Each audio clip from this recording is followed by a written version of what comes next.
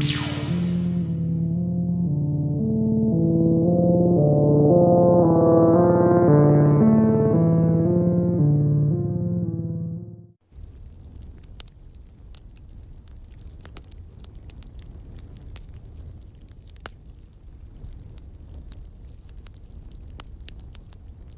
was a jail nurse for about 3 years in a correctional facility that housed approximately 1,300 inmates. Loved the job, would have stayed longer, but administration sucked. Anyhow, that's another story. I worked night shift, and I've had some really creepy things happen that just could not be rationally explained. I worked both booking and infirmary, but the majority of the incidents occurred in the infirmary. Okay, so I was there maybe a month. Not a new nurse, but new to corrections. Anyone who has spent any time in a jail will tell you that when those heavy doors slam shut, it is a very distinctive, definitive, loud noise. To get into the infirmary, you have to have a key or be buzzed in by a central control. So I'm sitting at my desk, and I hear the metal door outside my office click, like someone from Central has unlocked it, and it opens about halfway, and then just slammed shut. Now in my office there is a huge glass window so that the nursing staff can see any inmates that are about to enter. When the door slammed, I thought it was just one of the officers messing around, and I jumped up and went to the window, but no one was there. I called Central, and the officer that answered sounded like I just woke him from a sound sleep, and I said, "Ha ha, very funny." He had no idea what I was talking about. And I knew this officer, and I was surprised that he would go along with any type of prank, because frankly, he was kind of a jerk-off with absolutely no sense of humor. After that, I just thought it was some mechanical glitch. I sat down, and everything just changed. It felt colder, and I sensed that I was being watched. I was just all around uncomfortable. I took my stethoscope from around my neck and put it on the desk and left my office to go into the medical department. I stayed in medical for a few, talking to the staff in there, and then went back to my office. When I walked in, I went to grab my stethoscope off the desk to check an inmate, and it wasn't there. I looked on the desk, on the side, underneath. It just wasn't there. I should mention that when I left my office, I did lock the door as per protocol, and I'm the only one on the shift with the key. Now I think I'm going crazy, so I start looking everywhere, and I cannot find it. In my office there is a large closet that holds all supplies that is also locked, with the key being on the set of keys that I carry. Anyhow, later in the shift, I needed to go into the closet and get something. I really don't remember what. And sitting in the middle of the floor is my stethoscope. I picked it up, and the heavy metal door outside my office clicks again, opens halfway, and slams shut. I locked the closet, locked my office, and went out for a smoke. I was scared shitless, but I had responsibilities and patients to look after. So I go back in, and I swear the whole atmosphere was lighter. It was warmer, and I felt way more comfortable. When my shift was over, the central officers rewound the tapes for me, and I saw the doors just open and slam shut with not a single person near them or in the hallway. I wish I could say that that was the last time it happened, or that I got more comfortable with it. I did not, because each time it happened it seems that the doors slammed harder, and that uncomfortable feeling lasted longer and longer, almost as if I were being stalked. Things that went missing were found in different parts in the jail. My pen case in the women's wing, my med sheets in solitary central control room, my portable blood pressure cuff in the kitchen. And each and every time something of mine would show up in another part of the jail, the officers and I would look at the tapes and see no one. Remember, I said I felt like I was being stalked. Well, that's because all these things happened to me, but no other nurse who worked nights. Not one other nurse who worked on my days off had anything happen either. No doors slam, click open, shut, no stuff moving. It was just me. Every officer and every one of the medical staff who worked there well before I got there swore up and down that this kind of incident never, ever had occurred before. It got to the point for me that I started just not staying in my office. I would just get all the stuff that I needed for my shift and sit at the officer's desk. I did that until I left there and got another job. I haven't had anything like that happen ever again.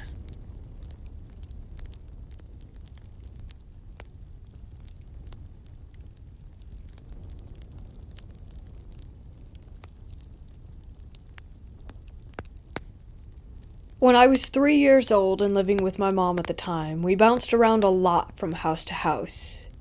We ended up moving into a house that was just a few blocks away from my dad.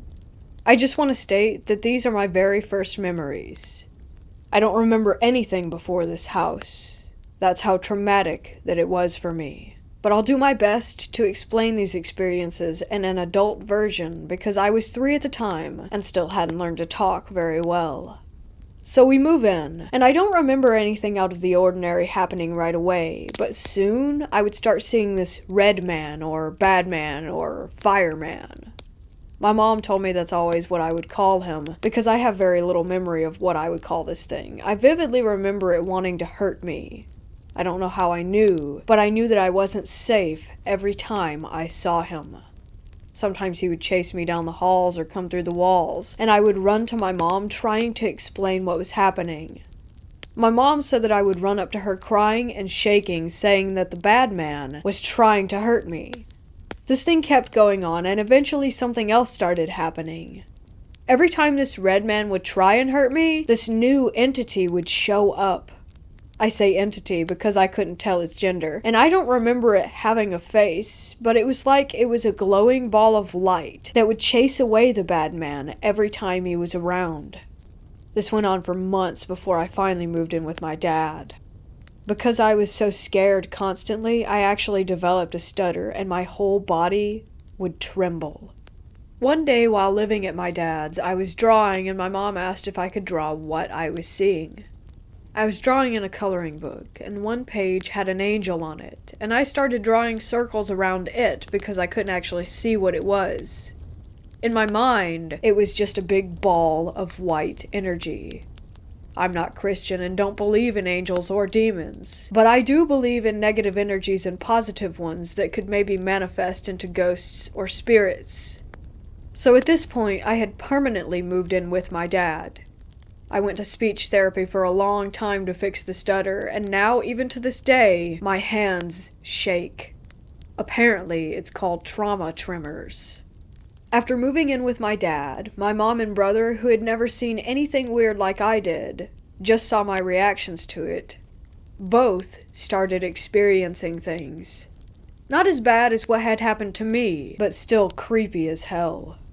My mom would start to hear the piano play, and my uncle played the piano, so she thought that it was him playing it, until she walked over there and realized that no one was in the room. My brother would see shadows and lights turn off by themselves, but that's all that really happened to them. My mom eventually moved out of that house because too many things were going on and she really was getting creeped out. Me and her moved into a trailer, and the first night there, I was laying in bed with her, and I was apparently staring into the bathroom. I don't remember this, but my mom does. And she asked what I was staring at, and I said, "There's a man standing in the bathtub." And she then asked, "Is he a good man or a bad man?" I said, "A good man," and went to sleep right after. We later found out that the owner of the trailer before us was an old man who had died. Ever since then, I've never seen any paranormal things, but I can still sense if houses have good or negative energies. Believe this story or not, but it was very real to me and has permanently given me a tremor. When I was older, probably around 7, and could fluently speak, my family asked me if I remembered what had happened at the house. I guess they thought that I forgot or had made it up, and I told them the story in astounding detail, and it freaked everyone. Me and my mom occasionally talk about this from time to time because we still don't know what had happened. We just know it did, and that it was messed up.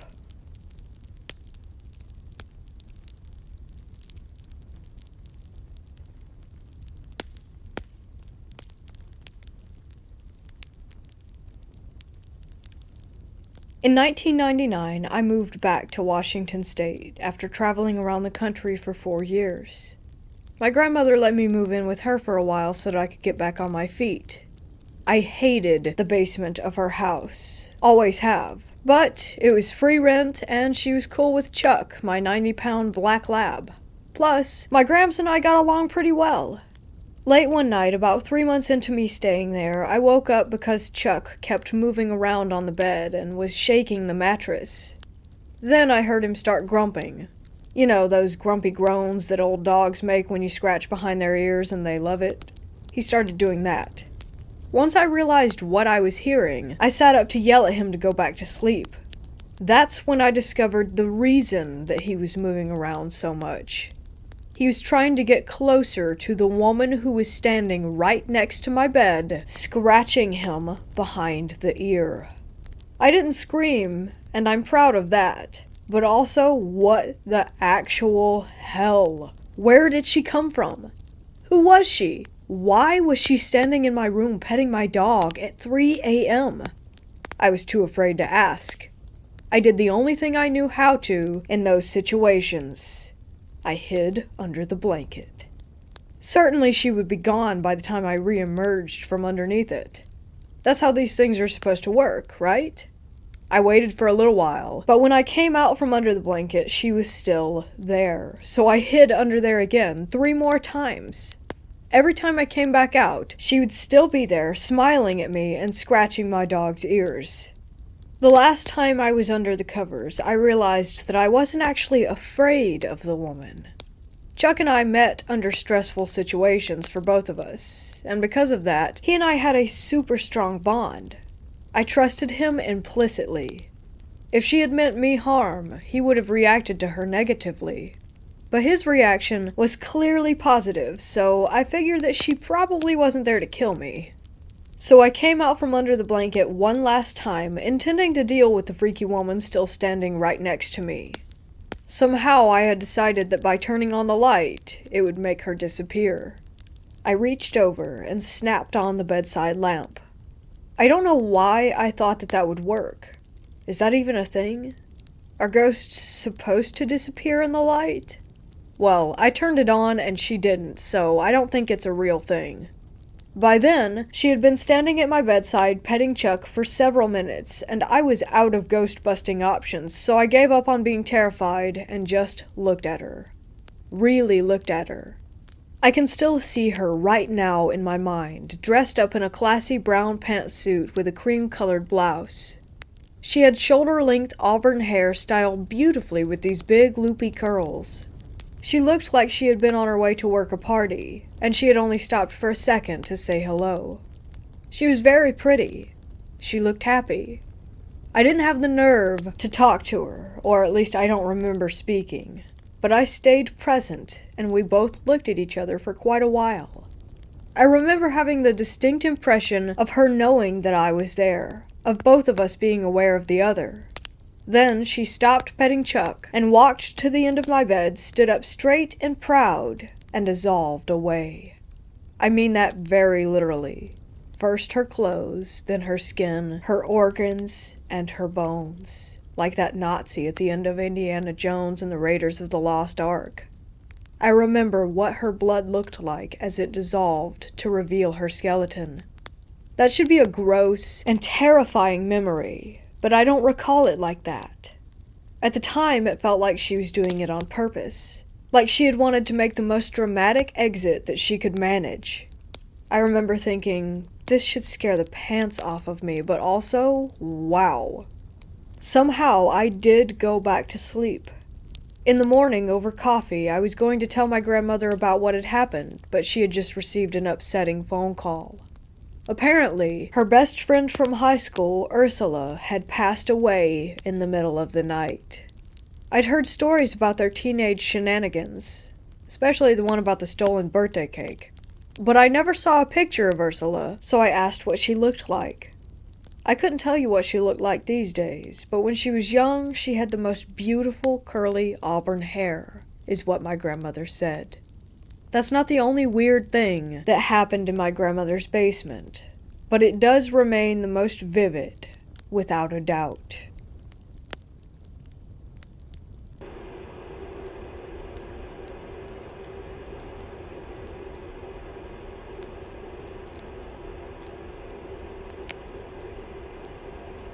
Although I've had several paranormal experiences in my life, I was always a skeptic. I tried to debunk my own experiences. Like, what if I was just tired? There must be a logical explanation. However, this experience made me a believer. A few years ago, I visited my friend who lives abroad. We decided to go inside an old amusement park that had been abandoned years ago. As a kid, my friend had visited the place every week, so it was pure nostalgia for her. We snuck through a hole in the fence and entered the park. The place was taken back by nature, mostly overgrown and with small, swampy little puddles everywhere.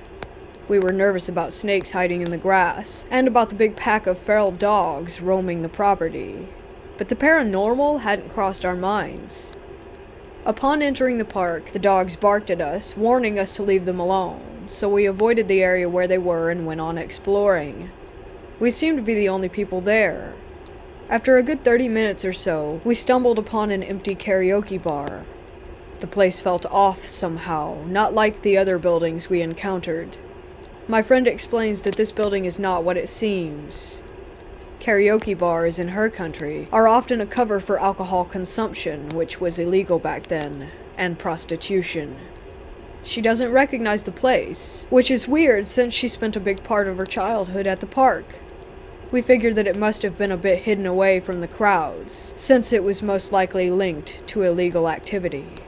The moment that we entered the building, my attention was immediately drawn toward a creepy door with a broken glass panel. You could see that there was nothing on the other side, but somehow the darkness behind the door seemed more solid than the door itself. I stared at it for at least a good 15 seconds before I tell myself to stop freaking out about a door. While we explore the first floor, I hear footsteps right behind me. Thinking it was my friend, I turn around, ready to make a stupid joke about her creeping up on me, but she isn't there. I see her at the other end of the room, at least 8 meters away from me. I chalk it up to weird acoustics and don't tell her about it. Do you know that feeling you get when people are staring at you? That's how the second floor felt. It was as if we had walked into a crowded room, except that no one was there. Like on the first floor, the darkness of some unlit areas somehow seemed too dark, more solid. I became increasingly nervous, but I didn't tell my friend since I didn't want to sound crazy. Soon, my friend stopped in her tracks and said that she wasn't comfortable exploring any further. She later described that room as a quote-unquote black hole. She recalls feeling as if all her movements were slower than normal and as if her brain were foggy. This was right above the door that freaked me out so much. Back on the first floor, we feel silly for even being that nervous, and we try to overcome our fears. I decide to open a door adjacent to the freaky door, which was easier said than done. The door was stuck, and I had to put my weight behind it to get it to open. We caught a glimpse of a small storage room before the door was slammed shut again. We almost made a run for it, but since we stubbornly didn't want to give in to our fears and be wusses, we took a few more pictures of the room before we left. Once outside, we rationalized it by saying that it must have been some sort of animal, a stray dog maybe, but we were not convinced. Opening the door took some strength, so what animal could have closed it with such force? There was barely any space between the open door and the wall, so I doubt that it could have been a person hiding there. We talk for a bit to lighten the mood, and we feel braver now that we're outside again. We decide to visit her favorite attraction next, the pirate ship. In the past, it would swing back and forth, but now we couldn't get it to move no matter how much we tried. We both pushed against it with our full body weight, but the ship just wouldn't budge. We take a few photos while we chat about my friend's memories of the park. All of a sudden, the pirate ship begins to move. Slow at first, so slow that I thought that I had imagined it, but then it started to swing more clearly. Since we don't feel the creepy vibes that we felt at the karaoke bar, we decide to stay and watch. After a few minutes, my friend remarks that we should head back soon, since she wouldn't want to be in this place after dark. Immediately after those words left her mouth, it got darker, as if it were suddenly twilight. Remember the dogs who barked when we entered the park? They had been quiet since they realized that we were not a threat. But now, they go wild, barking and howling in the distance. My friend and I don't hesitate, and make a run for it. We run through the dark, overgrown park while the dogs go crazy. It was surreal. Once we reach to the hole in the fence, we crawl out as fast as we can, and suddenly, we feel safe again. I swear, once outside, the sun was shining bright. We looked up to see if it was just a well-timed cloud that had moved in front of the sun, but we couldn't see anything. To this day, my friend is convinced that something told us to leave, since it got dark right after we decided to go home once it was getting dark. I don't believe in these kinds of theories, but feeling-wise, it genuinely felt as if we had went through some sort of gateway when we entered that area. As if it was its own little world. The contrast was just that big. Back home we talked about our experiences. Apparently we both felt uneasy in the karaoke bar long before we actually voiced those feelings. I told her about the creepy vibe I got from the door, and showed her a picture that I took of it when we first entered the building. She tells me she felt the same thing, and took a picture just before we left. Upon comparison, we realized that the door is cracked open a little bit in my photo, but in hers, it's half open. These photos were taken 5 minutes apart, and it seems very unlikely that someone snuck in to open it while we were on the second floor.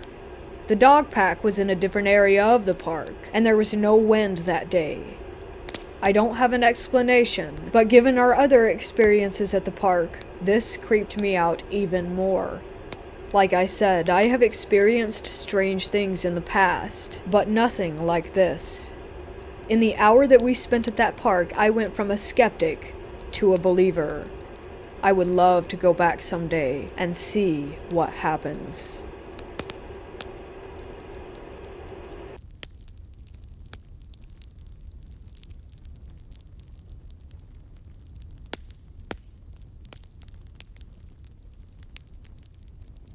It was in June of 1972 that my mom and dad told me they were taking a couple of our thoroughbred racehorses to Durango, Colorado, where my father owned land, and where we typically boarded some of the animals during the summer.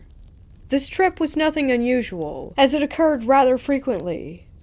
The only difference this time was that my mother was going with my dad instead of me. I guess Dad figured that at 13, I was old enough and responsible enough to do the morning and evening chores, which consisted of feeding and watering the remaining horses, which numbered about 8. A few cows, 6 pigs, and a coop full of chickens. There were also always a few wounds that needed to be smeared with ointment. These chores were not exactly rocket science, but it did take a while, so I was glad when Lyle offered to come and help me with each evening. He got a kick out of it, as he enjoyed that kind of thing. I, however, leaned more towards the arts, performing magic, singing, playing the piano, and even doing ventriloquism. In fact, I did it professionally by the time I was 12. I had no intention of staying at the house alone while my parents were gone to Colorado. I was very much afraid of the dark, and especially of being alone. It would be years until I discovered why. I was going to spend the weekend with 2 of my best friends, Lyle and Mark Harper. Lyle was a year older than I was, and Mark was a year younger, so I fit right into the middle of the 2. They lived just 3 houses to the west of my house. I can't really call it a house that I lived in. It was one of 4 duplexes that my dad owned. 2 of them were built back in the early 1920s, and the other 2 were newer, as they were built by my dad a couple of years after we moved there in the late 1960s. The 2 old units, A and B, and the 2 new units, C and D, were split down the middle by our long asphalt driveway. The only other building on the property was a very old and very large white stucco garage/shop, which was located behind the units at the end of the driveway. Beyond that old shop was where the corrals and pastures were. With my parents in Colorado, I was in charge of keeping all the animals fed. Darkness was just around the corner, so I took Lyle and we headed to my place. As we entered my driveway, we started walking between the old units and the new units toward the big garage. What made this shop unique were the giant rolling stainless steel doors. one on the left and one on the right, that met in the middle. It created an almost mirror effect, but not quite shiny enough to be an actual mirror. I happened to be looking at the door, noticing how the streetlight created just enough glow to make our stretched shadows lightly appear on the big metal doors. I commented to Lyle that I wished I was that tall in real life, and that is when it happened. With both of us looking at our very light shadows bouncing to the rhythm of our steps, another shadow, only very dark, no, black. So black that it looked like a thick, inky, one-dimensional entity, ran clumsily across the shiny door from left to right. It was wearing what looked like a wide-brimmed fedora hat. It had a troll-like appearance, all hunched over as though it didn't want to be seen. It scurried quickly in total darkness until it reached the right side of the doors, after which it completely disappeared. We both stopped, frozen in our tracks, trying to comprehend what we had just witnessed. Before either of us could say anything, the thick, dark shadow man trotted back the other direction, once again disappearing as it reached the other side of the doors.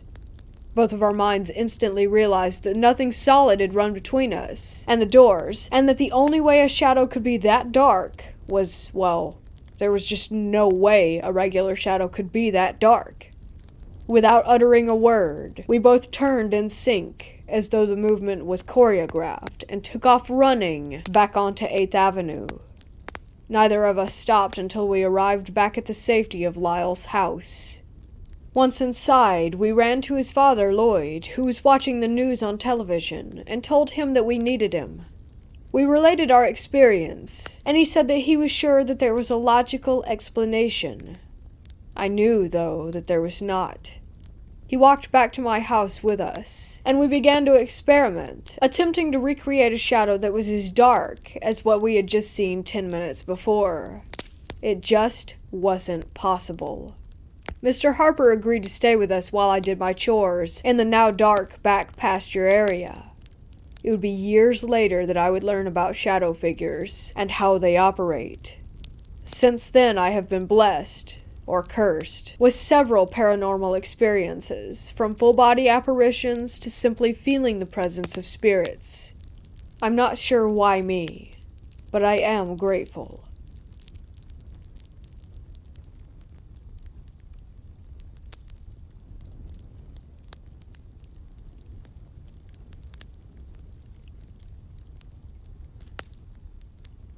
I work night shift at a 1920s mental hospital. Obviously, countless people have died here for various reasons. Hangings, murder-suicide beatings, accidental overdose, electroshock therapy, etc. There are 4 floors, with the 4th floor being the well-known hotspot for paranormal activity. Me being security, I have to check it out every once in a while. The 4th floor is essentially an extremely long hallway, approximately 1,800 steps. With housing units, each unit has a 5-inch thick steel door, and there's a window at the very end of the hall. They don't house patients due to the fact that the county took over a while before I started, and it's completely empty by the time 3rd shift rolls around. The 4th floor is also the only floor in the entire complex that is completely off the ground due to the complex being built into a hill. It is also where the electroshock therapy took place a long time ago. This occurrence happened last Wednesday on 3rd shift. I wanted to do a walk through the 4th floor that night around 3 a.m. for no reason other than I was feeling brave. I walk all the way down to the window. Eventually, as I got closer, I started seeing that the window obviously needs cleaning. When I got about 5 feet away, all of a sudden there was a handprint that would have been extremely noticeable from even 15 feet away. I looked at the handprint, turned around, said nope, and walked back down the hall. On my way back from the window, I peek into a side office area with my flashlight just to look. Nothing. Kept going. After a couple seconds, it sounded like someone was running up behind me, so I walked even faster because everything in my body said not to turn around. As I kept walking, I passed by a unit, and as I passed, I heard what sounded like someone punching the door. Put it up to paranoia due to the running I heard prior, that is until I passed another unit. Another loud thud, as if again someone had punched the door. So at this point I start speed walking down the hall, and while I am, I hear footsteps following mine. Mind you, these units are not connected at all, and again, the entire floor is completely empty. That's just one of my experiences. I have also been having dreams of a white, skinny woman in a hospital gown that has black hair with bangs in her face. I always thought she was just a reoccurring person in my dreams, until I talked with one of the CNAs that worked tonight in the kids unit. I never brought her up to the CNA. We were just talking about ghosts, and she said that numerous people have said that they've seen the exact woman that I had just explained. We were just talking about ghosts, and she said that numerous people have said that they've seen the exact woman that I just explained. I then explained to the CNA in detail about how she looked in my dreams, and she just went pale and her mouth hung open. Supposedly, this ghost is extremely well known throughout the hospital by various people. People have seen her in mirrors, have been locked in bathrooms, and have seen her just walking around. But in my dreams, she always just appears or runs up to me, grabs me, and screams in my face. There was this one dream in particular where I woke up from a dream to wake up in my duplex's stairway. I walk down the stairs, because that's where my bedroom is, and walk into my bedroom. Once in there, I see my bed, my fiancé sleeping on her side of the bed, and myself also sleeping. In front of my closet, which is on my side of the bed, I see that same woman standing next to my body, just staring at me. I walk up to her, and I get the courage to ask her just who the hell she is. She looks at me, grabs me, screams in my face, then shoves me onto my bed, which is when I officially woke up at 3:15 a.m. I have no clue who this woman is at all, but I still dream about her every now and then. Every single dream is in a different place, but she's just there, and this has been going on since I started working at my job.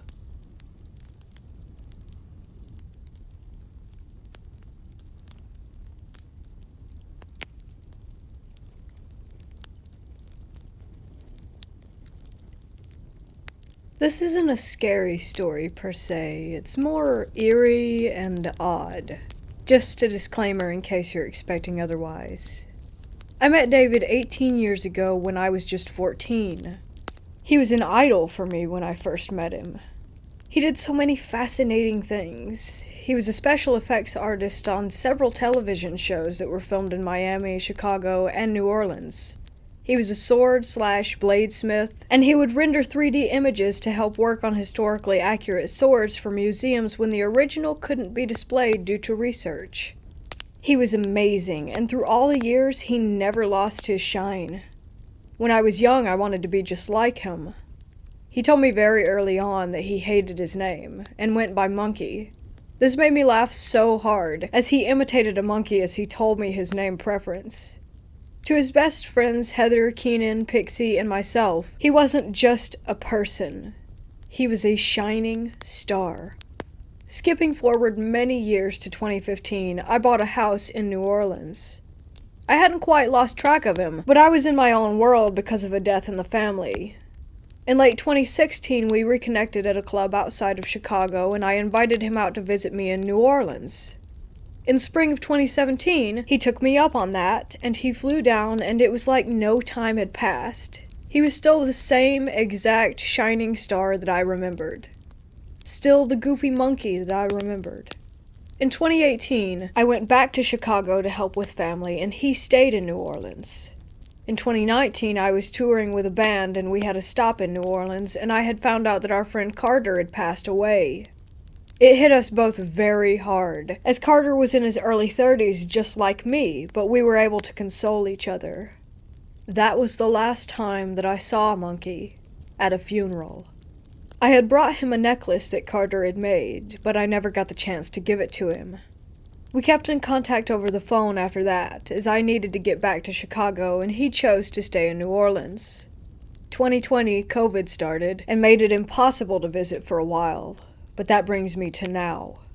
November 2nd for me, as I'm currently in the UK, but it was November 1st over there, with the time difference and all.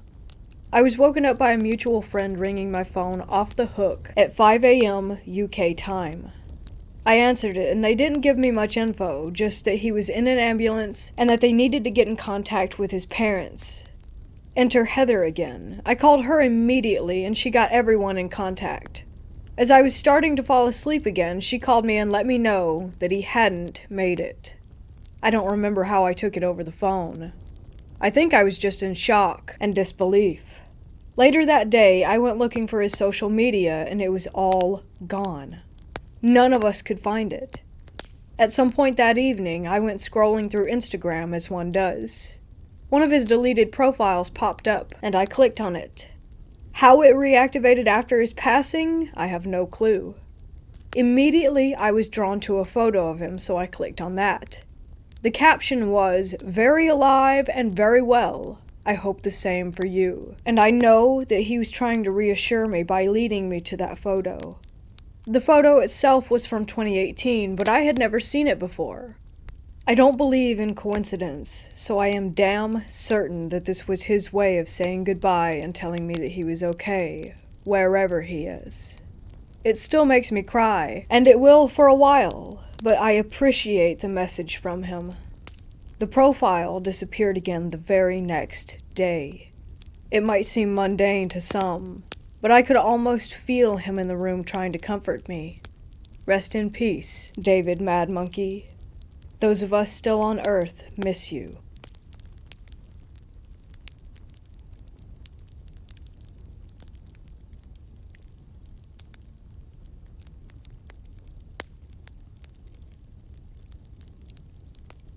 Since childhood, I've had my fair share of paranormal experiences, especially while sleeping. I've had one particular entity visit me in my dream for 1 year when I was in a different house. Never seen that entity again once I moved, even though I lived in the same area. Just a lot of weird stuff like this. But last night, I had the weirdest experience of my life. I was sleeping in bed with my wife, and I dreamt that my wife kissed me and went under the blanket.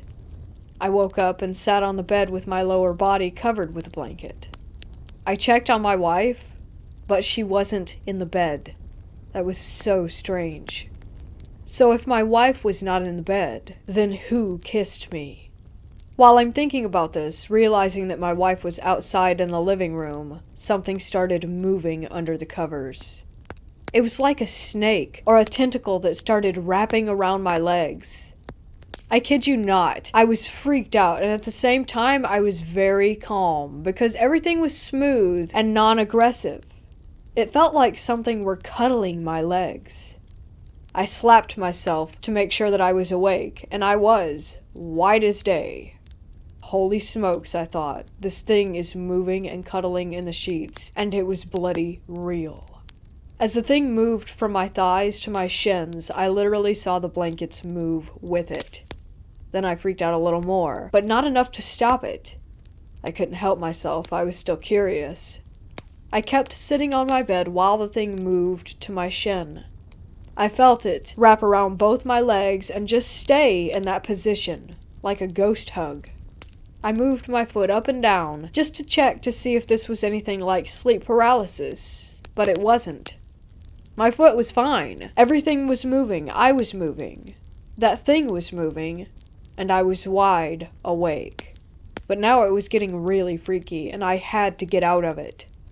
I slowly pulled the blanket off, and whatever that was, I couldn't see. It slowly unwrapped and went away. I got up and went to my wife, told her the story, and we came back to bed. We woke up the next morning, and here I am, still freaked out, hoping that it was an act of love by whatever, and nothing more.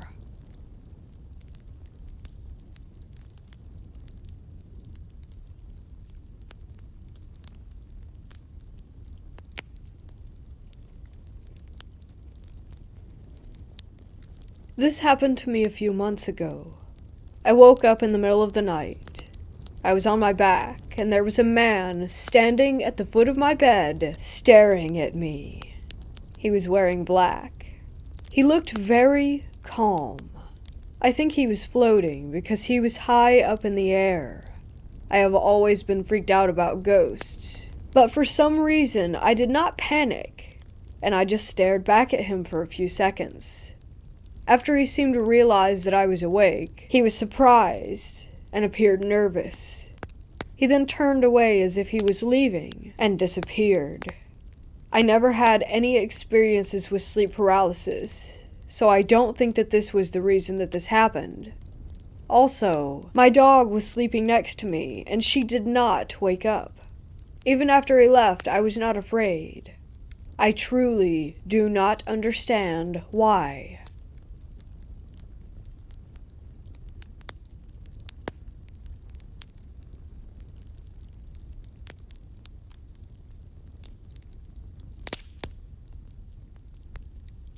This happened when I was around 10, in a house where the second floor was still under construction. My mom and grandma had a major disagreement back when we were living in Toronto, and my grandma decided to move to her home country, Ecuador. Soon after, due to complications, my mom decided to give in and follow her. We moved in with my grandma, but since the house was a little small for 4 people, and since my great-grandmother was soon to be moving in as well, my family decided to extend a floor. For the meantime, my great-grandma was staying in a room extension with her own bathroom because she would have accidents frequently. The room was an extension outside, close to the main door. My great-grandma was really old, but still cognitive enough to have fun conversations with, so I would spend a lot of time talking with her outside. She started telling me about this little green guy that would visit her at night, and he would just sit on the TV and watch her. In South America, we grew up talking about duendes, leprechauns that would mess with people wandering around strange areas at night. It's kind of our folklore, like the chupacabras or skinwalkers. But since my grandma was getting old, my mom would just brush it off and blame it on her aging or her mental health. One night my family went to a dinner party, but since I had a best friend over, I insisted on staying home. It was getting really late, but we were waiting for one of our favorite shows to air on Cartoon Network. My family is very religious and hated these quote-unquote demonic cartoons, so we tried to watch quietly. I was under the impression that my great-grandma was resting in one of the rooms behind us, in my mom's room, because I kept hearing noises coming from down the hall. Suddenly, I hear my grandma's walker clicking its way out of the room, so I quickly turned off the TV and told my friend to be quiet. We hid under the blankets and waited until my grandma went back to the room. She used to walk with one of those 4-legged walkers, and would take her time as she moved. We thought she was just going to use the washroom, so we decided to wait it out.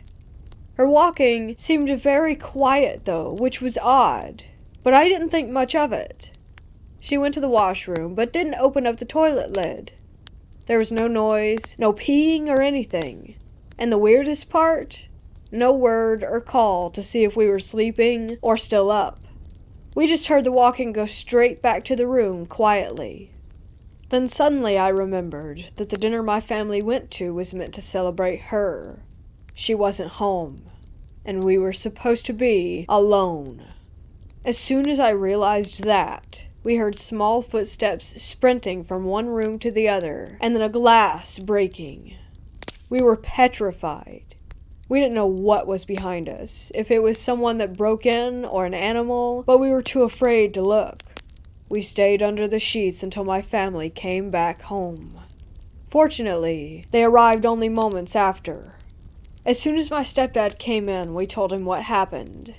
He brought my dog upstairs where the second floor was being built, as he was thinking that it would have been an animal that came in since the staircase was only being covered by a plastic sheet. My mom goes into my grandma's room and finds a glass jug on the floor with a broken handle. The jug was supposed to be in my room. Something had to have carried the jug and dropped it in there. My dog was also barking throughout the night, which was pretty common, but when he came in the house, he seemed really anxious to sprint upstairs, as if he knew something was there. My best friend and I have been through a couple of weird things back home, but nothing as vivid as this. Again, it could have been an animal, but that doesn't explain the metal walker noise that we heard. It could have been an intruder, but we would have definitely seen someone come through the plastic covering the stairwell. It could have been the little green guy my great-grandma talked about. A lot of times little shadows would rush through my peripherals, but I always thought it was just my imagination. She passed away only a couple months after this. But weird, small footsteps and random dog chases never stopped. The footsteps I would hear didn't sound like small critters, since animals tend to bolt from place to place. The steps I remember hearing as a kid seemed much more meticulous and slow, and always late at night.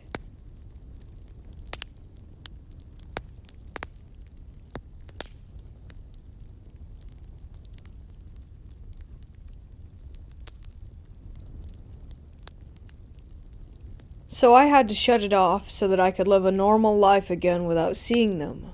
But my cousin, who has no abilities, has seen them in the house. At first, when he moved in, he didn't know that it was haunted. I didn't want to tell him that the house was haunted because I thought, well, maybe it's not. And if I told him, he would believe it was, and that would influence him in some way. If it was haunted, I was going to let him find out on his own, or if it didn't bother him, then I would let it be. As the weeks passed and things moved in front of our eyes, he started to hear his family members' voices calling his name from time to time in the middle of the night. It was the same experience that I had had. He would have a nightmare sometimes of something trying to come inside of the room, yet it was stuck on the other side of the door, unable to get in. It was beckoning him to let it inside, to open the door. It's odd because I actually have a video of it doing that, and it's heard in the video faintly. When I lived alone, it would occur very frequently, but instead of in dreams, it was literally in real life and happening on camera. I did not show him the video beforehand, so there's no way he could have known. Eventually, I did open up to him about it being haunted, but that it's not really a big deal or anything, since my family ends up in the haunted house usually, for some odd reason. I explained that if we made excuses and such, that the activity would remain low. For instance, if something slides across the floor in front of us, we just pass it off as something else, no matter how stupid that excuse or rationalization is, and we say it out loud, shrug it off, and move on. Sometimes if it happens again after that, we just make another excuse, and then it stops. If something pounds on our walls from all directions, which only usually happens for a few seconds, we just ignore it, and make another excuse, and then life goes on as normal. My cousin would be laying in bed at night, and he explained that he would see this almost rippling kind of apparition. I thought it must be an eyesight issue, so I asked him to show me where it was. Weirdly enough, it was the same wall that I had had a nightmare about months ago involving things trying to climb out of a black tar-like door with nearly 100 arms covered in the tar-like goo. So yeah, it was weird, and he didn't have that experience again. Anyway, in the room one day when I was living there on my own, I had seen a woman, pretty much the generic, typical ghost. Most of them don't seem to look like that in real life, but in movies they do.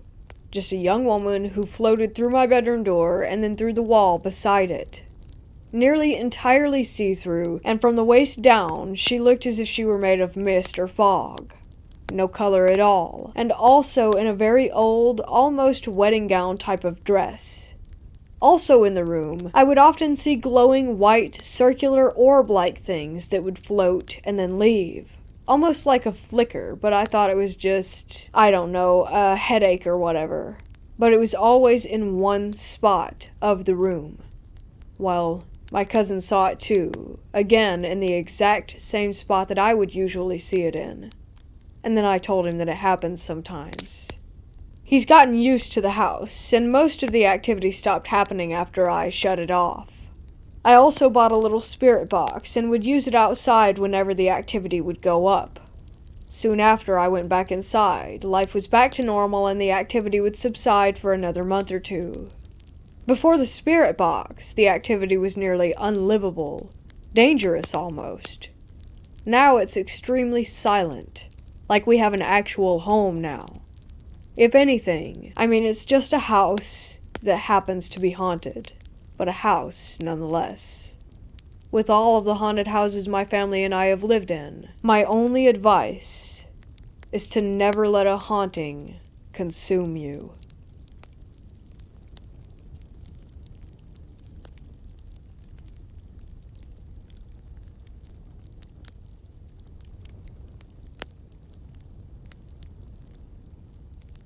I work in a place with 5 floors and a basement. It used to be a house for nuns and priests. I have divided the story into small parts describing everything I've seen on each floor. I got called up for a night shift since a colleague called in sick. I've never done a night shift here, so I took up the opportunity to see what it was like. 4th floor. Doing your rounds isn't the creepiest thing at all. The creepiest thing is going down the stairs again. You will see a black figure walking the hallway. Just your average shadow, you know. Well, thing is, the lift sometimes randomly goes to that floor during the night, as if someone is calling it. 3rd floor. Doing your rounds gets a little weirder here, since it seems as though you aren't alone whilst on the floor. You will hear footsteps, and see shadows on the wall walking past you. 2nd floor. Exactly the same as 3rd floor, except for one painting. It has a woman in it that sometimes changes position, or even completely disappears. 1st floor. You will sometimes hear the piano play a D note on the floor above you. Main floor. There is a black leather couch in the hallway where you will sometimes find a see-through man sitting with a cigar and newspaper. He smiles and disappears when you greet him. Basement. The helpful poltergeist resides here. This is the place where before my current company took up the building, the morgue was. There currently are our storage rooms, but the rooms aren't marked with what is in them. But that doesn't matter, because the night shift always gets knocks on the door to indicate where the item is.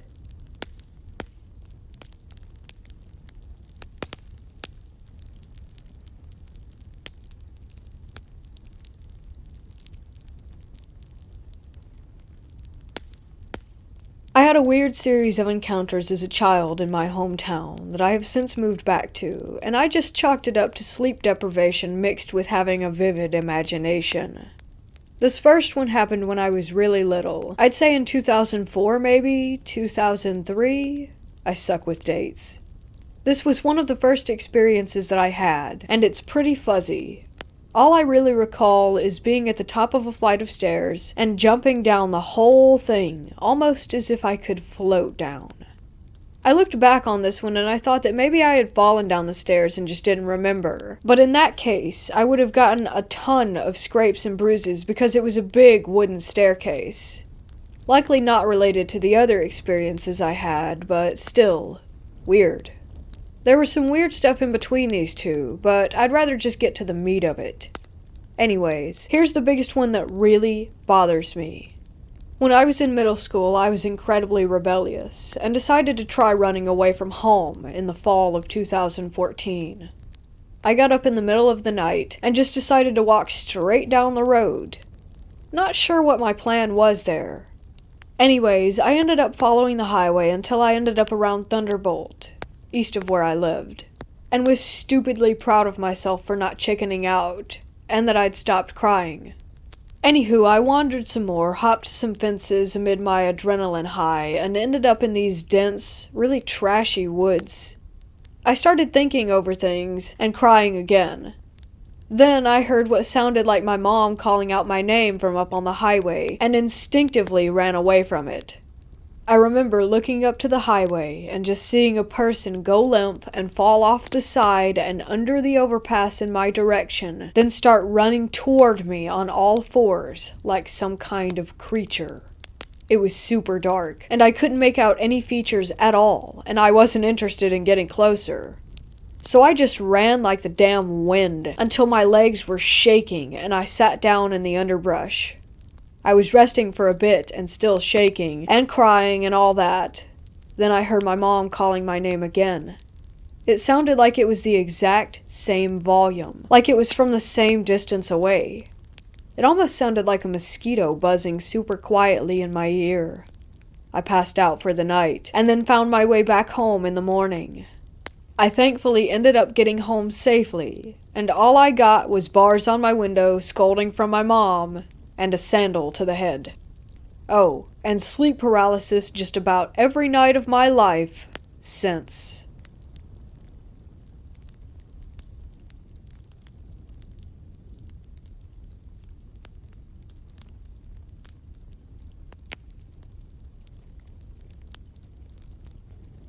It's 12:44 a.m., and 10 minutes ago, I saw a ghost. I live in the basement, which is almost finished, so it isn't the creepy, empty stages anymore. It's really comfortable and homey. Today, though, my parents are putting up a new wall separating my room from the laundry room, so that's the change. It's a little uncomfortable tonight, and I do admit that having such an open space where I could see and not see everything is a little spooky, but I wasn't actively thinking about it, and I was actually really relaxed and just scrolling through TikTok on my phone. This is the setup. I have my bed in the middle of the room, my TV is adjacent from me, on, playing Family Guy. I'm facing left, which is facing the laundry room, and the almost built wall. There's a small landing that goes to my sister's room, which is also in the basement. The back storage room, which the light was on, and then the stairs that go up. My fan, which is also to my left, is on. I can't hear a whole lot besides the fan, my phone, and the TV. My phone is positioned almost directly in front of my face, but with what I saw, it was not in my peripheral, it was directly next to my phone's screen, so I clearly saw it. A half-white figure walked past from the landing into the laundry room. I could only see the bottom half of it. It was clearly opaque white.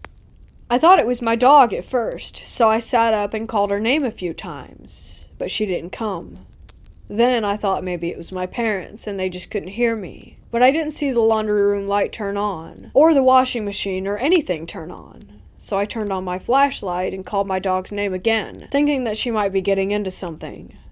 When she still didn't come to me, I got up with my flashlight still on and turned the bedroom light on. Then I checked everything out to see if it was my dog, and if she was just being silly, or maybe even if it was a cat.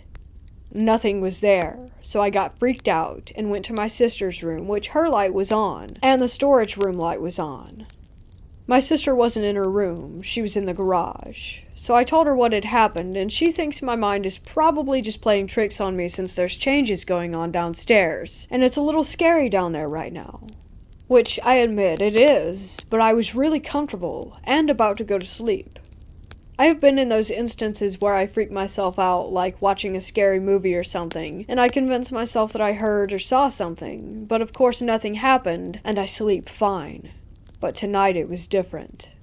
I just know it. As soon as I figured out that it wasn't my dog or my parents or any cats, I began to feel nauseous and my heart started pounding. Now, this isn't the first time a paranormal experience has happened in this house. It's just the first time in a while. Recently, my grandmother passed away upstairs in what's now my parents' bedroom. My grandfather also passed away in this house in the hallway going to the garage. Every paranormal experience we've had, we know that it was one of my grandparents, since it was never malvoyant and we never felt nervous or scared.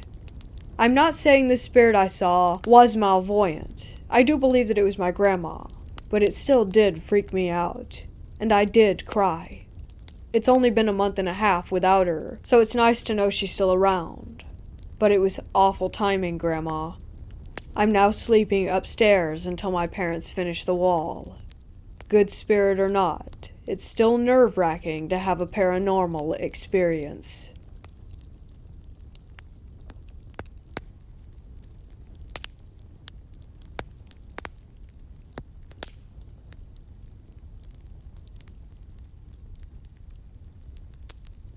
Yesterday, I took the day off of work to do a bunch of chores around the house, so I was home alone. One of the things I had to do was turn in our old cable equipment and DSL router, get new equipment, and install it. My house was built in the early 1950s, that is, the upstairs part. We have a downstairs part that's a new addition built sometime in the early 2000s. I only mention this so that you can understand that the upstairs of the house is a raised foundation with wooden floors throughout. The new addition is downstairs on concrete foundation. Upstairs, you can hear the footsteps of someone walking around with shoes on their feet. Downstairs, it's a little harder to hear because there's carpeting and it's on concrete, so if someone was running across the house on the upstairs older part, it's loud and echoey. Yesterday, as I said, I was home alone. It was early in the afternoon. I was downstairs installing the new router on the very far corner of the downstairs part of the house. As I was laying on the floor trying to locate the cables and put them in the right places, I heard loud running coming from the upstairs in the older part of the house. It's not possible that someone had come in and then left, because all the doors and windows have sensors that make a chime when a door or window is open. I did not hear a chime, and no one who lived in the house should have been home. My wife was at work, and my son was at school. I quickly got up and did my best to listen to see if there really was someone in the house. I went to check and looked through each bedroom, through the kitchen, through the bathrooms. The front door was locked, and there's no way that anyone could have entered the house or run through it and left, as I said. I don't know what I heard, but it was definitely heavy footsteps, even though it was empty.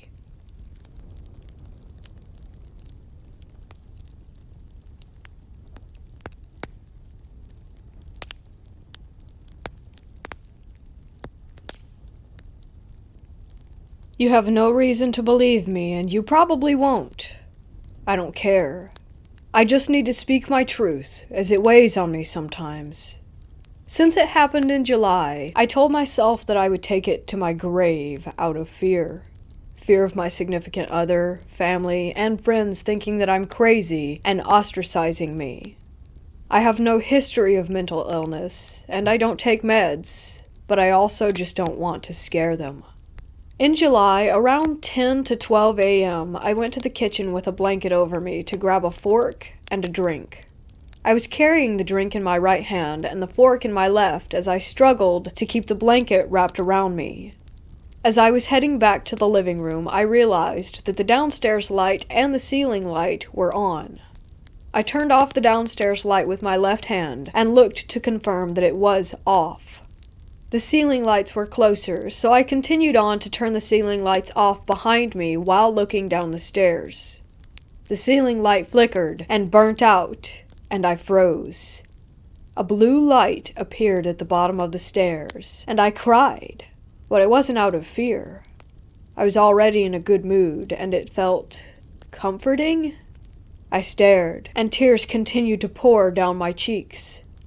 In awe, I walked left past the corner and stood there and continued to cry.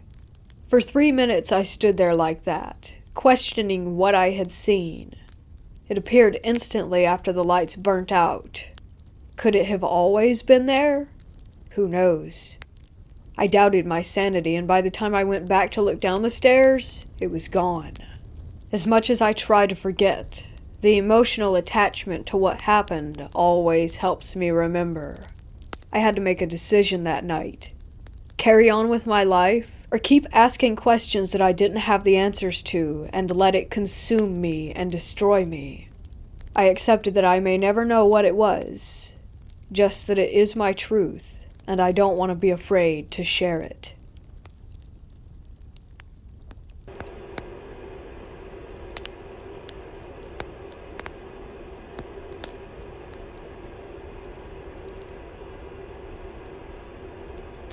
This story took place in the mid-2000s in Malaysia, when the Nokia 3310 was still a thing and teenage idiocracy was the ruling personality.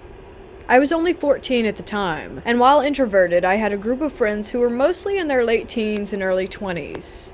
While this may seem unusual, it is somewhat common for Malaysian teens to have friends with considerable age gaps.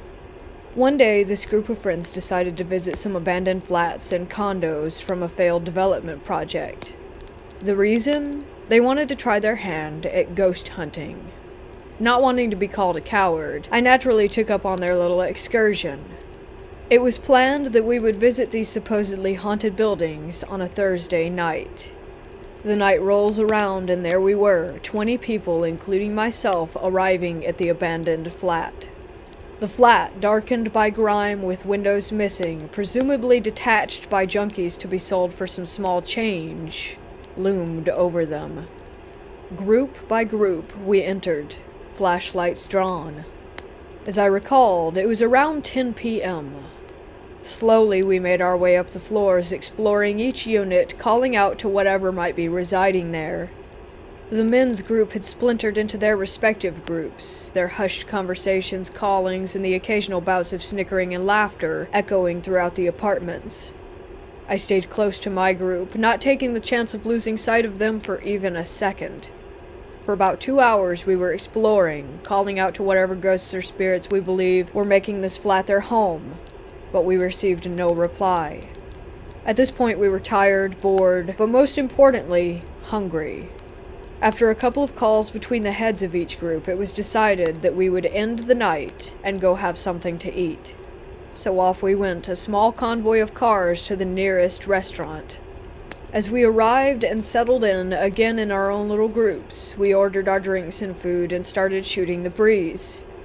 The topic about the abandoned flat was initially on the table, but was quickly dismissed since we never found anything interesting or experienced anything ghost-related at the location. That is, until one of the restaurant servers marched up to our table. His face was stern, and he was pointing at the younger kid who was sitting quietly, minding his own business, and he asked, "Who are you?" No reply. Again he asked, in a louder, more demanding tone. At this sudden outburst of questioning, we were all stunned, and had our focus to this server and that kid who was still keeping quiet, with his expression blank. The server turned to all of us and asked, "Where were you just now? Where did you drive from?" A guy from my table told him that we had just left that location. The server looked at us, and still with his eyes on us, pointed to the kid he was questioning, and asked all of us, "Do any of you recognize this kid?" 19 pairs of eyes shifted toward the quiet kid, and it hit all of us at once. None of us knew him. We made a head count and totaled 20 heads, including this kid. My group leader asked the kid's group leader if he recognized him, but he said no. "But you drove him here, right? You were with him, right?" they were asking. "Yeah," he said, "but I don't know this kid." At that, the server turned to the ashen-faced group leader and told him that his friend was still at the flat. He said, "You go return this thing, and you find your friend. Only you and your group. The others cannot come unless you want someone else to be switched." We shifted in our seats, and after what felt like an eternity, the guys at that kid's table got up, went to their car, with the kid following them without asking or invitation. Even after food and drinks arrived for the remaining men, any appetite that we had before had dissipated. The rest of the story was told to me by my friend who heard it from the group leader with the quiet kid. When they returned to the flats, they swept through each floor, every unit, and every room, looking for the missing kid. The thing that switched places with the kid? The entire group dare not look its way, as it tailed behind them while they searched. They felt its presence as they climbed the floors, sensing it growing more and more incensed as they neared the top. It took them about an hour before they found who they were looking for, passed out in a room on one of the upper levels. When they found him, they felt the malicious anger of the presence vanish, and then they mustered the courage to look over their shoulder. The kid was gone. They didn't hesitate in getting themselves out, not even bothering to fully awake the passed-out kid and ask about his condition. One of the bigger guys grabbed him and they all ran, each of them praying to whatever they believe in to protect themselves from whatever resided in that abandoned flat. They got to the car, practically throwing the kid they found in the back seat, and after the engine sputtered to life, the driver buried his foot into the gas pedal and they sped away. As I recall all of this, I remembered a conversation that I had with one of my Malay friends who is a little serious on matters of the occult. His stance when it comes to them: we don't disturb them, they don't disturb us. So don't go snooping around in their territories.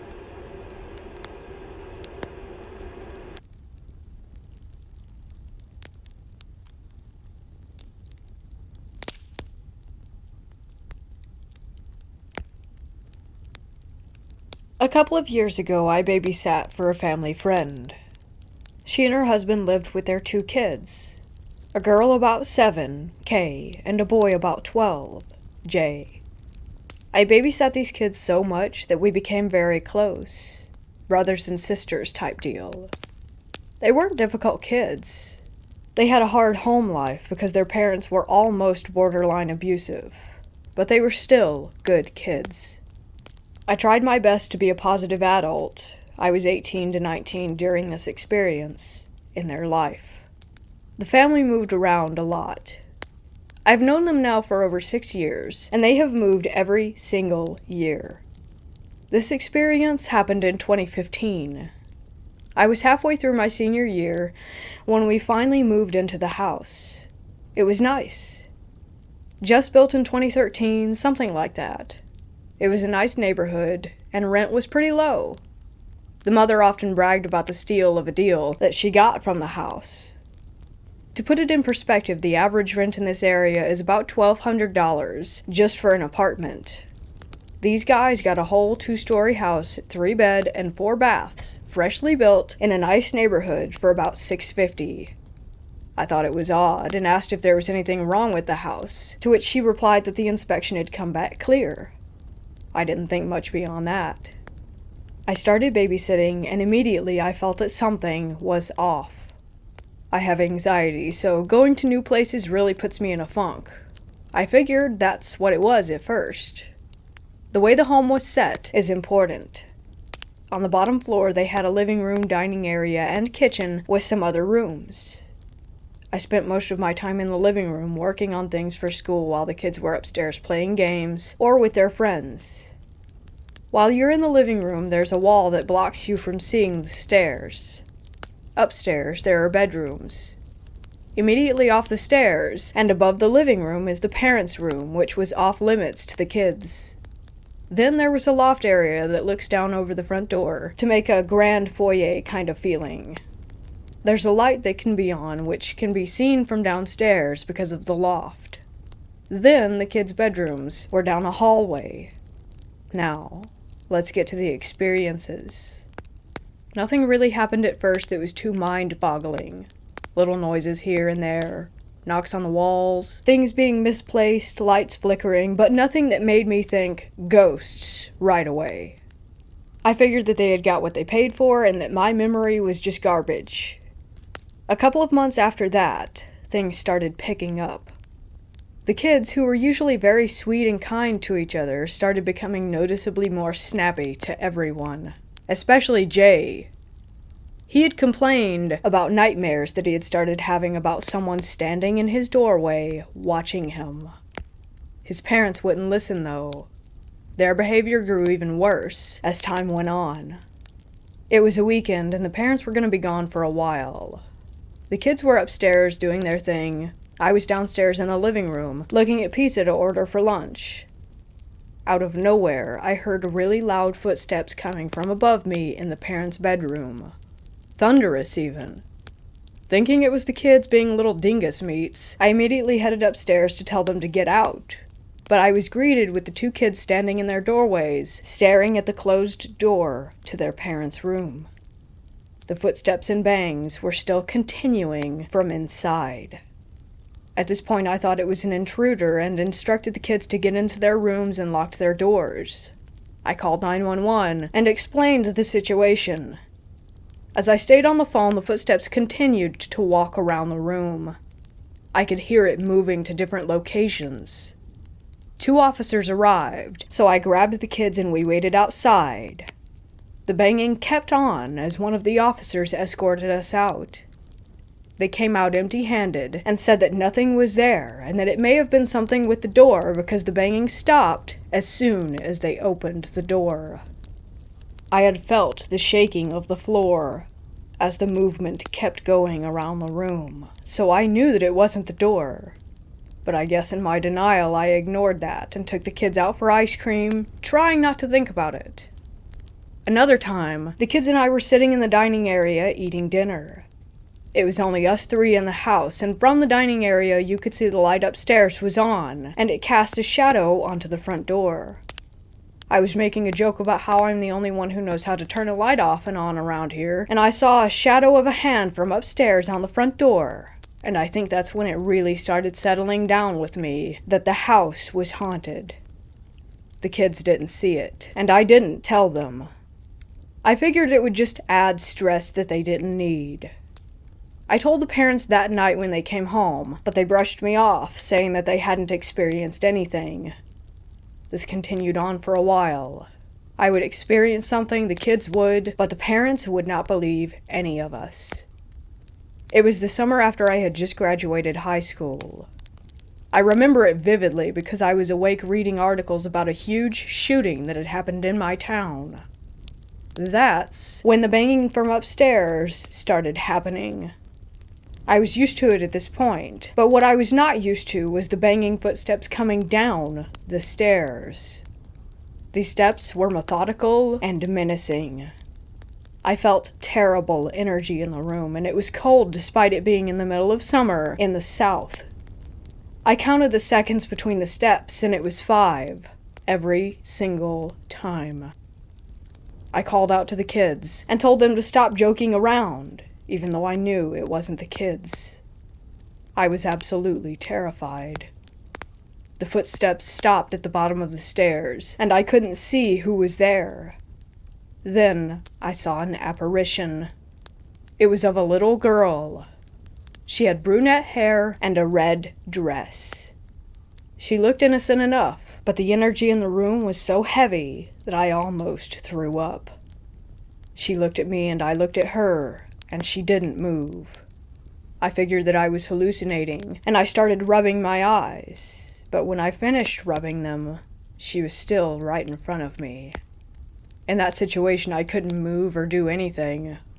My mind just went into kid brain mode, and I hid beneath the blanket that I was using. I called the parents crying and told them to come back immediately. When they came, the energy in the room lightened, and I finally came out from under the blanket. She was gone. They asked what was wrong and what happened, and I told them it didn't really matter because they wouldn't believe me. I then informed them to find another babysitter because I would not be returning. I still wonder about the kids. I hope that they ended up okay. They moved out of that house at the end of the year, but I'm not sure if what I saw was attached to them or not. I'm still not sure what I saw. I still have nightmares about the girl, and it's a really frightening event for me.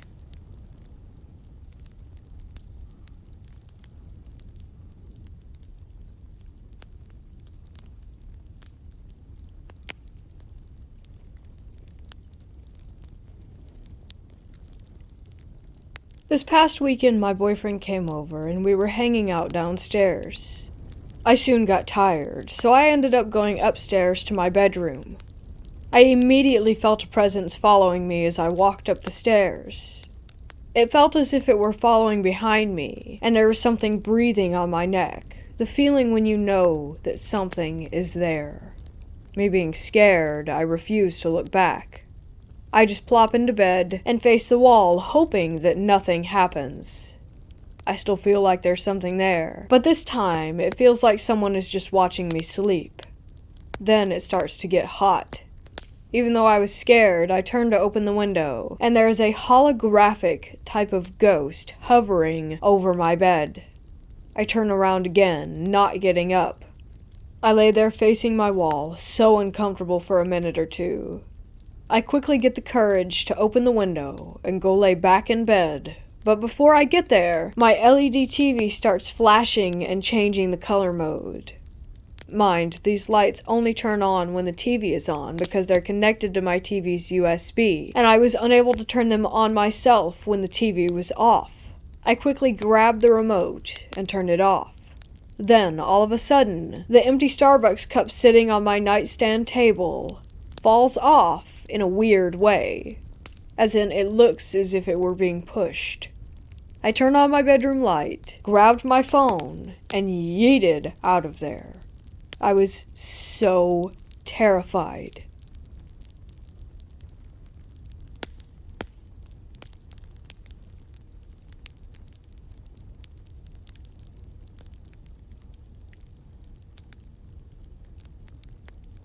All the guards at my workplace know this theater is haunted. We're all used to the super eerie feelings down in the lower levels, backstage areas.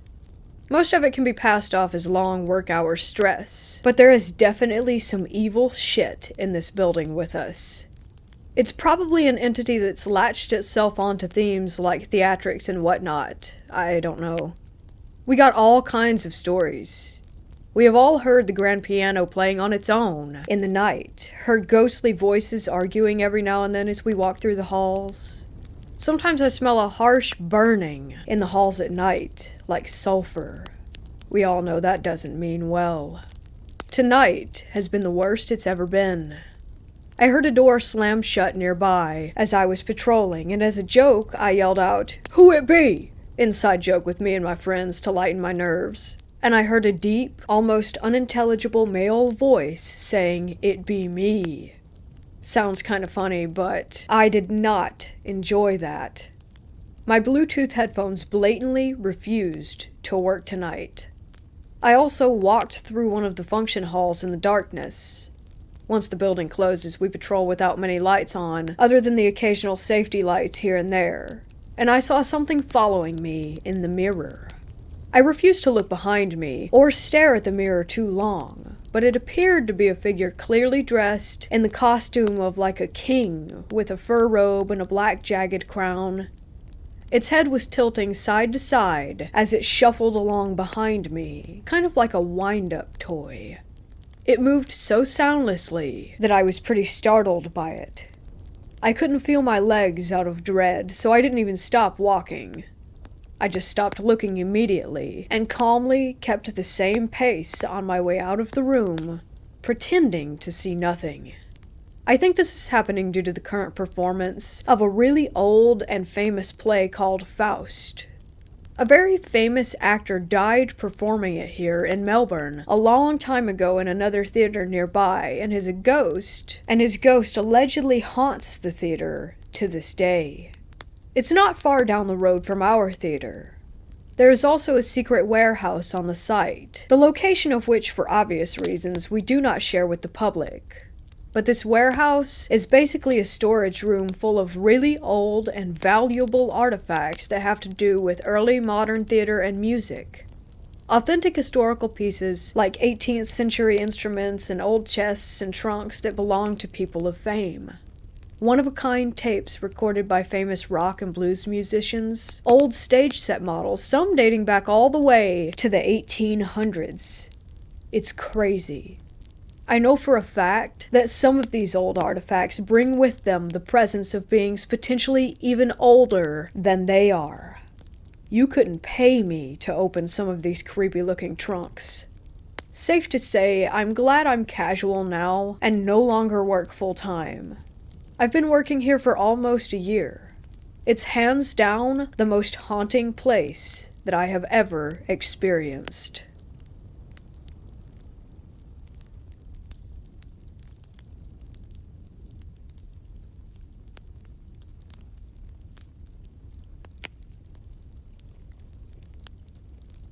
Recently I moved into a new house. Two close friends, let's call them E and R, moved in along with me. When we went to view the house, nothing seemed off about it.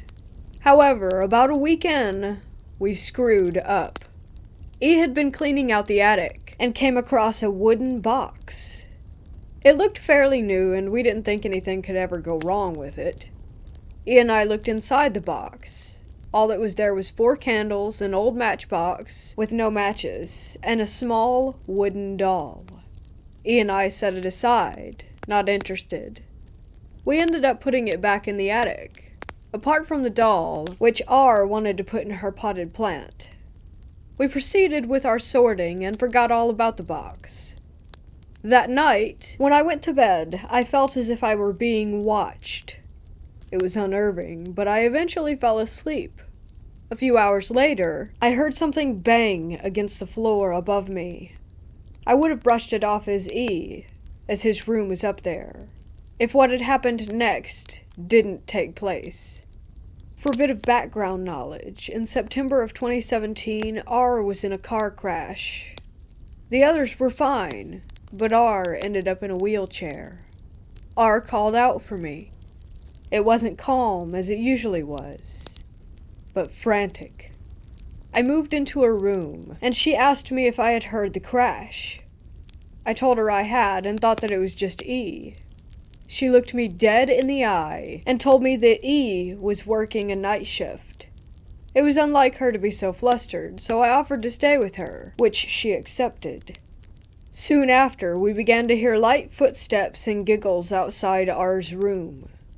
We were scared, but continued to try and tune it out. R fell asleep, but I stayed with her, scared shitless by possible ghost children. Eventually, the stupid undead kids stopped running up and down the halls, so I assumed they left. I was then able to fall into a well-deserved slumber. Then, maybe an hour or so later, E got back from work. I know this because he is incapable of entering anywhere quietly. And then he screamed, like a grown man screaming as if he were a little girl. He ran up the stairs into my room and then out of my room because I was with R, and then he ran into R's room. He then told us what had happened. Apparently, he'd been putting his work bag down and felt as if he were being watched. He looked up and for a split second saw a little boy and girl holding hands. Now, normally I wouldn't have believed anything like this, but he's an honest bloke, and I saw the look of terror on his face.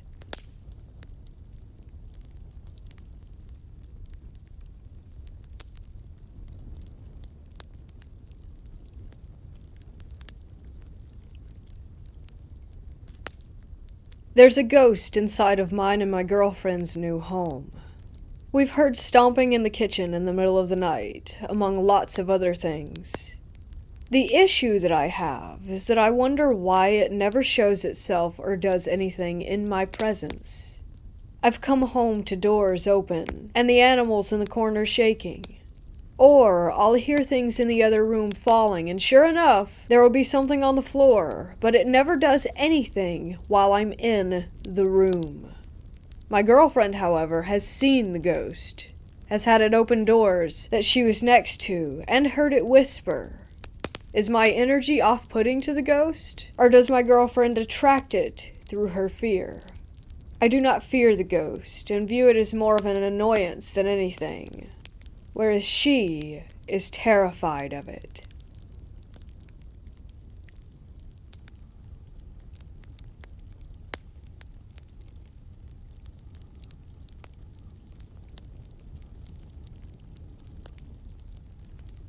When I was around 12 years old, my family and I moved into a semi-detached house just up the street from our previous home.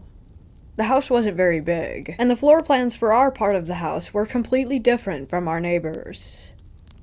Our neighbors were a lovely little family of 4. Husband is from England, wife from Norway, which is where I live. They also had a 3-year-old little girl and a 6-month-old baby boy. Now, I love children, always have, and at that time, I really wanted to start babysitting. It's quite common to start babysitting at age 12, and I was turning 13 a month later anyway, so I wanted to find some small job. As we got to know our neighbors over the next few months of living there, my parents told the neighbors that if they ever needed a sitter, then it would be nice if they would consider trying me out. Seeing as it would be my first job as a babysitter, we thought it would be smart to start with my next-door neighbors, seeing as my parents would literally be on the other side of the wall just in case anything happened. Cut to a Friday night when my neighbors went to a party that was happening just down the street. I got there at around 8 p.m., and the parents told me that they would come home at around 2 to 3 a.m. Both kids were already sleeping, so they told me to just put on a movie and relax. These kids were the easiest to babysit ever. Once you put them to bed and they fell asleep, absolutely nothing would wake them up. They are some of the heaviest sleepers I've ever seen, so babysitting them was usually pretty uneventful.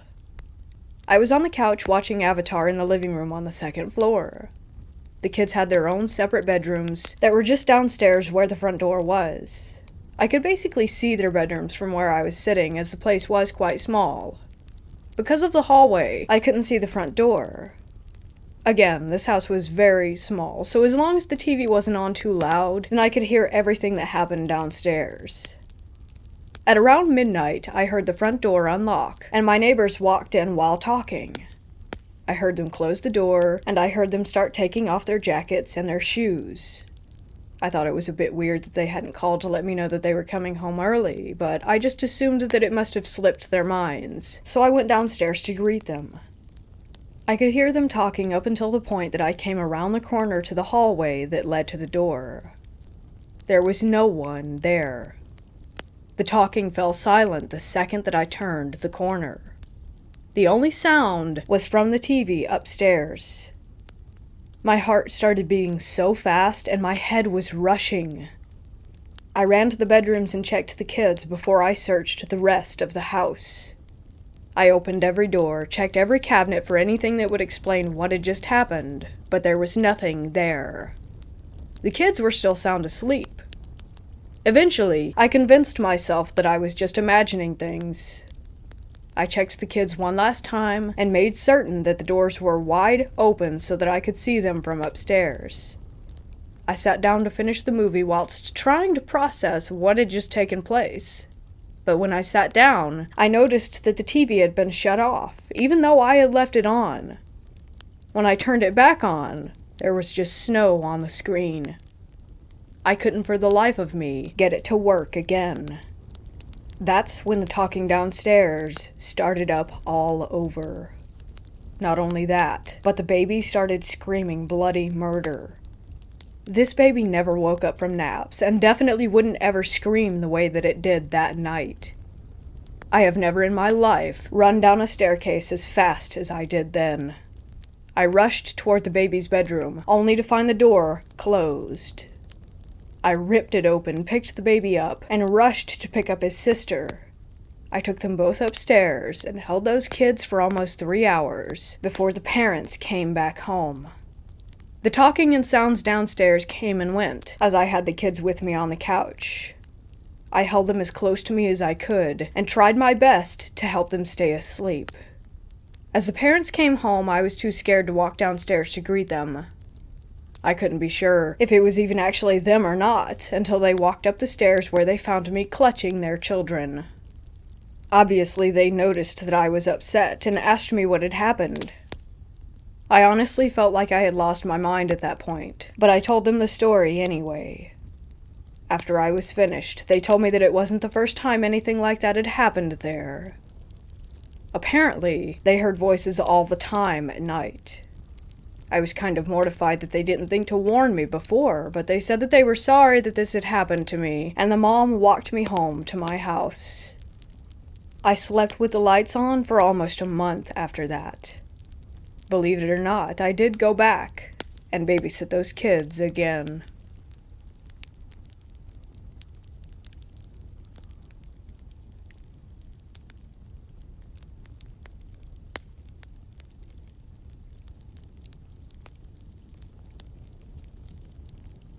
Back in the early 80s, my then boyfriend moved into an apartment in Brockport, New York to be closer to his college.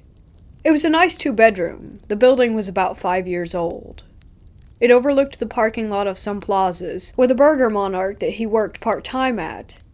Every night, from the time we moved in until I moved out, I had one of 3 creepy dreams. One involved being back at my parents' house, where the stairs up to the attic are in my closet, and either an infestation of snakes or something oozy and rotting was sort of slurping its way to the stairs to make its way down. The second dream was of being lost and unable to find the apartment building. The big kicker dream involved it being moving day, and as I walked around trying to decide where to hang the spice shelf, I noticed black and red writing and smears on the walls. I remember thinking to myself in the dream that they should have been painted over. The night before I moved out, the dream continued with me being in my bedroom, and there was a guy in a hooded robe standing and leaning against the doorframe watching me. I woke up when Keith got home from his work shift, and he asked me why I didn't wave back.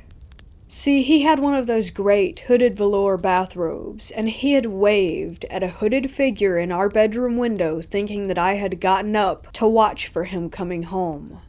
I wasn't standing there, and wasn't even awake. When we were moving out, him back to the dorm and me to a different branch of my company, we found a little medallion with some of the glyphs that I had seen on the wall in my dreams. Luckily, who or whatever it was didn't follow me, and a friend warded the heck out of my new bedroom.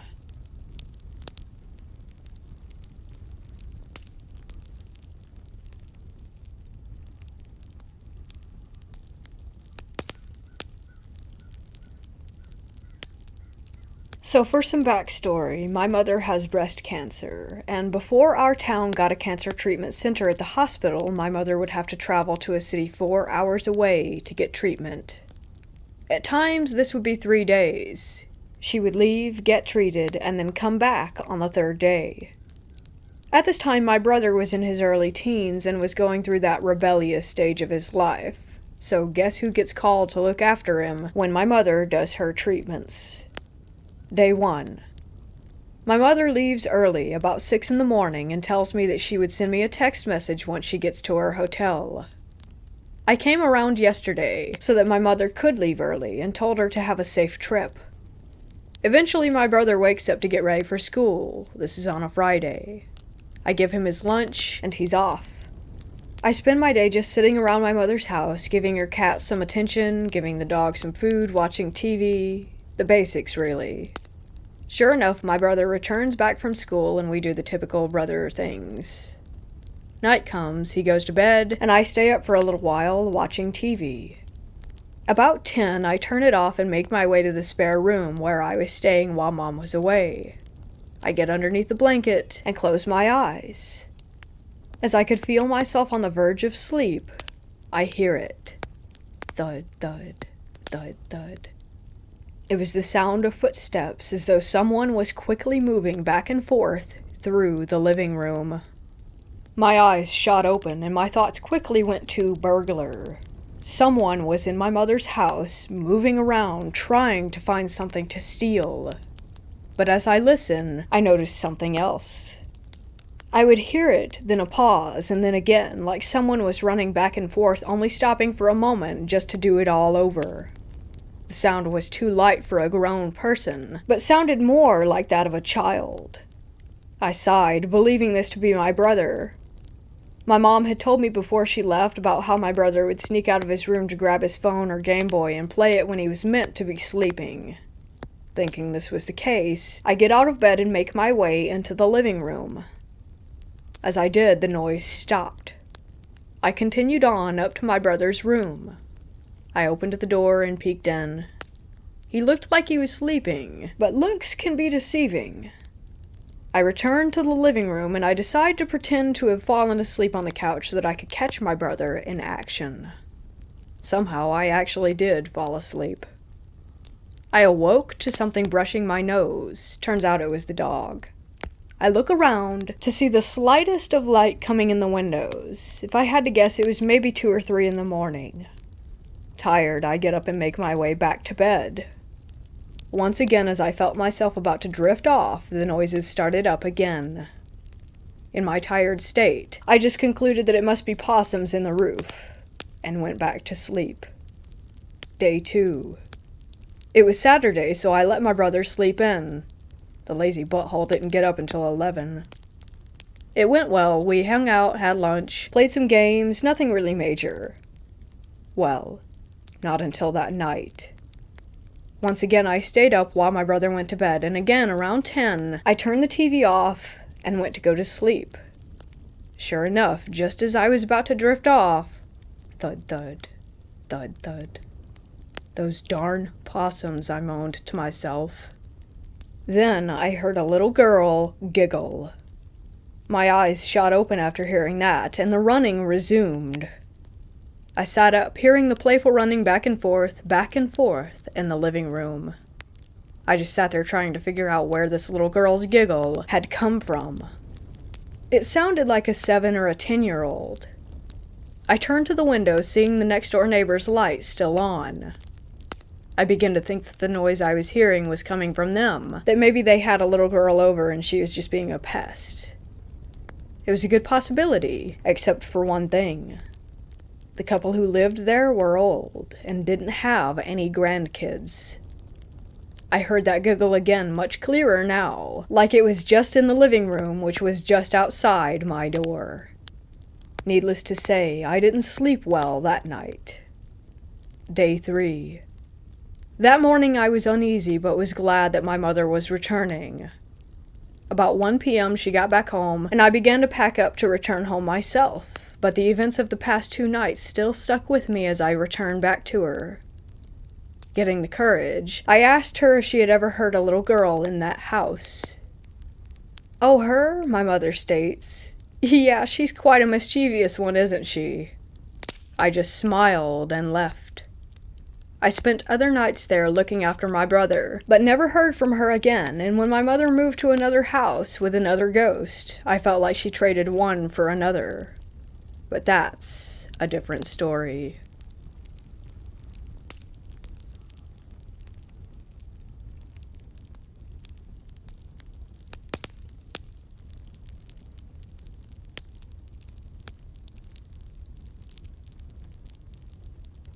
I work in a hospital as a nurse. I was on a row of nights, which I dread. I ended up having 5 patients, 2 of which were under care for cancer. There are 2 events in here from 2 separate nights. 1. The night started normally as I assessed and passed meds to the patients and did my charting and other night duties, stocking and other stuff. Just around 11 p.m., one of my palliative patients started ringing, complaining that there was a kid running into the room laughing and playing when they should be in bed. I checked the room to make sure that there was no one in there and reassured him that there were no children in the hospital area where we were. I made him comfortable and left the room. He rang again. I went back to the room to see what he rang for. Agitated, he said that he was just looking to rest comfortably and that people should keep their children under control and not let them jump on his bed playing and laughing. This time, I got the chills, but again, I reassured him that there were no children since it wasn't the pediatric ward. I told him that I would bring him a sleeping pill to help him fall asleep, but that I would be a few minutes. I start walking back toward the desk and medication room to grab the pill. A bell rang. I turned around and saw that the indicator above his door was flashing. Slightly annoyed, I walked back to his room. He was agitated in his bed again, and I asked him what was wrong. He again complained about the kid. He said he was just in there again. I leaned over the bed and calmly explained, "There are no children in this hospital. Look, you need to get some rest." He replied loudly, "He is standing right behind you." I stood up instantly and slowly turned around. Creeped out, I turned to face the patient, and before I could speak, he says, "He ran into the closet," referring to the lockers where patients can store items. I slowly opened the locker and saw that his jacket was swinging, but no one was in there. I turned and told him that there was no one. I rushed into the med room to give him that sleeping pill. 2. This will be a short one. I came out of one of my patients' rooms and was sanitizing my hands, but facing the wall. As I was rubbing my hands together, I noticed the shadow of someone walk out of the room next door, and then walk into the room across from it, as I turned to see. I went into the room where I had seen it go. I asked the patient, who wasn't one of mine, if anyone had come in there. She replied no, but with a shaky voice. I checked the room to make sure that there was indeed no one. I left that room and went into the room where it had came from. I looked around, but again, no one was in there. I checked the patient, who again was not assigned to me, and found that he had died. He was palliative. I walked out of the room immediately to inform the nurse who had the patient that he had died. She asked me to come with her to check the patient because she had been having creepy vibes every time she went in there. I agreed, and we went. She did the assessment where you listen for a full minute. When she was done, we heard knocking on the wall. She said, "See, it's creepy." I didn't think anything of it until she said, "We are on the 4th floor, and on the other side of that wall is the outside of the building." We quickly left the room. 4 of us came in there to shroud the body.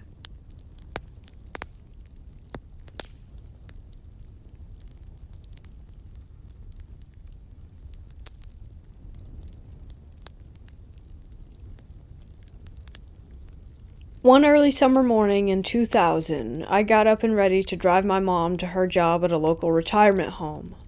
It was dark starting out, but the sun was gradually coming up. I dropped her off and started returning to her house. Halfway back, driving on a country road densely populated with trees and houses, I noticed a car coming because I could see its high-beaming lights from a short distance. I also saw a large, jet-black dog in my path, standing completely still with its head pointed forward. It had a slender build. Having only a few seconds to think, I decided to continue forward and brace for the impact from running into its body. I closed my eyes as I got the closest to it, and continued to drive without swerving, and to my surprise, I felt nothing. I slowed down to check for the dog, but there was absolutely nothing back there. As I continued my drive, I felt strange because there was no way that I would have missed that animal. It was not facing me. It was facing right. I would have struck it broadside. Anyway, I'm thankful I didn't swerve. I feel like had I swerved, things would have been very much different for me today. I do believe that I could have died.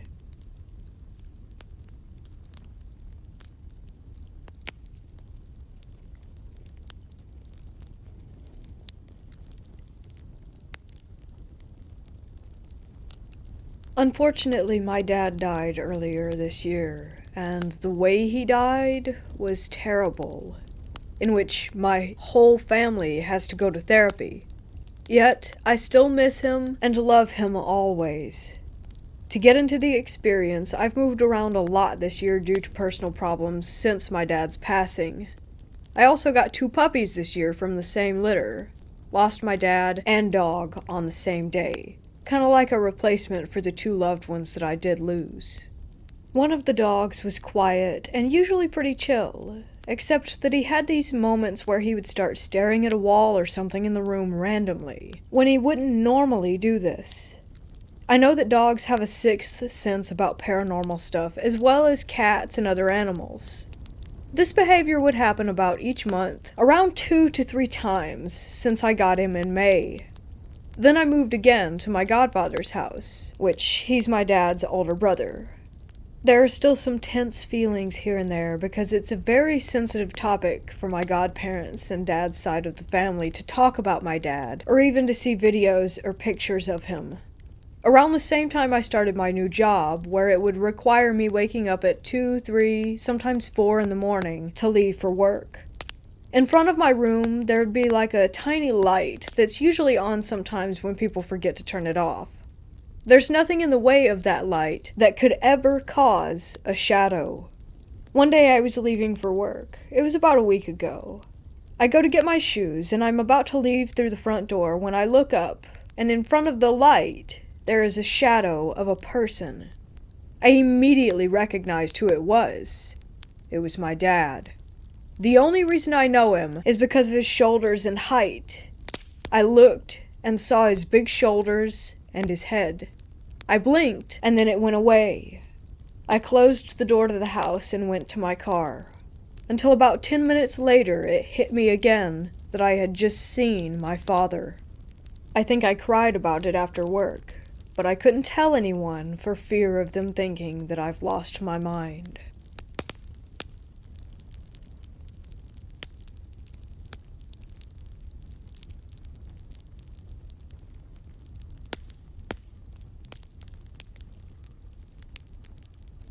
I was around 12 when I had gotten a babysitting job with a family across town. The family was new to the area and just recently bought the house next to my best friend's place. My first day over was to get familiar with the kids and the house. The parents stayed and evaluated me and of course answered any questions that I had. I spent my time playing and keeping the children occupied. It was a boy named Devin, age 4, and a girl named Cameron, age 7, so I had my work cut out for me. Cameron wanted me to go to her room so she could show me her toys. I followed her up the 2 flights of stairs, but as we came to the top of the stairs, I felt strangely lightheaded, and the hair on my arms rose up. I had an intense feeling of being watched, like there was someone else up there with us. I tried to ignore the sensation and continue with my duties of finding Cameron's favorite doll so that we could go back downstairs. At the end of the day, it was decided that I was a good match, and I was to come back on Saturday morning. As I headed home, I couldn't shake the feeling that I got from that upstairs. I told myself, it's nothing, and I brushed it off to just being in a new place and unfamiliar surroundings. That Saturday morning, I showed up to a busy home as the parents tried to get out the door and show me the last-minute things that I needed for the day ahead. The kids were up in their PJs eating breakfast and already talking to me about all the fun things they wanted to do.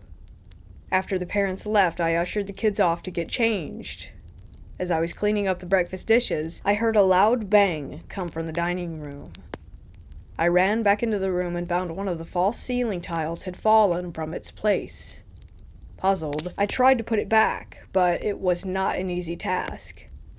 After some struggling, I managed to fit it back in, and thought to myself, how could that have fallen out on its own? The day went on, and now it's close to lunchtime. The kids are watching TV, and I'm in the kitchen making something for lunch when I heard another loud bang coming from the dining area again. I look, and sure enough, the same tile was on the floor. This time, I left it for the parents to see when they got home. Maybe they can fix it, I thought. Now the kids wanted to play hide and seek. We started off with Cameron seeking, and myself and Devin hiding. As Cameron started to count, we scurried around trying to find the best hiding place. I found the downstairs bathroom to be the best place for me. It was easy enough for Cameron to find me, and I hid Devin close to me so that I could keep an eye on him. As I entered the bathroom, I closed the door quietly behind me. I walked a few steps into the room and was now facing the mirror. As I was looking at my reflection, I also noticed something behind me that was moving. It was the closet door directly behind me, slowly opening. The closet door opened halfway and then slowly closed again, all by itself. I had the same feeling come over me like I did when I was upstairs on my first day. Wide-eyed with fear, I turned to the bathroom door and ran out. All I could think was, what just happened? I was really starting to worry that this house was haunted, and I now had every horror movie that I had ever watched playing through my head. Now I'm finding that I'm really uncomfortable, but I decide it's best to keep occupied. I break out a board game for us to play on the living room floor. Hungry Hippo, I think it was.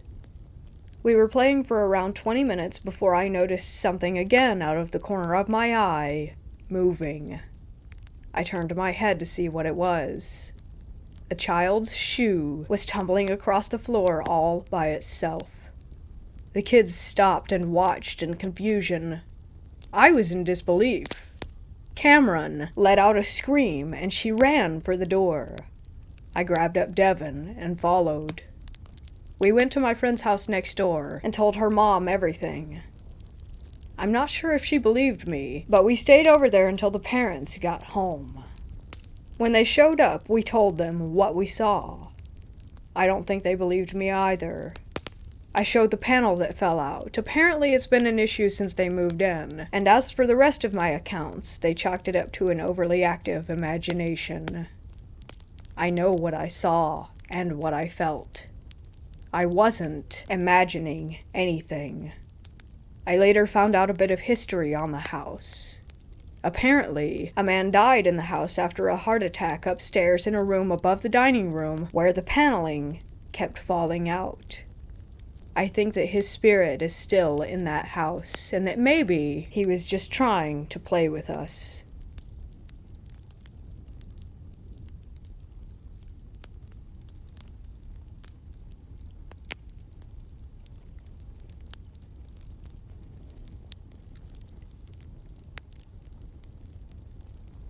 I'm 30 now.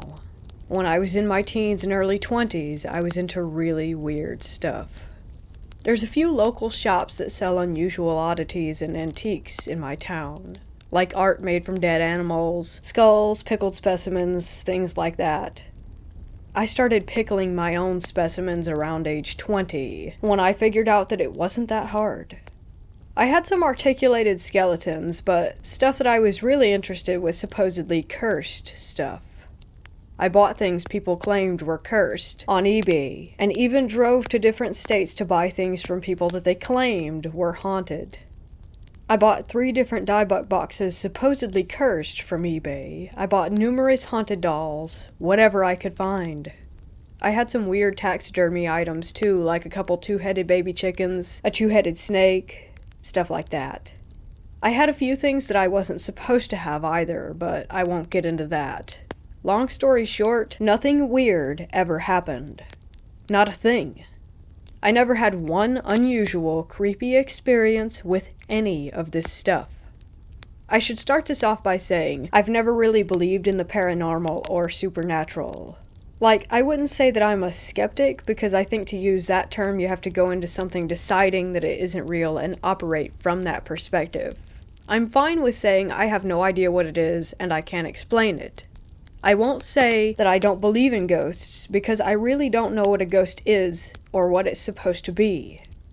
I've always been into aliens, and was really obsessed with them when I was younger, but still never fully believed in them. I just kinda liked the idea of them. I'd never seen one, or seen any real proof of one, despite poring over documentary and late-night History Channel binges. So, on the subject of all things paranormal, you could say that I'm a fox molder and that I want to believe, but never really did. Anyway, needless to say, after the following series of events, my mind is quite a bit more open. Though I won't pretend that I can tell you exactly what was going on. So I'm around 21 years old and I'm working at Walmart at the time. We had these steps that we would smoke on that were outside the tire shop that would lead up to another parking lot for a different building. I went out to smoke one day and was by myself and sat at the top of the stairs. As I was smoking, I noticed a paper bag sitting kind of underneath the bushes that were there. I don't know why, but I looked in it.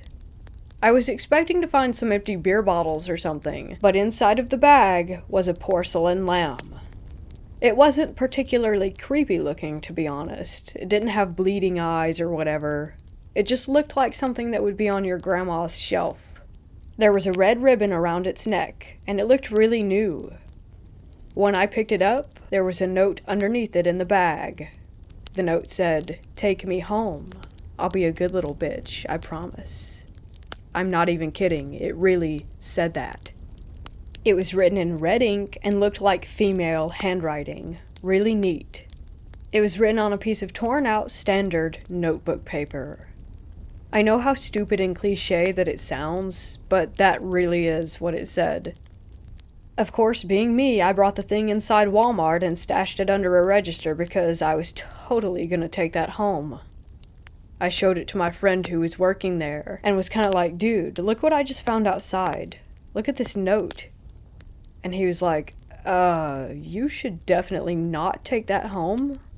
But of course I was gonna take it home. I lived for that kind of thing.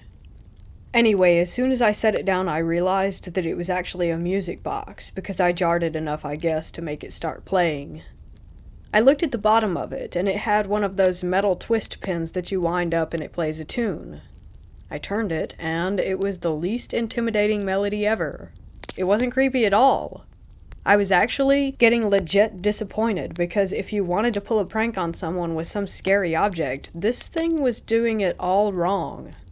I'm not sure what the melody was. I'd never heard it before, but it was in no way ominous. Fast forward to the end of the workday. I get in my car, come home, and show my then girlfriend. She was into all the same weird things that I was, so she was equally excited about this bizarre discovery. We cleared a space on our dresser for it, and from then on we just referred to it as the lamb. Things started happening immediately, like the next day. Me and my ex didn't have a great relationship, and I spent most of my time in the living room while she hung out in the bedroom. I'd work until around 11 at night, and get home and stay on my computer playing games until around 3 a.m. Then, once she was asleep, I'd go in the bedroom and go to sleep myself. This way, we didn't really have to spend that much time together, and we both quietly preferred it that way. So, the very next day, I'm sitting in the living room and I hear a rustling sound coming from the kitchen. I could see the entire kitchen from where my computer was, and I assumed that it was one of our cats messing with something, but both cats were actually on the floor staring at the kitchen just as confused as I was. The sound seemed like it was coming from the top of the fridge, and it was like it was rustling around the cereal boxes and bags of chips and such that were up there. I assumed it was a mouse because we had found one in there before and went over to the kitchen to check for it. I turned on the light, and as I walked in the kitchen, I heard the Grudge noise. I've only seen The Grudge once because it was one of the only films that ever actually scared me. I'm not easily frightened, and I generally don't care that much for horror movies, but something about the long, frog-like, gurgling croak sound of The Grudge freaked me out when I was younger. The only similar thing that scared me recently was the screaming bear in Annihilation. Anyway, I start walking toward the fridge and I'm totally hearing the Grudge noise. Just to reiterate, this is only impactful because this is literally one of the only things that I've ever been scared of, and it was coming directly from the top of the fridge where the rustling sound had been. I froze dead in place, and so did my cats. They did not want to go anywhere near that. I had no idea what to do.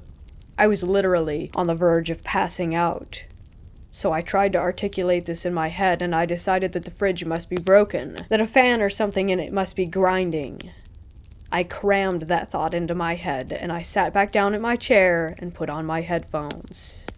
I did leave the light on, I'll admit. Normally, I sat in total darkness. I was really trying to convince myself that the fridge was making that sound, but I was finding it incredibly hard to do so. I was also in panic mode, and I was thinking, what do movies and ghost shows and stuff say? Don't acknowledge that it exists? So I became the dad in every horror film, and I just said, the fridge is broken, and went back to playing WoW while on the verge of jumping out of my own skin and using my headphones to drown out the noise. I actually sat there for way longer than I normally even played WoW because I was genuinely terrified to either move or take my headphones off. I had this horrible thought in my head that as soon as I removed my headphones, I would hear the noise like right next to my ear and turn and some old woman would eat my face or something. I had no idea how long it went on or when it stopped. I literally sat there until sunrise. I never went to sleep, and I used an Elvis playlist and chatting to my guildmates in WoW to distract me as best as I could.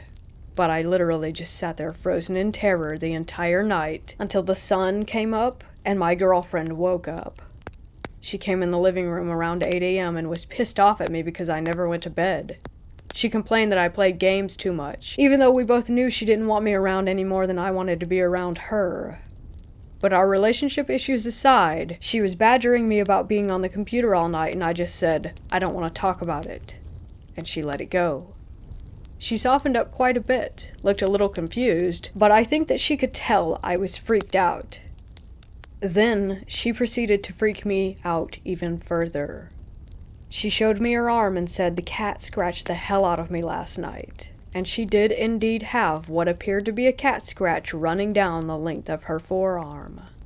The problem was, she kept the bedroom door closed, and like I said, both of the cats were in the living room with me, and I hadn't moved from that chair.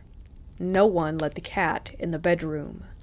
In fact, when sunrise came, they were still almost in the exact same spot staring at the kitchen that they had been in when I went back to playing WoW. I didn't say anything about it. I just said, "Oh, dang," and I felt like I was going to be sick. Since I hadn't slept, I called into work that day, even though in reality I really just wanted to leave. So I did an unusual thing, and me and my girlfriend went bowling for the day, then to a movie, then dinner. I was clearly acting weird because we never did anything together, and I was obviously trying to avoid the house. I asked if she wanted to go night fishing, and she finally asked me what the hell was going on. I didn't tell her, though. I didn't want to talk about it. She declined my generous offer to fish in the dark, and we ended up going home. We started our nightly ritual. She retired to the bedroom to watch TV, and I stayed in the living room. The grudge noise started within an hour of me sitting down. This time, as soon as it started, I willed my completely stiff in fear body to get up and walk down the hall to the bathroom. I left my computer running and WoW open, and said I felt like watching TV. My girlfriend again remarked that I was acting weird, and I again declined to talk about it. I couldn't hear the grudge noise from the bedroom. I took some Benadryl and went to sleep when she did, which was hours before I normally went to bed. The next day I went to work, and at around 9 p.m. she called me. I was the manager of the toys department, and had a bit of leeway in using my phone, since no one really supervised me. I answered, and she was on the phone freaking out, screaming into my ear, and I could hear knocking in the background and couldn't really make out what she was saying. But finally, I made out a sentence. She was saying, "There's banging, someone's trying to get in through the walls." I left work and drove home, and stayed on the phone with her the whole time, and at some point on my drive home, she left the house and started running down the street. I picked her up in her pajamas as I was driving back, and she again claimed that someone was trying to break in through the walls. She heard banging on all 4 walls of the bedroom. By this point, I was pretty certain I knew exactly what she was hearing, but I still didn't want to say anything about it. I wanted her to calm down, and I told her that it was just animals. I said that I had seen some squirrels going into a hole in the side of the wall and was afraid that we might have them in our walls. Of course, this was entirely made up, but it actually worked, and she did calm down. She didn't know squirrels could live in your walls, and I convinced her that this was the case, and I told her that I would call an exterminator in the morning and have them come out and check on everything. We went back to the house, much to my despair. My squirrel story had worked on her, but that was short-lived. The way our house was set up, we had a bathroom that was connected to our bedroom, but not by a door, just by the wall. So you had to leave our bedroom, and the bathroom was the next room on the right, so the bathroom wall and our bedroom wall were the same wall. Make sense? Anyway, we got inside, she went to the bathroom and immediately started screaming again. I went in there to see what she was screaming at, and it looked like a tiger had been clawing at the bedroom wall, the one connected to our wall. The wallpaper was torn off about 6 feet high, and there were large gashes in the drywall beneath it. Reminder, this is all about 4 days into having this lamb. At this point, we got in the car, and I told her about the sound I had been hearing. Her initial reaction was that we needed to get rid of the lamb, but something told me that I couldn't. She wanted to just donate it to a thrift shop or something, but I had this weird sense of unease about doing so. I felt like we couldn't just get rid of it that way. Like someone had to know what it was and want to take it from us. I can't explain why I felt that way. I just did. At this point, we did what you probably would not expect, and we actually just lived with it. Like, this went on every day. We had rules about it. The first rule was that we never talked about it in the house. We never even mentioned it. We pretended that the lamb did not even exist. It was like that episode of Family Guy where they had a giant octopus living in the house and just no one wanted to talk about it. When we had something to say about it, we would always say, "Let's go for a drive," and the other person would know what that meant. The clawing at the bathroom wall was getting deeper all the time. Eventually, there was a huge hole in the drywall, and it was starting to claw through the drywall that was connected to our bedroom. That was when I really started to freak out. For about a year, we lived with everything. We just ignored it and pretended like nothing was happening. Every night, I sat with the grudge noise. Things would fly off of shelves, doors would slam. Straight up paranormal activity, BS, every single day. One of the worst ones was one of our pickled specimens jars just exploded. It was a bird that we had had for a while, and the mason jar exploded on the mantel in the living room. Glass went everywhere, and it took hours to find it all. The bird itself also completely exploded, sending body parts splattering around the living room. It was hell. And I had a few friends that I would tell about it every day when I came into work. Like, they would ask for updates on what the lamb had been doing, and I would tell them whatever freaky story we had for the previous day. It was a daily occurrence at that point. But then, it got to a point where we couldn't ignore it anymore. My girlfriend was breaking up with bruises and scratches almost every day to the point that it had started looking like she was self-harming. She had a lot of piercings and tattoos, so she wasn't too troubled by the pain, but didn't really enjoy having to wash the blood out of the sheets every day. When it got too much was when I was sitting in the bathroom browsing my phone and I heard a female voice say, "Hey, come here." So I finished my business and walked into the bedroom and said, "Did you call me?" And she replied with, "I was really hoping that was you." This is about 6 months in. At this point, it started talking. Like literally speaking. It had a little girl's voice. I know again, that's so cliche and stupid sounding, but it would occasionally speak, and we would hear it. We never responded to it. Everything we'd read on the subject told us to never, ever respond. We'd hear it at our door at night, saying things like, "Can I come in, please? Please let me in." At this point, you've probably tuned this out and chalked this up as some kind of excessively long, poorly written creepypasta, but I promise you, it isn't. Her whole family knew about it as well. All my friends did. Everyone knew about this thing. When we had friends come over, they would ask us about certain things that the lamb had destroyed, like, "What's up with the bathroom wall?" And we'd just respond by shaking our heads, and they got the message. Eventually, no one came to our place anymore. They all said that it freaked them out to be there and that they were terrified just to walk inside. Even her parents stopped coming over. Her mother wouldn't even drive down our street. Still, we ignored it. As best we could, anyway. Until one night, I'm sitting on my computer, and a voice right behind me says, "Hey." I thought it was my girlfriend, so without turning around, I said, "Yeah, what's up?" And the voice responded, "Nothing." Then I realized that it wasn't her voice, and I spun around, and nothing was there. I just broke the cardinal rule, and I talked to it. I shat a brick, grabbed my girlfriend, and told her what I did while we drove around in the car. She proceeded to call me an idiot for an hour and asked what we were going to do now. Finally, I decided to Google local paranormal investigators. We contacted a local agency and sent them an email with a more condensed version of everything I've just told you. They responded in a few hours and asked me to send them a picture of the lamb. That was the first time since the day we set it down that I had ever touched it again. I put it in the middle of the kitchen table, grabbed my camera, and took some pictures of it. I sent the pics away in an email and nothing. Until this point, these people had been responding to me in a matter of hours, and now suddenly, an entire day had gone by. Then 2 days. In those 2 days, everything had escalated tenfold. The house was never quiet now. The grudge noise could be heard outside of the house, and it never stopped. Half the electronics didn't work. The TV barely worked. It would flicker on and off. The power would go on and off. The taps would start running and then close. The garbage disposal would turn on. The doors were slamming and opening non-stop.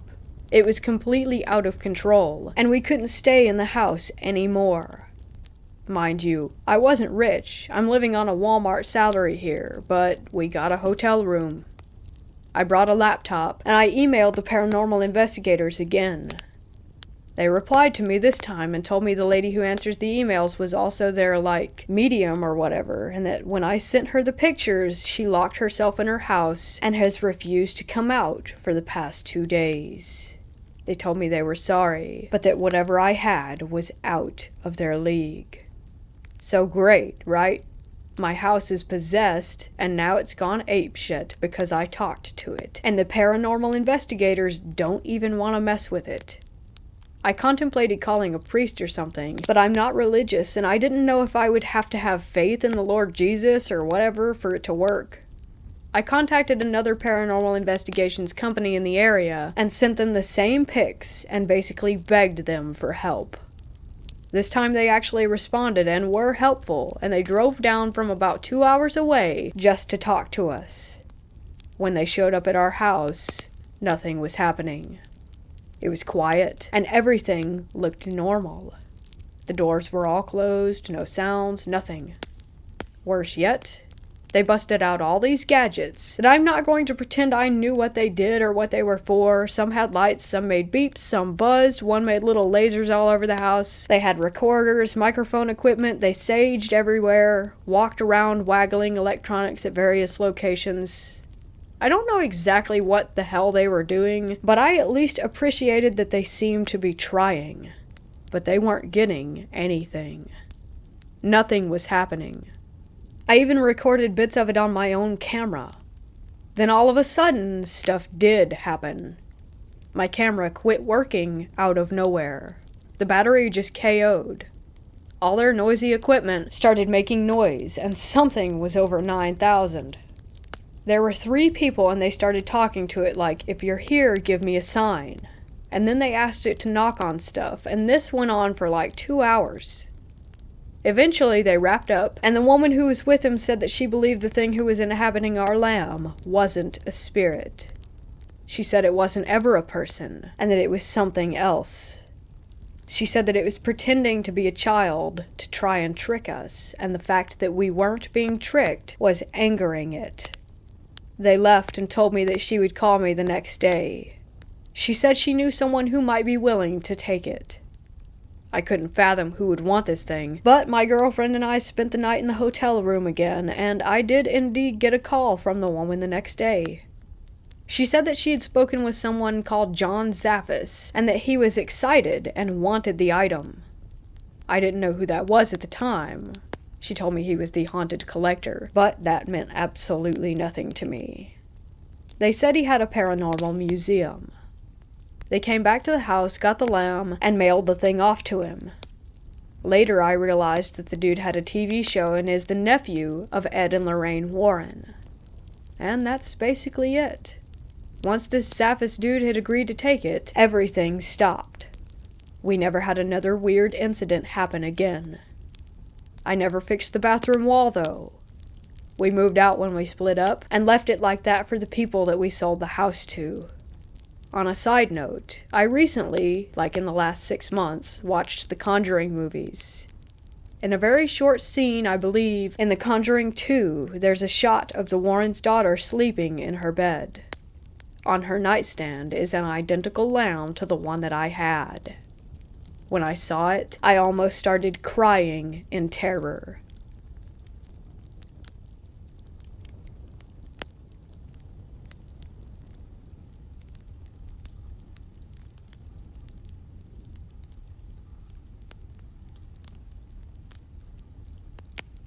"10 years ago, when I was about 16, I started babysitting for a family that lived in my neighborhood. They had a sweet 7-month-old baby girl that I would babysit every now and then, and 2 dogs that were also very nice. Despite them having a nice house in a nice neighborhood, I still got a very weird feeling when I was in their home. It was almost like I was being watched or felt a presence there. Whenever I took care of the baby or their dogs, I would never want to spend longer there than needed. One night while babysitting her, about 2 years old, she asked to go down to their basement to play with Play-Doh. I said yes, and we went downstairs. I got a very weird feeling when we went down there, but I still got out the Play-Doh for her. We were playing for about 2 minutes before she came over to me and said that she was scared. I asked why she was scared, and she said that the man was scaring her. I said, "What?" Because I thought that I had heard her wrong the first time, and she said very clearly, "The man is scaring me." She then asked to go upstairs, and I said yes, and she bolted and ran up the stairs and left me to clean up the Play-Doh. About 6 months after that, the family asked me to care for the dogs while they were out of town, and I said yes. I ended up burning some sage and asking the spirit to leave the space. After that, I didn't feel the presence as strongly. It was to this day such a weird experience, and I still have no explanation for why that all happened.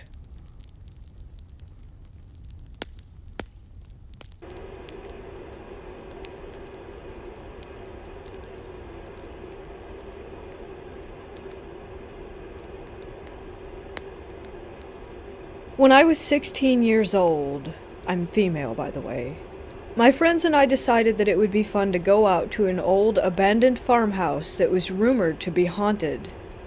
We didn't really believe in ghosts at the time, but were fascinated by the thrill of potentially experiencing something paranormal. So on a hot summer night in July, we decided to take 2 cars out to this abandoned place. There were 6 of us in total. It took about 45 minutes to drive there, so we left around 2:15 a.m. because we wanted to arrive at the farmhouse by 3 a.m., witching hour. To get to the house, we drove down a dark, winding country road with houses few and far between. There were no streetlights, so although it was a warm summer night, it felt incredibly scary as we drove through the unfamiliar place in the pitch black. As we arrived at the house, I nearly felt sick to my stomach. I didn't believe in ghosts or the paranormal at the time, like I said, but something in my gut just felt wrong. The house was situated at the bottom of 2 hills, and there was no driveway in front of it, so we had to park at the top of the hill where there was an area off to the side of the road covered with crushed rock. We got there just in time to fulfill our plan of arriving at witching hour. As we walked down the hill, we saw the house. It basically looked exactly how you would picture an old abandoned farmhouse. Exposed gray wood, pieces of siding falling off, and old overgrown plants all around the entrance. There were 2 levels to the house. The first level had 2 windows on either side of the door, and the top had 3 windows, one to the left above the door and to the right. As we walked closer, we saw that the door was open, so we dared each other to go inside. We formed a line to enter. 2 of my friends, who were guys, went in front of me, and I was the third in line to enter the house. The first guy is friend number 1, the second is friend number 2. As we enter, I immediately felt ice cold. I have never felt that kind of cold in my life, as in, I felt it all the way in my bones. As soon as I felt it, I heard friend number 1 scream at the top of his lungs. It all happened so fast that I could barely make out what it looked like inside. I mostly remember an uninviting couch laid across the stairs with the living room to the left of the stairs and the kitchen to the right. It was like walking back in time. Old floral wallpaper peeling off the walls. So the second that friend number 1 screams, we all run out of the house immediately. As I looked back toward the entrance, I noticed that only friend number 2 exited the house behind me, and friend number 1 was still screaming inside. Like blood-curdling, in fear, scream. Friend number 2 runs back into the house and grabs friend number 1 and pulls him out. My first friend was so scared that he ran from the house screaming that something was holding him up by the air by his shirt. He rips off his shirt while he's running, and all I see are 3 big tears in the back of it. It looked as if 3 prongs from a pitchfork had ripped through the fabric. But it doesn't end there.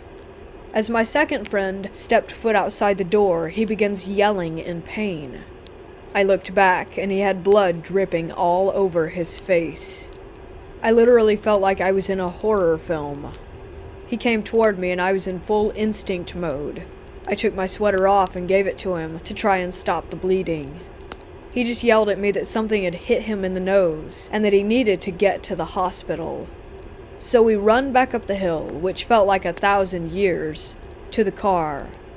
When we get into the car, I get friend number 2 tissues and clean up his nose, and I shine my light on it to see what was bleeding. His right nostril had a clean cut all the way through it, as if someone had taken scissors or shears and cut it. And it gets worse. As we're driving away, my friend and I both look to the house, and there's a candle lit in the top left window. Then, as I look to the other side of the road, I still want to cry when I think about this. I have the image and feeling just burned into me. And there's this old trailer with a light on, and the silhouette of a man with a hat on in the window. I am 100% convinced that this old man was an evil spirit. Just the feeling I got of him staring at me, watching me as I drove by. I still feel the chills when I think about it. I felt like it was a warning to never come back to his property. Like he was the spirit that hurt both of my friends, and that he was sending me a message. On the drive back, we ended up bringing my friend to the nearest ER, where they stopped the bleeding and stitched up his nose. He still has a scar from it, and his right nostril looks as if it were dog-eared from where it split apart through the stitches when it healed.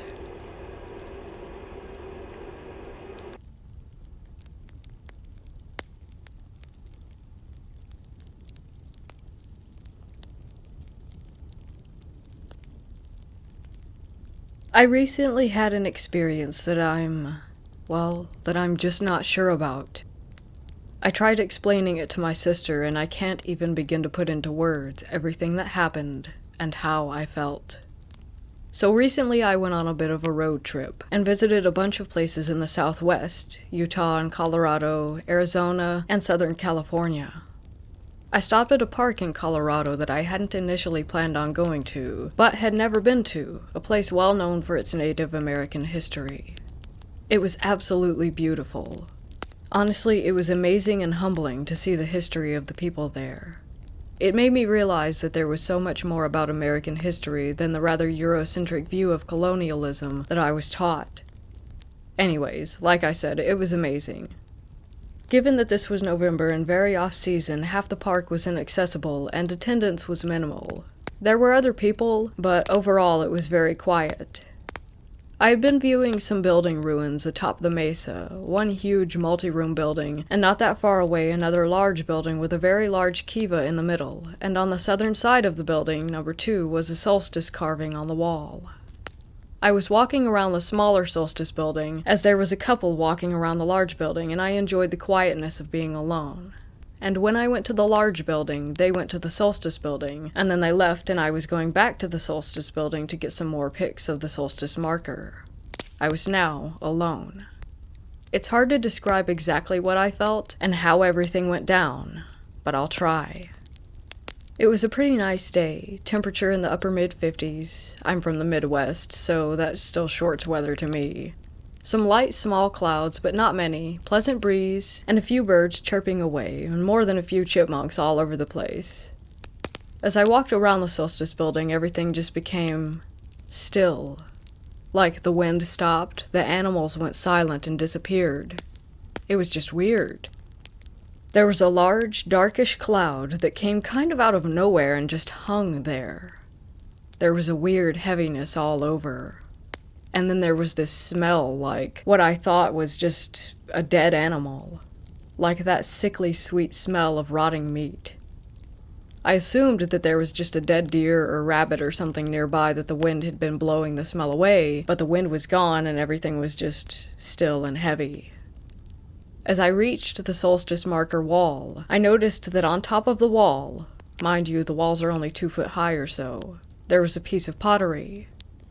I swear that this pottery had not been there before, and it wasn't there in any of my first set of pictures looking back. It was a large, broken piece, but now that I think back, it was really clean. The blacks and the whites were incredibly clear. I went and picked it up to get a closer look, and it was really beautiful. A kind of stair pattern and then an angled set of lines. It was really pretty, but it felt off. Oddly heavy for its size. I wanted to keep it, and I wanted to take it, and just kept staring at it for what felt like... God, it's so hard to describe how I felt, but the time stood still, and all I wanted was this pottery. Even now, thinking about it, I still get this weird, longing for it. As I held it, everything was just silent and heavy, and that smell was just so strong. But suddenly, there was this huge raven out of nowhere. Legit, it was on the wall 5 feet away from me, and it was the largest bird that I had ever seen in the wild. This huge raven just cawed and flapped its wings, and I kind of snapped back to reality. Honestly, it was bigger than a freaking condor. Its body was easily 3 foot tall, and its wingspan was just massive. I put the pottery piece down on the wall, back where I picked it up from, and just looked at this bird, and the bird just looked back at me, and I turned and walked away. Just like that, the dark clouds blew off, and the wind returned, and there were other birds chirping, and the smell disappeared. Actually, the smell all but vanished when the giant raven appeared. I got about 10 feet away from where I had been standing, just around the corner of the Solstice ruins, and I turned around to see the raven, and it was gone. I didn't hear it flap its wings to fly away, and I didn't see anything in the sky, not even a shadow on the ground. It was just gone, and so was the piece of pottery. It was no longer on the wall. I went back to my car and headed back to the visitor center, as besides being totally weirded out over what had happened, it was getting late in the day and I had a fair bit of driving to do to get to my next stop down in Arizona. I had a good 35 minutes drive back to the park entrance to reflect on what had happened and how strange I had felt. Honestly, I felt like I had downed a bunch of Benadryl.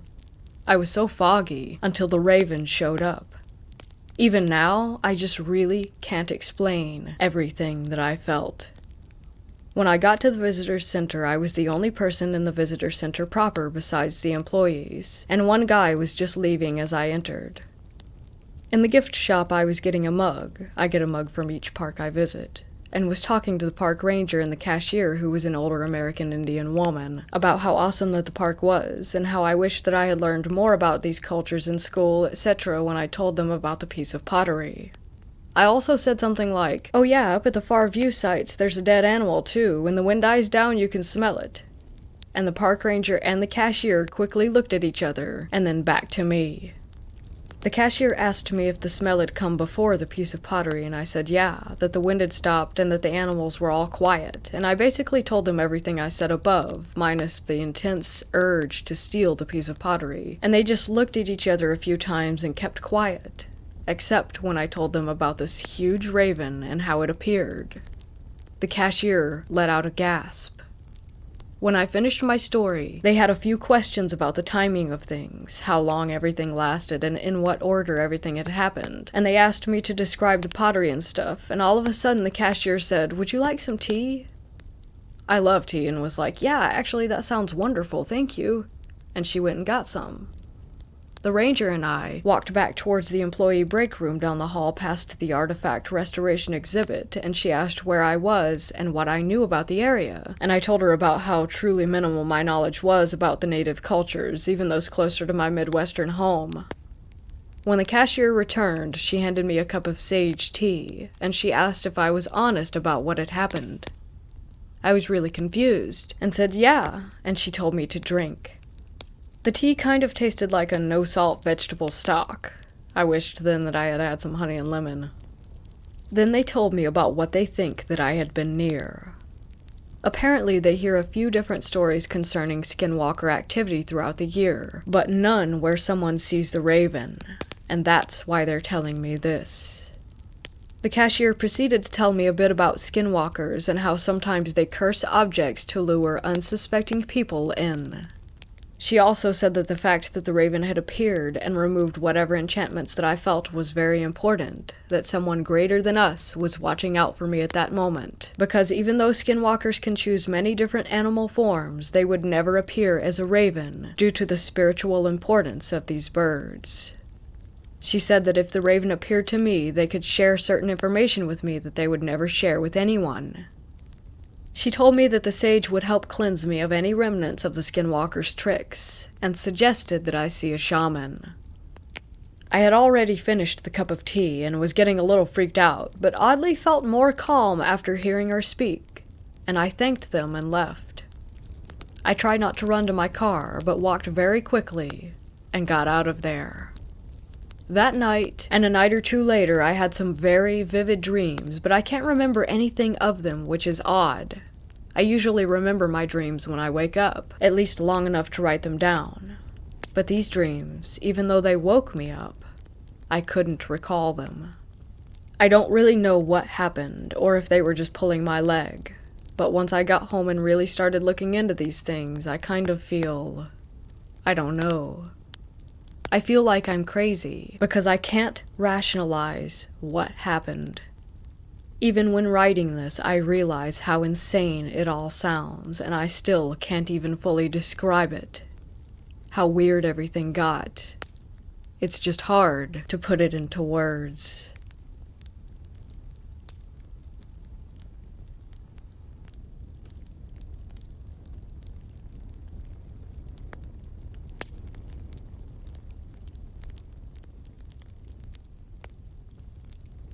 This is a story that happened to me when I was just a fresh graduate, starting my first job at a temp agency. It was 2002, and my job was located in the middle of nowhere and very far from my home. Therefore, I took the effort of doing most of my job in the office till late at night, since I do not wish to come home and continue with work. Rather, that would give me some rest for the remainder of the night. I usually stayed up even later on Fridays, knowing that if I finished the work fully, the weekends would be golden for me. So, this story occurred on one of those Fridays when everyone else had already left. After making my prayers for the night, I continued with my work. There was no one I believed that was in the office, but I felt a presence. Perhaps it was another coworker working late just like me. I took that belief to heart. At one point in time, around 11 I believe, I needed to go to the toilet, which was located at the end of a long, dark hallway, lighted only by the green exit sign. I found that the toilet was locked, so I looked to the toilet that is on the next level. I took the staircase, which was lighted by a circular wall lamp, and found that the toilet was unlocked. Thankfully, I did my business and returned back to work. The next part of the story comes in a rather weird way. As I made my way back, passing by the locked toilet, I saw the shadow of someone by the office door beaming from the front light that I had left on. My guess is that either the coworker was about to leave or that she was taking coffee for the night since the pantry is near the entrance. When I got there, there was no one by the pantry or the entrance, so again I went back to my desk.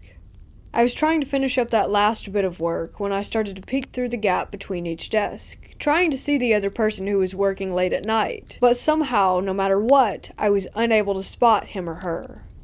When I got finished up about 15 minutes later, I decided to get myself a drink from the pantry. Then, the lights went off. Just as I took the can of juice from the fridge, I turned to find myself in total darkness. There was a voice calling out to me, trying to reach me, and I tried to find it. The voice was unclear at the beginning, but soon it became what I think the person was saying, "Help me." The sound was the strongest by the window which was facing the main road that was now deserted. I looked about in the darkness, seeing if there was anyone in distress, and as I did so, I felt a hand touching my shoulder. I turned around, and no one was there. At this point already, I knew that I needed to get the hell out, and so I went to my desk and started packing. Then it came. It came from outside, falling with a piercing scream and with a clear face. The face of a bloody woman. I quickly rushed to the window, opened it up, and looked at the ground, but there was no one. I made my way to the ground floor and to the main road, clutching my laptop and backpack as I tried to search for a cab, but it felt like nearly hours, despite it only being minutes before one came by. What kept me at the edge was the fact that I felt like 1,000 boots were marching toward me, shouting in Japanese commands. I kept my eyes on the road, but occasionally I turned back to see my office building. On the last turn, I saw a bunch of uniformed men with rifles, gray faces bayoneting a bloody woman, stepping on her body, throwing what I believe to be her baby in the air and killing it as it landed on the ground. I couldn't take it anymore. I ran from the scene.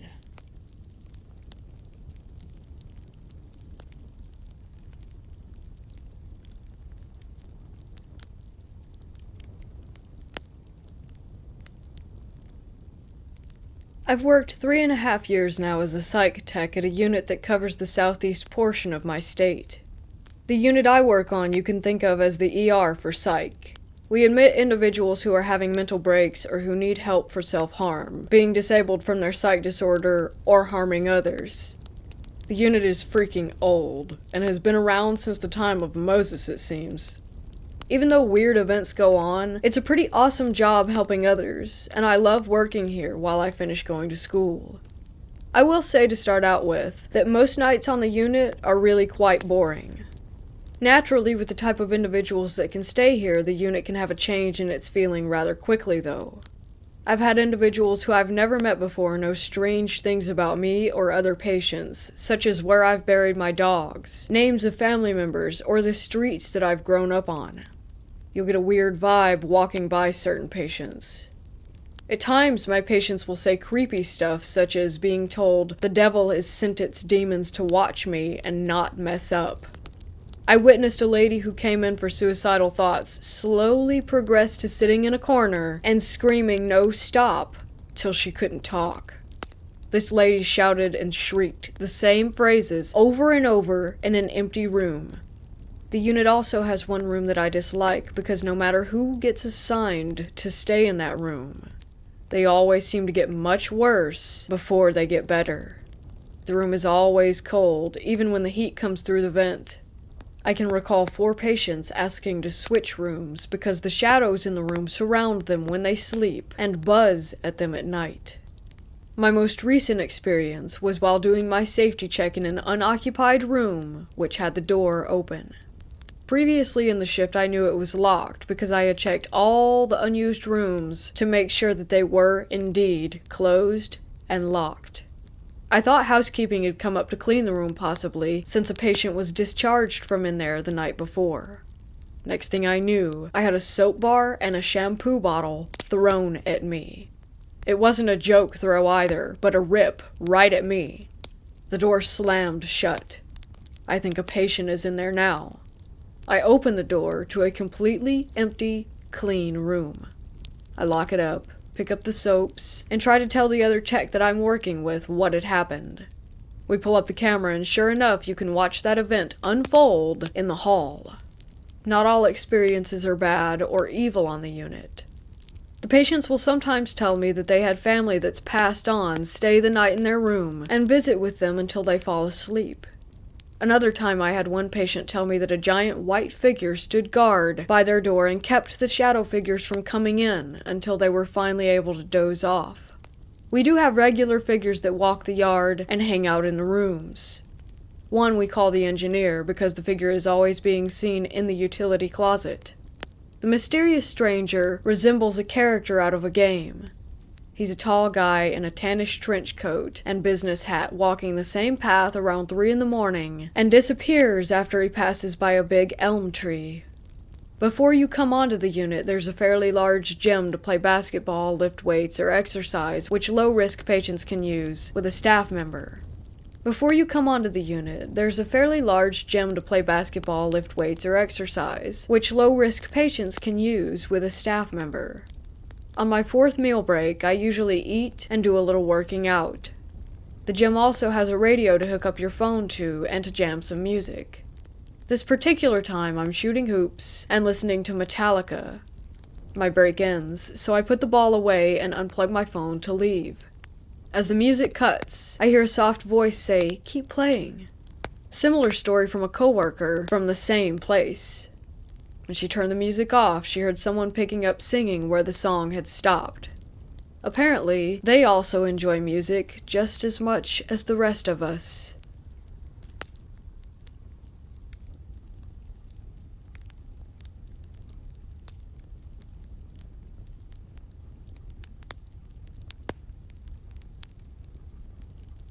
In the fall of 2019, I started babysitting for a new family. They live in a house built in the 1920s. I've always believed in angels and demons, not necessarily just ghosts. One of the first times that I was babysitting the 3-year-old and the 1-year-old, I was putting them to bed and I thought that I heard someone knocking on their front door downstairs. I looked out the window to see if the parents were home, but there was no one there. I decided to just ignore it. Another time, again, I was putting them to bed, and I heard what sounded like a man and a woman having a conversation in the kitchen. Again, I looked to see if the parents had just gotten home. They hadn't. Another time, I was watching them during the day when the mom was out of town and the dad was at work. I expected him home around 3:30. The girls were napping upstairs, and I heard the kitchen door open and footsteps. I was surprised the dad was back so early. As I turned the corner to go and greet him in the kitchen, I saw what I thought was him, black suit and all, walk past the door frame. I entered the kitchen and started to say, "Didn't expect you back so early," but there was no one there. The last time I ever babysat them, I was playing in the backyard with the girls. Let me remind you that the oldest one is 3. She is constantly scared to be alone or in the dark, which I thought was strange because usually at such a young age, kids haven't had any experiences to make them this frightened. She said to me that day, "I saw a Slender Man in my bathroom mirror, and he waved back at me." I was terrified. I asked her to repeat what she had just said multiple times. Slender Man. She is 3. There's no reason for her to already know what that means. At that moment, I realized that I had always closed her bathroom door just because it felt creepy. And when I would come back to the room later, the door was always opened. I've never babysat for them again.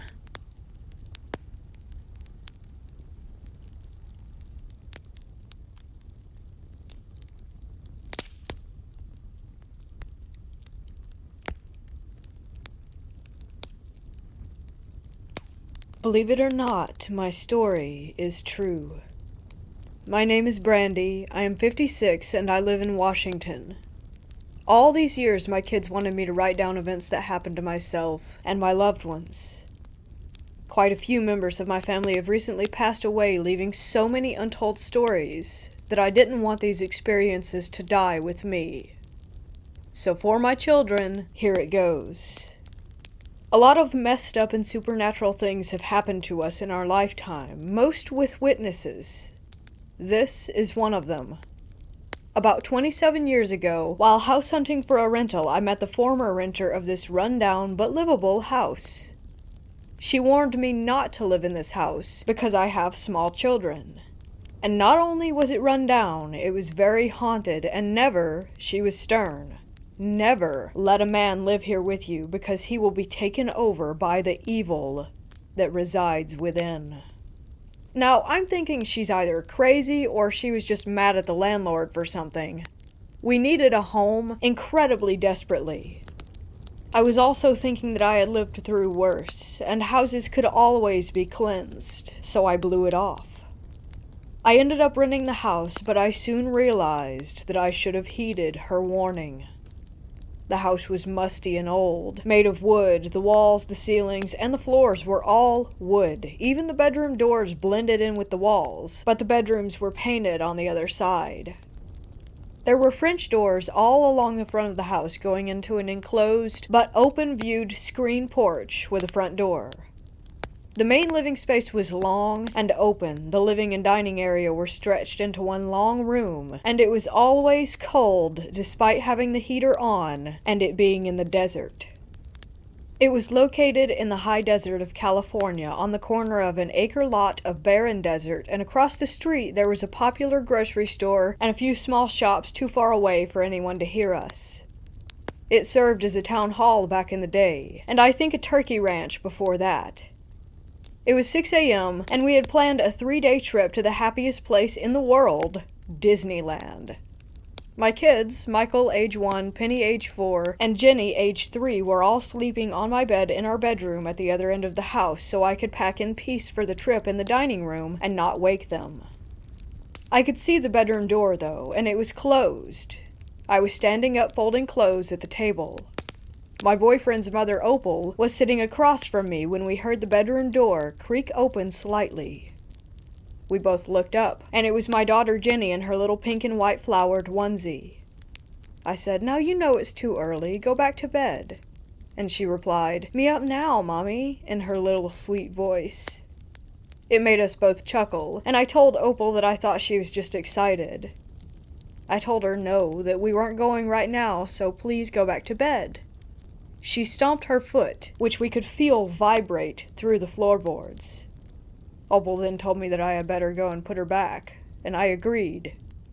As I was making that long walk toward her, I was keeping eye contact, and as I was walking, I was telling her, "No, baby," and once again she stomps her foot, smiles, and says louder, "Me up," with the sweetest little smile, and she tilted her head. Opal even muttered, "Aw." It didn't dawn on me at the time how perfect that her little pigtails were. At this point, I'm extending my hands toward her. I get about 6 inches from touching her, and all of a sudden she turned black and disappeared, almost like sand falling to the ground, followed by the door quickly closing behind her. Opal said, "What the hell?" in surprise.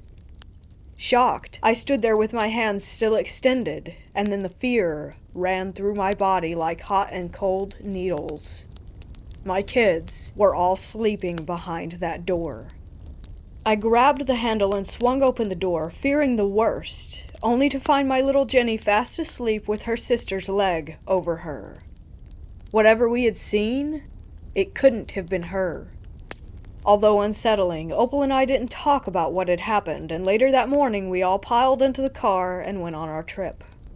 We had a great time, but when we came home we were met with all of the lights on and old music playing loudly coming from inside. People were standing around in my living room. 2 separate groups, like 2 different periods of time. I turned to my boyfriend and asked how those people got in and if he left the door unlocked. He told me, "No, why the hell would I do that? You saw me lock it." We all got out of the car and cautiously approached the front door. As I got closer, I could see a couch not where our couch was, with a man in a white tank top sitting there. He was dirty, and he was looking at this boy standing in the corner with such hatred, you could tell the boy was abused by the way that he was standing there with his head down. That's when he looked up at me, and it pierces my soul even now just to think about him. The kids were scared, and the dog was growling. I grabbed the doorknob to put my key in. Just then the music stopped, and the lights went out. We opened the door, and nothing. Nothing had been moved, and no one was there. I couldn't get the image of that sad-looking little boy out of my mind, and it was a while before I saw him again. It was a nice day. My boyfriend and his mother were still at a doctor's appointment, and the kids and I were out grocery shopping, having a good time. I usually kept the living room light on when I knew that we were going to get home after dark. I didn't realize we would be gone that long, and it was just starting to be dusk. I pulled into the gate, and I think the kids were a little too rambunctious, too much spare change, quarter machine candy, I guess. I sat for a moment, planning my attack with getting all these groceries, a sleeping baby, and the 2 girls up the steps and into the house, when I noticed movement in the living room. No one was home. I could hardly even see anything in there because the light wasn't on. I started to get out when the girls jumped out of the car and started running for the steps. I yelled for them to stop and ran over to them. We could hear noises like a child running around, and my eldest daughter to this day says that she saw a little boy and describes him to a T. But at that moment, I thought that it might be an intruder or something like that. 3 steps went up to a landing, a locked front door opening into a windowed screened-in porch, and then the 3 French doors. I told the kids to go to the car, but they were too scared to leave my side. Both of them were clutching the back of my shirt. I armed myself with a huge stick by the landing and forged on. I burst through the front door to the porch, and he was there, his face in his 2 hands cupped against the glass, as if he was peering out, and then he vanished. It was the boy that I had seen standing in the corner before. We went inside and I searched every room with my obviously frightened children practically glued to my side. There was no one there. Was my mind playing tricks on me, and I was projecting my fear onto the girls? I turned on all the lights and ran out to get my sleeping baby and the rest of the groceries out of the car when I stopped in my tracks. There on the glass were 2 crescent moon handprints, and it was fogged up where his nose was. It stayed there for at least 20 minutes. Just to add my own thoughts here, I don't feel that we always need words to communicate with spirits or for them to get a message to us. They are not bound by flesh. It is important that you have an open mind and always keep your will strong. At night, you could look out the French doors at the stores across the street and see the vast desert behind them. The property was pitch black, so you saw the reflection of yourself and whatever was behind you. That night, everyone was asleep. It was nearly Christmas, so I was admiring the lights decorating the storefronts when I felt one of my children through the floorboards skip up next to me, and then I heard a faint giggle. I felt a tug on my shirt, so I turned my gaze to the reflection, extending my arm over as if to caress the back of his head and pull him in next to me. It didn't occur to me that this was not my child. He came in under my arm and stood there looking up at me, and all I could feel was love and sorrow. I turned to look at him, but he was gone. So I looked back at his reflection, and it was gone as well. He was about 7 or 8 years old. He had what looked like black and white Converse on, and was wearing old jeans with rolled-up cuffs. I could see the edge of a white t-shirt under a light gray sweatshirt, and his hair was sandy blonde and wisped to the side with the sweetest smile. In that moment, I felt everything that he was feeling, and I cried. I saw the images of abuse flash through my head. I don't want to elaborate on that, and he made me feel that the man was not his father, and that he loved the comfort of our presence. There were so many emotions. I went to bed and held my kids tight. I was so full of questions like what happened to his mom? How did he die? I looked for records and was told that back in the day there were not many records kept out there in the desert. A person could live and die, and no one would know unless it was specifically reported. I felt whatever else was in the house was evil, and we found out just how evil it was the longer that we lived there. I feel I should describe the bedroom so that you can get a feel of the surroundings. On one side of the room there was my full-size bed against the wall and a single bed next to me against the other wall, separated by a small nightstand with a lamp where my 2 little girls slept. The door to the living room was next to their bed, and at our feet was the hall door and closet. Many nights, we would see the light beneath the door get blocked out as if someone were walking up to my room just standing there, and then they would fade away. At first we thought it was just Opal going to the bathroom since it was right next to our room, but we found out later that it wasn't her because she was frail and had to use a potty chair in her room. The dog would sometimes growl and scratch, but when we opened the door to the hall, no one was ever there. Almost every morning at 6 a.m., we could hear the lid to the toilet slam up and the toilet flush, but when we ran in there, the lid was down and the water was still. A phone would start ringing in my room despite us not even having one, and we would hear old music coming from the walls from time to time. At first, we thought that it was coming from the pipes of our neighbor or something like that, but we didn't have any neighbors because the lady had already moved out, and that house was completely empty. So many things happened there, but this night in particular caused me to never let my girls sleep in their own bed alone. The girls were so happy that day. They had both received a package from my mom full of princess stuff. Toys, cups, and bowls, 2 beach towels, and 2 nightgowns embossed with their favorite princess images. The nightgowns were short and silky, and after their bath they begged to wear them to bed, so I happily complied. It was quiet in the house that night. Opal was with family along with my boyfriend, and I don't remember where the dog was, but he wasn't present anyway. I tucked them in, oldest by the wall and youngest closest to me on the outside. I wasn't ready for sleep, so I put a scarf over the lamp to dim the light, so that I could still read. Now I was sitting on my bed next to them, and as I was reading, the covers slightly came down off of the girls. I didn't really think anything of it because my oldest daughter was notorious for kicking off the blankets, so I tucked them both in and continued reading. It happened again, and once again I covered them back up. At this point I was starting to feel uneasy and the hairs on my arms were beginning to raise. Never a good sign. I looked at my oldest daughter and noticed that she hadn't moved. So how was this happening? I sat back down on my bed and pretended to read while intently staring at the covers over the book pages, feeling my heart pound through my chest. Moments passed, and I felt myself trembling, trying to hold the book steady, and then it happened. I saw the covers start to move, but the girls were still. I was confused. I didn't understand what was going on. The covers were then pulled down with force, so I leapt up and grabbed the covers from the end of the bed, pulling them up. At this point I was standing next to them and my voice quivered as I yelled at whatever was in the room to stay away from my girls. I still don't know who I was yelling at. I sat on the bed next to them, gripping the covers tight, when they were jerked from my hands down to the foot of the bed, exposing my girls' legs.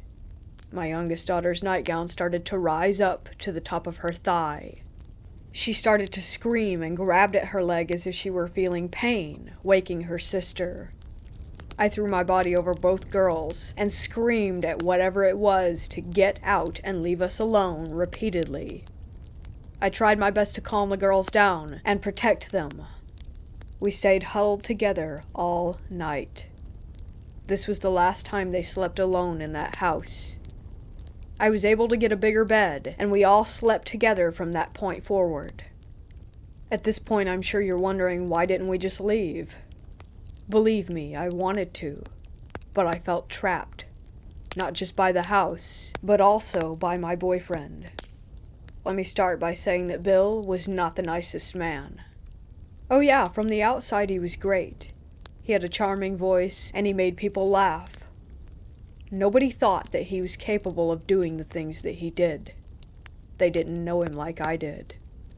I feel he tricked me when we first got together. I was young and impressionable. He knew I had low self-esteem, so he made me feel like I wasn't good enough for anyone else and was lucky to have him. We had children together. I knew what he was capable of, and let's just say that I didn't want to lose anyone I loved, so that's why I didn't leave him.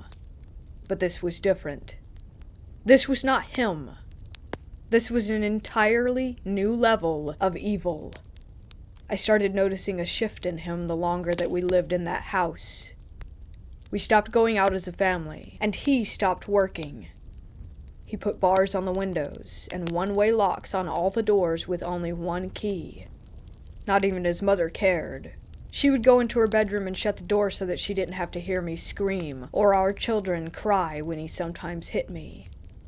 And like always, he made me feel like it was my fault. Living there changed him, though. The things he started to do were out of his character, and that made me more uncomfortable. He started watching me from dark rooms and behind cracks in the doors. When I asked him why he was doing this, he got mad and made me feel like I was crazy. When we were alone together in that house, It was even more intense. One such night the kids were at my mother's, and we had just finished dinner. We were sitting together on the couch watching TV, and I was mending a sock. It had been a pretty good day. I noticed a change in the atmosphere, and for some reason he seemed to have gotten quiet. I was just about to ask him if he wanted me to change the channel when a small flash of light hit my right eye. It wasn't until shortly after trying to find the source that I realized he was staring at me the whole time through a little piece of broken mirror in his right hand, hidden by the throw cover. My God, those eyes weren't his. I know him. This was not my person sitting next to me, and I was frightened to the core. He didn't even realize that I saw this, so I sprung up. His mom just had a phone installed, so I'm trying to call my mother and check on the kids. He jumped and hid the mirror in the couch cushions and started trying to reason with me as to why I should come back and sit down next to him and not make that phone call. I noticed that while he was talking, he wasn't even looking at me. He was looking behind my head, almost as if he were looking through me. I glanced at my reflection in the glass door, but nothing was behind me. I grabbed the phone and called my mother, assuring him that I was only going to be a minute. We stayed on the phone until he fell asleep, and quite a bit longer. My mother knew what was going on, but she felt helpless, as I did at that time. He got up, grumbling something as he walked into the bedroom to go to sleep on the bed, so after we hung up, I stayed awake with the blanket on the couch covering everything but my eyes while listening to him breathe until dawn, when I finally fell asleep. There was another time at around 4 p.m. We needed some groceries for dinner, so I got the girls ready and left my baby boy asleep in his playpen in the living room. Opal was napping at the dining room table, and my Bill was sitting on the edge of our bed in the bedroom. I called out to him that I was leaving, and to keep an ear out for the baby, but he didn't respond, so I repeated myself and I heard him mutter, "Yeah, sure." So we left. The store didn't have something his mother wanted, so I had to go to 2 stores. It had just gotten dark as we pulled up, and I could hear the baby crying. I rushed in, and Bill's mother was still sitting at the table. I picked up my son, and he was soaking wet, and it looked like he had been crying for a while.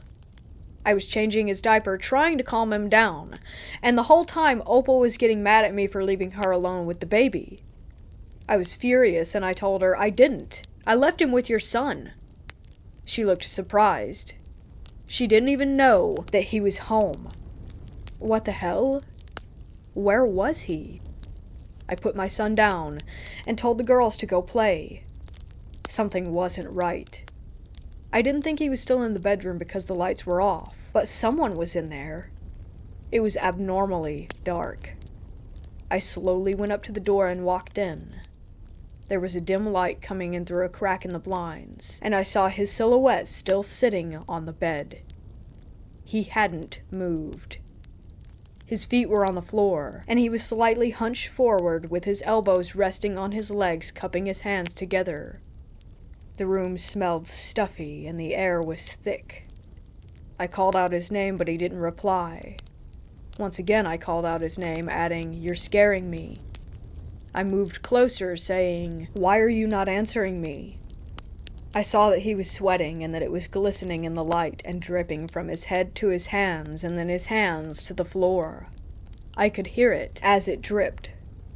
I was shaking while I slowly made my way around him to the lamp, and I heard a growl that almost sounded like it was coming up from the floorboards. I turned the lamp on. His shirt was soaking wet. There was a pool of sweat at his feet, and his eyes were darker than I've ever seen them. His stare was fixated downward. I was afraid to get near him, but I felt like he needed my help. I started to shake him while calling out his name. He was cold to the touch. I crouched down in front of him between his legs, but honestly, all I wanted to do was run out of that room. I took his face in my shaking hands and said, "Please, Bill." Just like that, he snapped out of it. He grabbed both of my wrists and hurled me onto the bed behind him. He said in a loud voice, "What are you doing, you freak?" Then he got up and went to the bathroom. I heard him turn on the shower as I laid there curled up, not knowing what had just happened. I soon composed myself and went out to bring in the groceries and make dinner. Later he joined us as if nothing had ever happened, but I still felt uneasy. The night went on, and he was his old self, goofing off with the kids and watching cartoons. I went into the kitchen and started washing dishes with my back to the hall. I heard him in the living room with the kids. I swear, I heard him. The next thing I knew, he was behind me, and he aggressively grabbed my waist and put his mouth on me. I could feel his teeth on my neck. I jumped. He startled me. Then he looked at me like he wanted me dead and said, "You disgust me," and left the house. I don't know where he went. I didn't ask. All I know is that he was gone. He came back later that next morning, dirty, and saying something about him getting lost in the desert. I remember him telling me once that I could scream out there and no one would hear me. We eventually got out of that house after living through horror, not knowing from day to day what was going to happen next, and who was safe from that evil. Later, after his mother had moved into her daughter's house, she passed away. I felt bad because I wasn't even sad about it. I found a way to leave Bill. I made an excuse that I needed to pick up a check from the welfare department and that I had to bring the kids with me. After I got there, I told them that I was being abused, and they helped me find a safe place to go. After I didn't return that day, a detective from the sheriff's department came and asked me questions about him because apparently he stole a child and took her to that empty house. Thank God he was caught before he could do anything to her. I never let him hurt my children, but sadly, they remember him hurting me. For years after that, I would have nightmares of him appearing at the foot of my bed, clawing his way up my legs, and closing the space between our faces with his cold breath on my lips and those eyes. I would wake up gasping for air.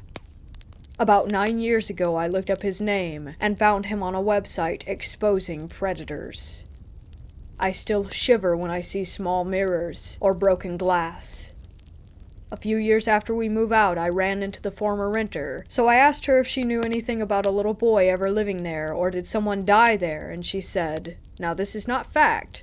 She said that she heard, I don't know where though, that there was a boy and his mother disappeared, leaving him with his stepdad, who is horribly abusive. Later, the boy was found stuffed in a hole on the property, dead, and they found the stepfather's dried and decayed body on the couch in the living room. He had committed suicide. Like I said, I don't know if that's true, but it seemed pretty damn close to how I felt. I wish even now that I could have helped that sweet little boy move on. We couldn't even drive down that street for years after that, and we all cried with relief many years later when we found out that the house had been demolished to the ground and that a housing tract was being built over the land. I still wonder if those people living there are plagued by the same evil that plagued us.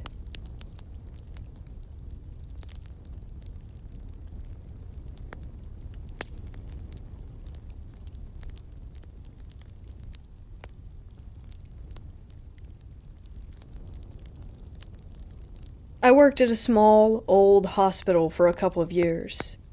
4 floors, only 2 floors being used, and a small ER. I was a med-surg RN working 7 p.m. to 7 a.m. Med-surg meant that we had patients who just had surgery, and also patients who were just sick. Most of the patients were elderly and just sick with things like pneumonia, anemia, acute kidney failure, etc. When older folks get sick, they tend to get confused and might do or say things that they normally wouldn't. But this, whatever the hell it was not cool. This was mortifying, and I'm the only one who heard it. We joked that because the hospital was so old that it was creepy, specifically on the right wing of our unit, and obviously at night. Guess who got assigned the right wing that night? I got bedtime meds ready for the old folks down there, and started walking down the hall with my med cart and charts for each patient. I'd received report from the previous day's RN that room 214 was a woman, call her Kathy, who was only 55 and in for pneumonia, completely alert and oriented. I give the patients down there their meds one by one, and yeah, I'm tired and mildly annoyed that it takes room 216 over 10 minutes to swallow a plethora of pills one by one, and then proceeded to pull out his IV that was delivering his antibiotics. I digress. So needless to say, it took me a little bit longer to get to room 214. She didn't seem upset, just tired. I did my assessment, and she was, in fact, oriented to day, time, name, and location. I said goodnight after hanging another bag of fluids. I'm hanging out in the hall with my computer documenting my assessments, and I hear something that shook me. It sounded like whispering, but I heard more than one person doing it. I cocked my head up to hear better. I mean, it's night shift and I'm tired, so I'm making sure that I actually did hear this. I followed the noise to the outside of Kathy's room, and there seems to be a full-blown whispery conversation going on with multiple people. I couldn't make out what the different voices were saying, but it sounded like chanting of some sort. I had to make sure that I was legitimately hearing these whispers that seemed like they were coming from different people, and try to make sense of it. I walked slowly past her door, which was slightly cracked open. Hoping to hear things more clearly, the whisper chanting sounds only got louder, but were still unintelligible. Kathy, who had been tucked in bed and dozing off when I saw her less than 7 minutes ago, was now sitting straight up on the side of her bed, looking away from me at the wall. Doesn't sound that scary, right? Well, Kathy was unable to lift herself out of bed without assistance during my assessment. She was having labored breathing when I assessed her. Now Kathy has pulled her nasal cannula out of her nose, that plastic thing that goes around your face that has the 2 spouts that go up your nose to give you extra oxygen, and sat up in bed in less than 7 minutes without struggle, and then she stood up, still looking away. She turned and walked to the bathroom, still without seeing me. Because she was labeled a fall risk, she shouldn't be out of bed alone. I saw her profile, and her lips were not moving, but the whispers grew louder. I panicked, but kept my cool. I briskly walked to the nurse's station and asked if a nursing assistant could please help Kathy with the restroom. I normally would do it myself, but I was rather busy, and Kathy was doing quite well on her own. I was sweating, freaking out, and getting further behind on my charting. The nursing aide helped Kathy and didn't report anything unusual when I asked her how she was doing. I swear I heard those voices. They were unsettling, to say the least. I requested the left wing as often as possible after that, and eventually went on to work at a larger hospital.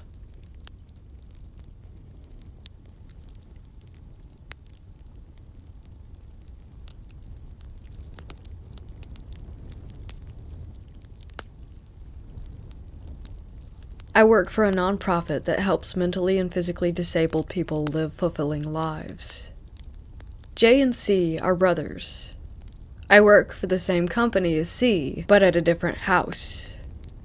There are several houses around the city and bordering area. He works at the houses that only house children, 4 of them, I believe. His story begins on a graveyard shift, which he was working with one coworker, a middle-aged woman. The house has alarms on the doors and windows, which are alarmed during the night to let them know if any kids try to leave when they shouldn't. C was downstairs in the office. His coworker was upstairs cleaning. Suddenly, the alarms in the house went off, every door and window. He sprang up, assuming that the clients were planning some mass breakout, as he would later refer to it. He yelled up to his coworker to head out one door. He went out the other, frantically looking for whoever was outside. He saw one client standing beneath a tree, but apparently not in any hurry. He thought he recognized the client to be someone we'll call B. He said, "B, head back inside," or something to that effect. He continued searching for the other clients, but after running around in a panic, found no one. He gave up and headed inside to reconvene with his coworker. He said he found B, but no one else. She stunned him when she revealed that everyone was inside, never having left, including B. He said she must be mistaken. He was just outside beneath a big tree in the backyard. She had fear on her face when he insisted this. She explained how what he saw was in fact what staff of that house referred to as white dress, a ghostly woman wearing all white that seems to reside on the property and is often seen under that tree. Needless to say, he was surprised and confused, and definitely creeped out, but the story doesn't end there. Sometime later, a client from another home whom C was very close to sadly died. He was sick for a while, and C was present for his final breaths in the hospital. He was wheelchair-bound when he was alive, and later a client at the white dress home needed a wheelchair temporarily while recovering from a slip and fall accident. They brought the wheelchair that used to belong to K. Right away, B began fixating on it. When it was no longer in use, B would take it for his own enjoyment. Staff took note of this, and couldn't explain why he loved it so much. He would take it outside to a small hill, push it down the hill empty, and then return it to the top and do it again, over and over. B is nonverbal, in that he can't speak with spoken language, but he does understand speech and communicates using gestures. One useful gesture has him select staff's right or left hand in a sort of this or that conversation. For example, I could hold out my hand and say, "B, do you want tacos for dinner?" Identify it as my left hand option. Or do you want burgers for dinner? Right hand. And then he would choose. He also had a tic, where he would hold his palm up to his face very close and sort of mumble into it. This is actually what C thought he saw when White Dress was under the tree. He thought B was there, and that he was doing that. This is important because B would often do this gesture when he played with the wheelchair. Staff got curious and thought that they might be able to determine who B was talking to and playing with in the wheelchair. They posed a sequence of this or that questions with fake names. B, who's in the wheelchair? Is it Michael or Emily? No response. Is it James or Samuel? No response. Is it Stephanie or Teresa? Again, no response. They did this a few times before inserting the real name. Is it Kay or Jen? Right away, he selected the correct hand. Everyone present was shocked. According to C, he was the only real link between Kay and this house. B and Kay didn't know each other, and he didn't believe anyone talked of the previous owner of the wheelchair, so he can't explain how B seemingly knew Kay's name. The story still doesn't end there, however. For reasons unknown to me, C took the wheelchair home for a while. Maybe it was a keepsake. Regardless, he brought it home with him and weird things started happening around his house. C and J, like I said, are brothers. They live in a big house and rent it out with their girlfriends as well as 2 others. One day, everyone was out except for J as well as C's girlfriend. Both of them claimed that the door to C's room slammed much too loudly and hard to be explained by wind, especially since no windows in his bedroom were open. This happened a few times while the wheelchair was there, which is made more interesting when you know that Kay would often get C's attention by slamming doors. Jay said other strange things had happened once the wheelchair arrived too, but I'm not sure what they were and don't want to confabulate the details. I do know that he claimed to once hear someone calling out his name, but no one was home except him. As I said in the opening of this post, both J and C were and still remain skeptics. They agreed that these events are all strange, but ultimately they aren't convinced. I too am what I call a hopeful skeptic. I would love for any sort of paranormal subjects in the world to be verified, but I guess I just need to see it myself to believe it.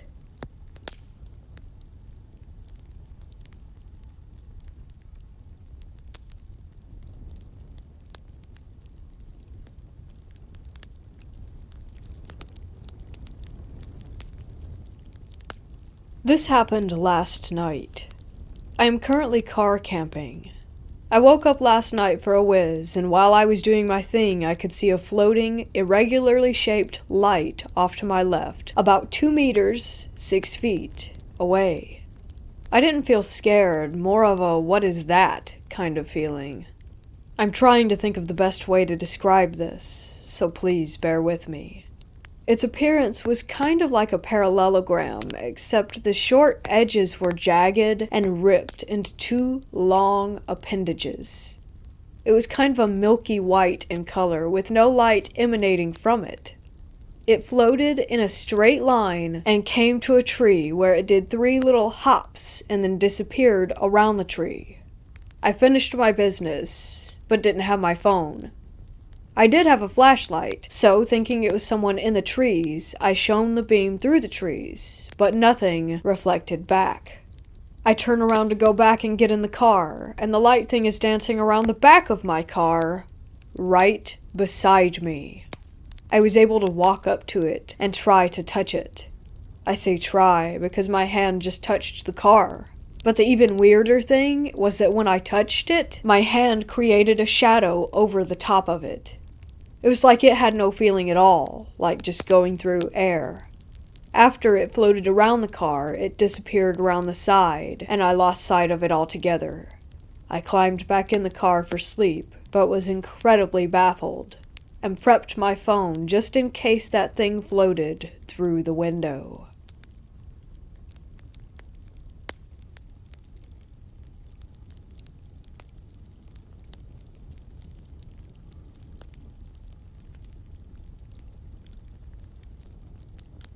I used to work as a cleaner when I was 16 and between colleges. This is the UK, so I had already left school.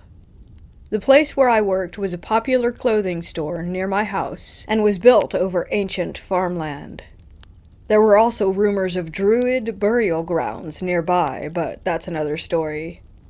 I've always been sensitive to the paranormal from a very young age, but this was by far the most haunted place I've ever worked, and my first apparition sighting.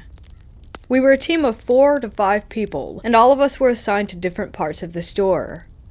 One of the sections was the women's fitting rooms. We would vacuum the rugs and cubicles, polish the mirrors, and all of that.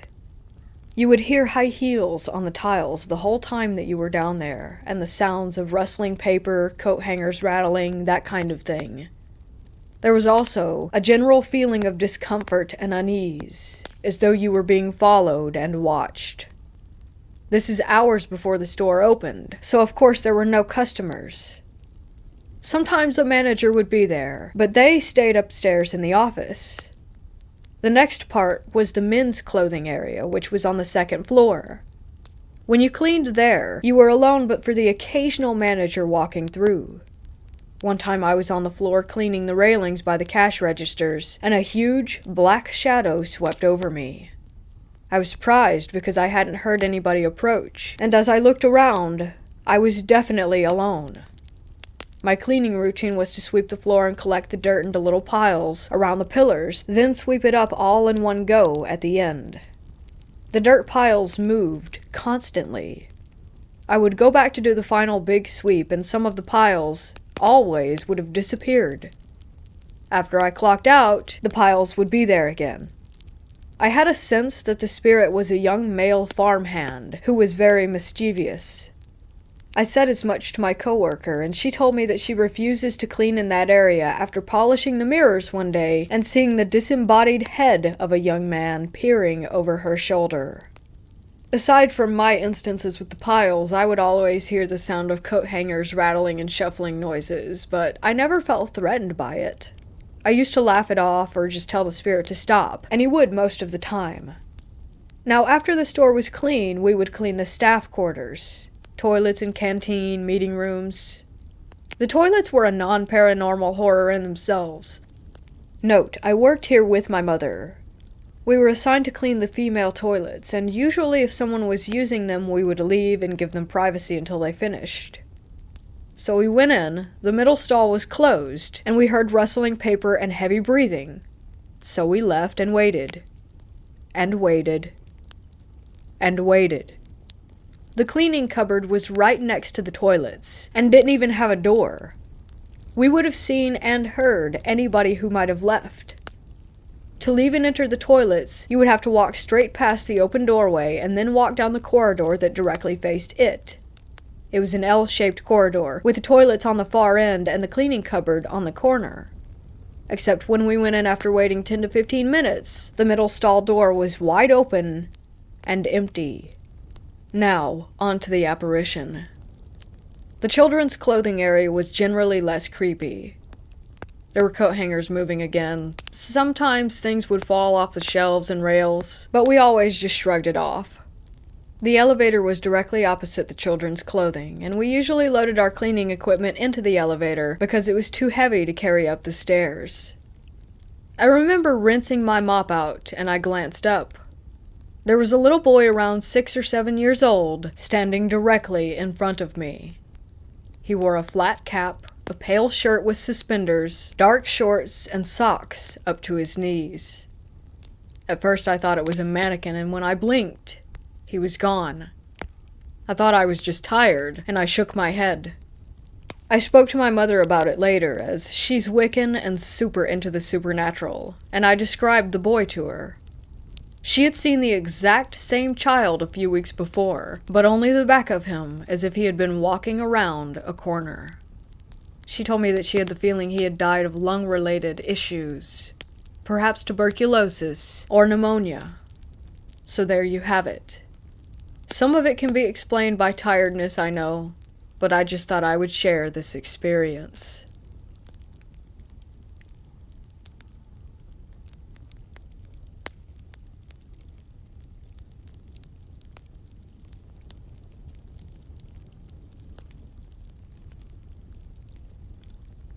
I had a strange babysitting experience the other night. Everything was normal until the kids were in bed, and so I was just scrolling through random vids on Instagram to pass the time. I was watching one, and I heard something.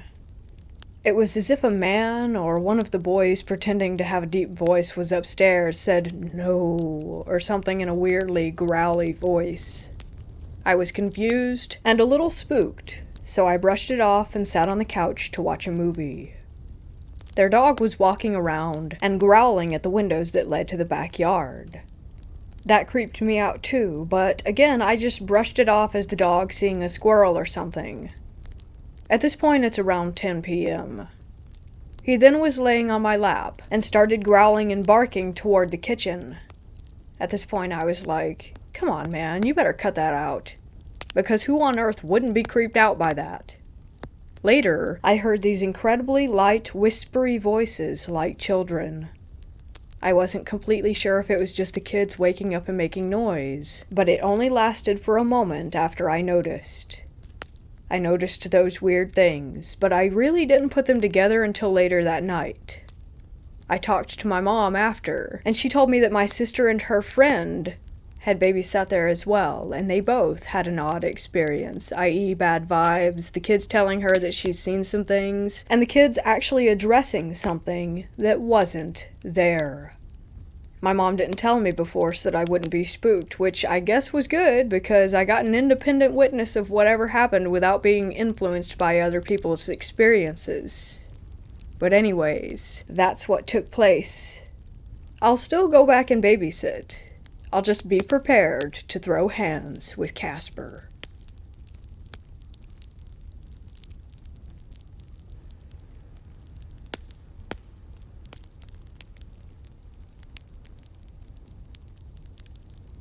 I grew up in a haunted house, rather a haunted neighborhood. It's an old Air Force base that has since been recommissioned for college students and families that go to school on the outskirts of town. Growing up there, I have experienced many strange things, most of which I cannot explain besides it being paranormal.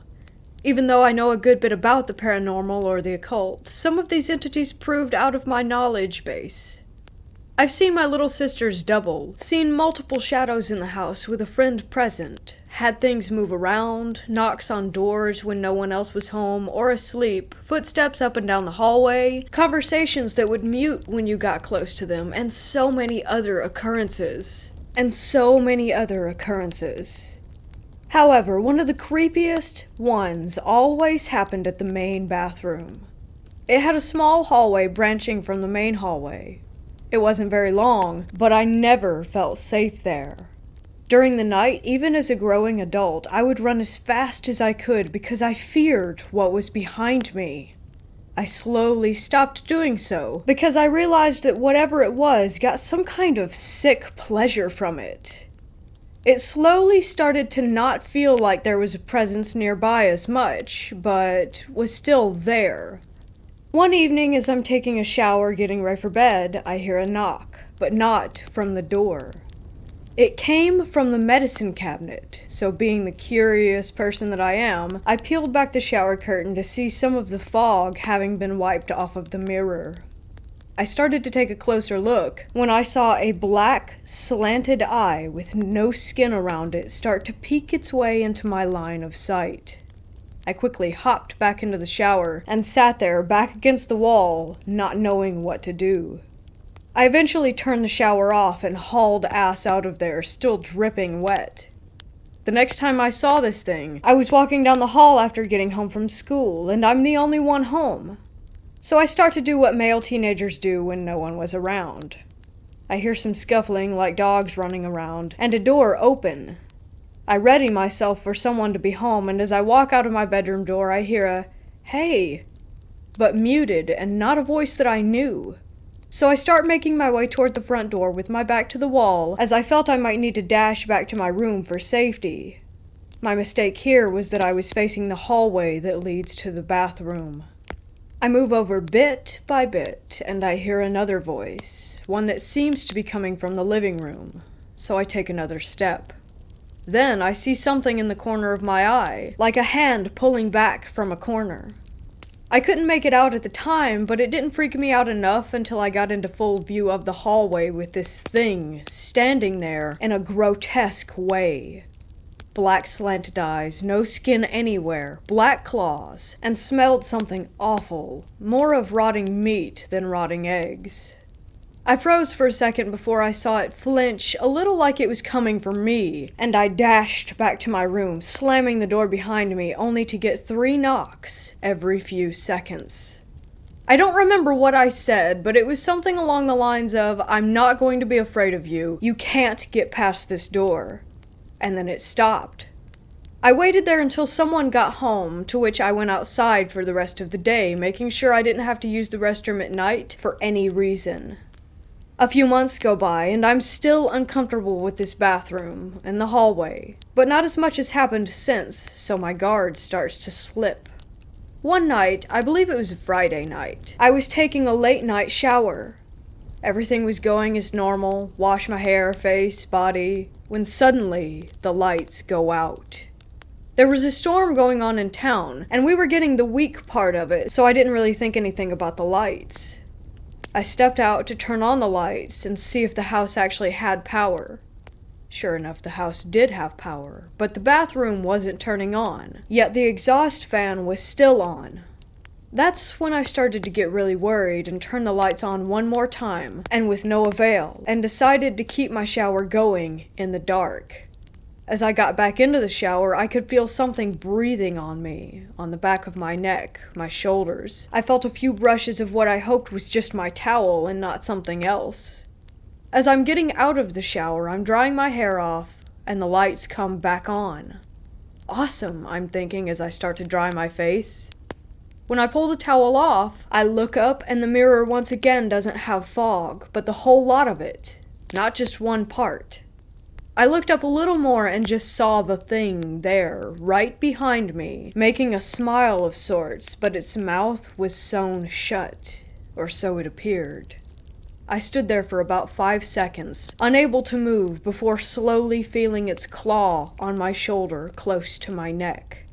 Suddenly I became unparalyzed and again left the bathroom dripping wet, running to my bedroom door. I slam it shut, shaken and trying to gather my nerves. I hear a deep, yet simultaneously high-pitched sort of laughter, and then I heard the bathroom door close. I went to bed that night with the lights on, all the while hearing more footsteps than usual in the hallway. I've seen the thing twice more, but thankfully those experiences were nowhere near as scary as the one mentioned above, since I've learned to deal with it and how to protect myself. I haven't heard much of skinless humanoids, so this is one thing that has always stuck with me.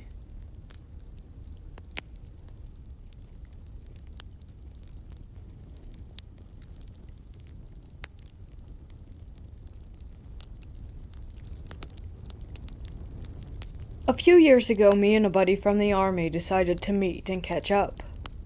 We decided on the date and place. After several hours at the local pub, it was 3 a.m., we had 3 beers each and decided to go pay our respects to a friend of ours who had died a few years ago and was with us in the army.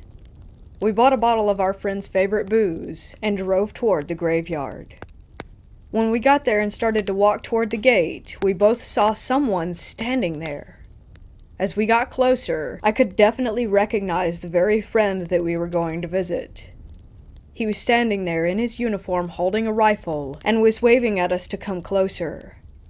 I was incredibly freaked out by what I was seeing. I just turned to my friend and looked at him and asked him if he was seeing the same thing. He was so shocked that he couldn't even talk and was just nodding his head with his mouth open. We backed away slowly and went back to the car and drove away as fast as we could from there. Where I'm from, they say never go close if you see the dead calling you over.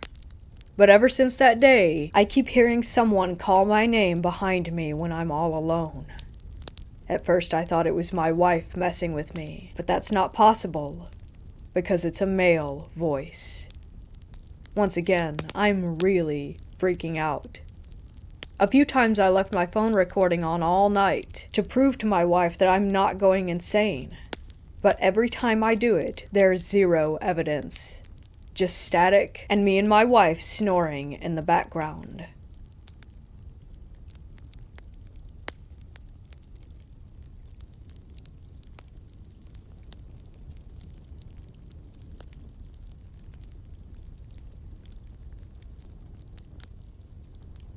I am and always was connected to spirits in some way.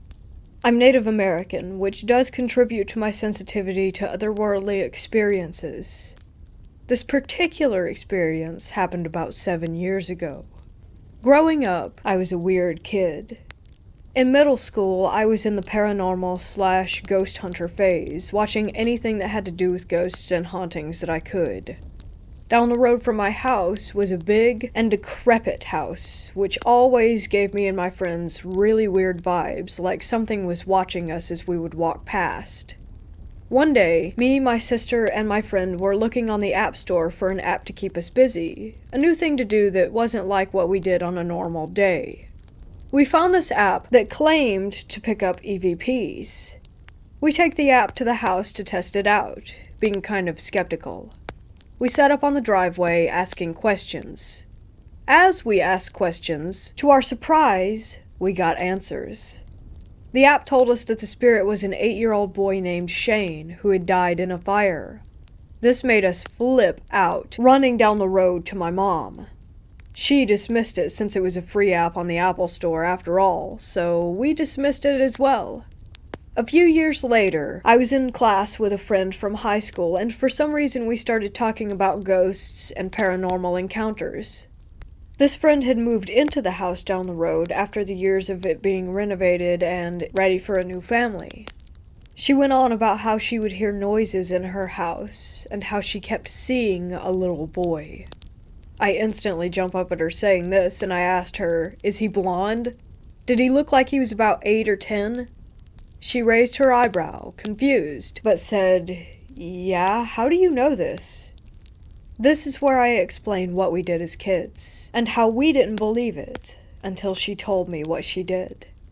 Apps like that are still skeptical to me, but I don't think the set of experiences were mere coincidences.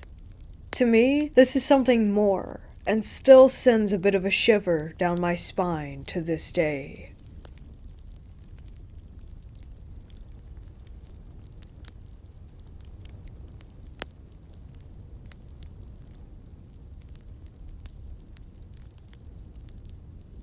I lived in Adams, Tennessee growing up, from about the ages of 14 to 18.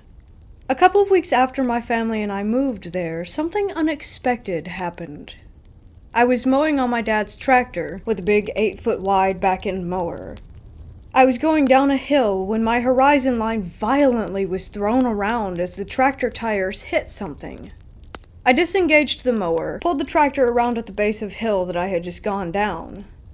My blood went cold as I looked up through the swath I had just cut, like a buzzer going down the middle of someone's head making a lane for the grass.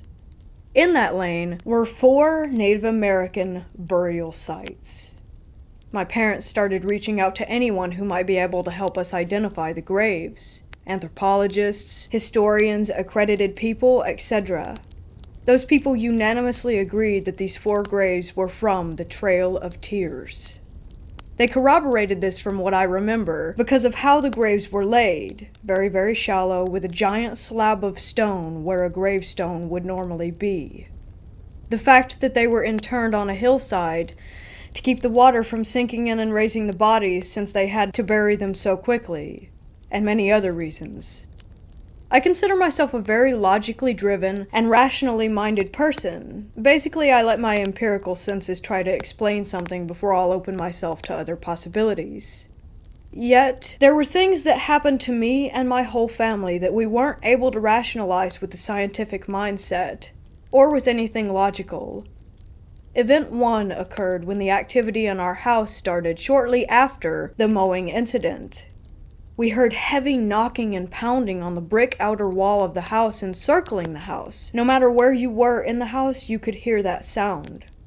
Some nights I would hear running footsteps accompanying the pounding. This activity happened nearly every single night. As the nights passed, I started feeling a heavy presence in my room. A suffocating one, like a heavy weight sitting on my solar plexus constantly. Whatever was happening decided to latch onto my sister and I. She reported tightness in her chest too, and would wake up violently screaming from scratch marks and pieces of her hair that had been pulled out. The scratches started happening to me as well. Event 2 is that things continued to escalate. One night I was letting my golden retriever go out to use the bathroom. We had a ranch-style house overlooking the Red River. The door we were exiting was on the back side of the house facing the water. As I open the door, I start hearing faint whispering, something akin to leaves being blown or scratching across the ground. I looked up at the trees to see if the wind was blowing, but everything was perfectly still. It was fall in Tennessee, so there were tons of leaves on the ground, and they were not moving either. The scratchy/blowing leaf noise continued, but as it continued, it grew closer and louder. It sounded like a language of some sort, like how you'd imagine an incantation or something nefarious in the tone of the sound. I looked down at my golden retriever. All of the hair on her back was standing up, and she was snarling like a rabid wolf, yet not barking, just kind of frozen in some sort of fear response. I started getting extremely nauseous and could smell sulfur. I was completely frozen when my dog launched herself through the door's threshold and started gnashing her teeth mid-air while snarling and chomping. The voices were now coming from directly in front of me. I could hear them as if someone were standing there just a foot or two away.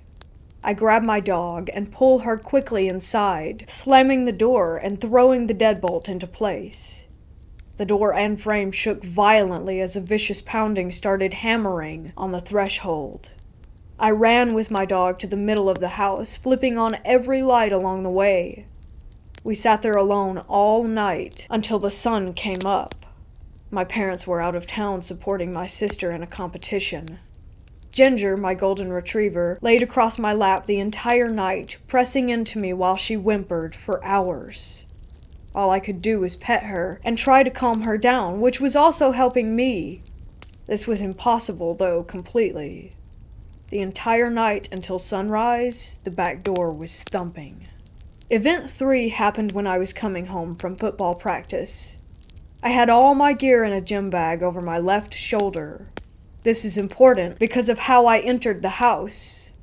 As I closed the front door behind me, I began sitting down the gear bag from my left side, which caused me to look right. The room when you first walked in was our quote-unquote library, where we had a leather couch, chair, piano, bookshelves, and a wooden rocking chair. There was something sitting in the rocking chair. My peripheral vision caught it first, the chair just going back and forth. As my vision centered on the chair, there was a humanoid-looking shape, head glancing downward at the book that it was holding. It had long black hair drawn down over its head and completely void of light. To picture what I saw, imagine the silhouette of a person in 3D form. The light coming in and around the edges of it seemed to be eaten up by the presence or void, as if the light spilled over the contour edges of the humanoid shape, like how black holes are visualized, almost exactly. It felt like I had jumped off of a bridge into ice-cold water. I blasted myself backward against the door, screaming, and fell down. As I was falling, I saw the void blur suddenly as it shot across the walls of the house and out through a huge bay window overlooking the river.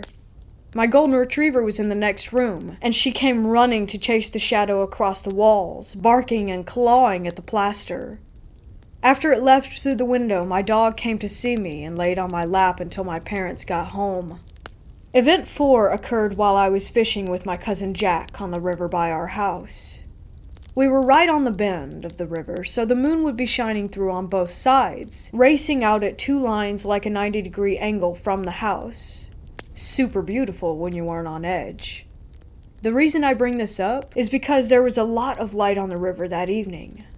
Jack was about 10 or so at the time. He reaches up and taps me and says, "Does that lady need help?" I looked to where he was pointing, and there was a pale woman dressed in white clothes going back and forth picking up stones just to the left of us across the river. I had seen her many times before around the property, and whenever I would get close, she would disappear behind a tree or something. Knowing this, I told Jack as calmly as I could that it was time for dinner and that he needed to go up to my mom immediately. When I walked him up and made sure that he was on his way, I looked back and she was gone, but I could hear a splashing sound in the water below. When Event 5 occurred, it was myself, my dad, his friends, and some other family members who were staked out along the river bend on the gravel bar beneath the rise to our house. As usual, nothing out of the ordinary happened at first. It was July 4th, and we were actually having a really good time for a change.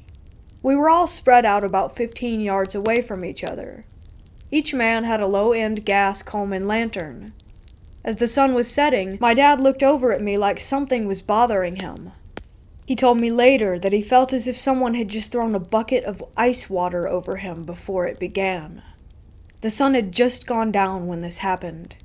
In unison, all the lanterns were cranked up full blast, then just as quickly became barely aflame, and then the flames roared to life again, down to barely aflame, roared to life, and then they went completely out. Right as the flames went out, we heard the most God-forsaken scream by some woman across the river. Whatever it was kept on screaming despite our best attempts to call out to help. As her scream reached a crescendo, it sounded like what I could only imagine as a person's throat being cut interrupted her. The sound of a dead weight fall of a human body tumbled down the hillside across from us and splashed violently into the water. At this point, all the guys had their flashlights out. That's when something started swimming and splashing around in the water on both sides of the river bend. The splashing receded toward the opposite gravel bar, and whatever it was got out and started pacing back and forth across the rocks there. We were pointing all of our flashlights to where the sound was coming from, but we couldn't identify where it was originating. It's safe to say we were all running up the hill at this point. We all went inside the house, locked the doors, then gathered in the central living room. Nobody wanted to leave for fear of what might be out there. We stayed up all that night because the wall pounding was more violent than it had ever been. Bam, bam, bam, all night like the ticking of some demonic clock. I didn't sleep for 2 days after this event.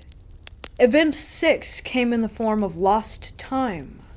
I was walking through the woods near the Bell Witch Cave. One moment it was completely sunny, blue skies, and about mid-afternoon. The next moment it was overcast and looked like it was maybe 4 p.m. I still have no idea what happened there. Event 7 was night terrors. Torture dreams, being held down and brutally drawn and quartered. Dreams of walking through the house and the void person placing their hand on my chest and pushing through my solar plexus, body violently shaking in the dream as if I were having a seizure. Event 8 happened as I visited the Bell House plantation marker in a tobacco field adjacent to my family's property. I brought friends to try and prove that something crazy was happening to my family. The rite of passage in the area is to go to the stone marker where the paranormal events happened hundreds of years ago, then dance on the stones saying, "I don't believe in the Bell Witch." I got them to promise they wouldn't do that while we went. Of course, the moment when we got there, one guy who doubted the legends in a massive way jumps up onto the stone marker and starts screaming, "I don't believe in the Bell Witch," as loud as he could. I got so upset at him. I'm the only one that knows the way back, so I said, "Come on guys, we're leaving." In this area it's known as the Tennessee River Valley, so there's tons of flowing water, etc. around these tobacco fields. The reason this is important is because of what happened next. We're making good time walking back across this crop field, hundreds of yards long. A mist starts rolling in from the river bends and begins to saturate the field. The temperature drops easily 25 degrees or so, and we start to see our breath. I begin to smell sulfur in the breeze. As the mist became a fog, it began. I started hearing this wheezy and deeply cavernous sounding breath all around us, like being inside a cave that was breathing. Out of nowhere, we started hearing these giant blasting sounds, and I realized something was walking on the chopped tobacco stalks. Side note, when they harvest tobacco, they use a machete and cut down at a 45-degree angle, leaving about 3.5 feet of brittle stalk poking out of the ground. When you step on said stalks, they disintegrate in a very loud way as they burst apart. This starts happening all around us, like an army of native spirits running around us like a bandwagon battle. The blasts were coming from every single direction in the fog. That's when I hear it. The deep cavernous noise turns into this giant sniffing sound, like some Lovecraftian beast smelling its prey just out of sight. At this point I yell "run" in pure panic mode. We take off across the field, trying not to trip and be skewered on the stalks. As we are exiting the field and our feet hit the gravel road, my lower center part of my back suddenly explodes in agony. I look down and there's a massive rock lying at my feet, and I realized that I had just been assaulted. By the time I got to my house and examined my back in a mirror, the bruise was about the size of a basketball and was already turning black. And now for event 9. I woke up outside at about 3 in the morning. I was lying next to the 4 gravestones on the property. The night was awfully cold, but when I woke up, I was soaked in sweat.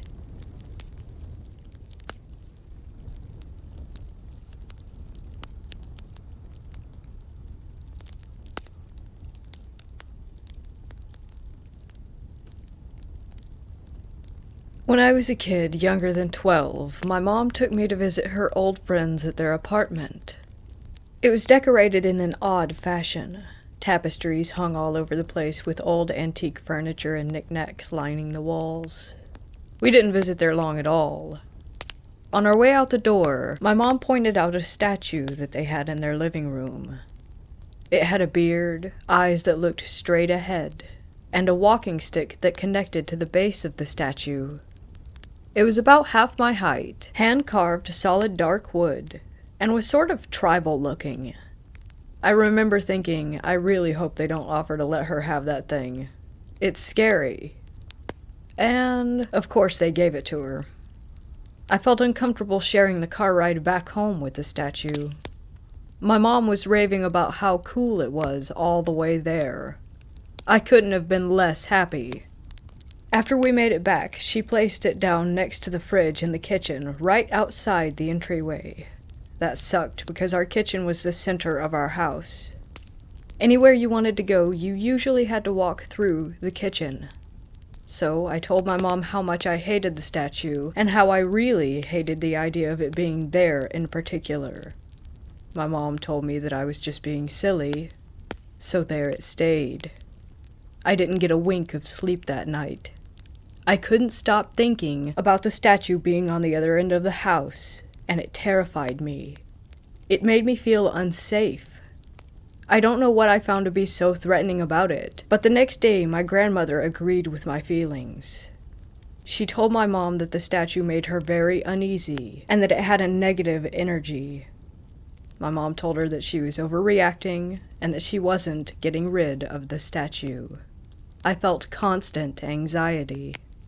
I would often refuse to leave my bedroom in the morning after having violent nightmares involving the statue.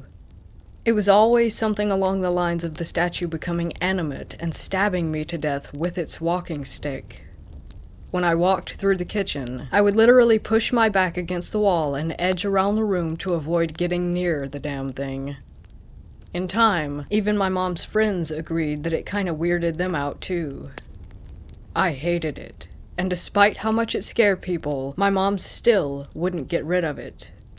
Though she did finally agree to move it to the living room in a more secluded space. One night I was sitting in the dining room doing my homework, and my mom was in the living room with her friend. I heard whispering that was akin to what you'd hear in a horror movie. Cryptic, overlapping, incoherent whispers. I immediately knew that the voices didn't belong to my mom or her friend, so I went into the living room to ask them if they had heard anything, and before I could speak, the look on their faces told me everything. My mom told me to come closer to her and said, "We heard them too." We all agreed that the sound was unmistakably close to us, and it was clear as day. The source of the sound had come from, you guessed it, around the same spot that the statue had been moved to. We all just sort of stared at the statue for a minute blankly, and I don't remember what else was said after that. But still, my mom refused to get rid of the statue. The nightmares continued. My anxiety grew worse and worse. Bad things constantly happened in the house. My mom got pregnant sometime around then, and had to be hospitalized, so I went to live with my grandma for a bit. I told her all about how my mom never got rid of the statue, and how I had never felt safe since it arrived. I told her about the nights that I felt someone looming over me, and the times when I locked myself in the bathroom because I heard noise coming from it. After my mom delivered my baby brother, I moved back home. My grandma explained to me that she had burnt the statue long ago, and didn't care how my mom felt about it because I didn't deserve to live in fear over a stupid piece of wood. Once the statue was long gone, my mom finally stopped being stubborn and agreed that strange things had occurred. I was finally able to walk through my house again without tiptoeing around it, but sometimes I still felt off about the house after that.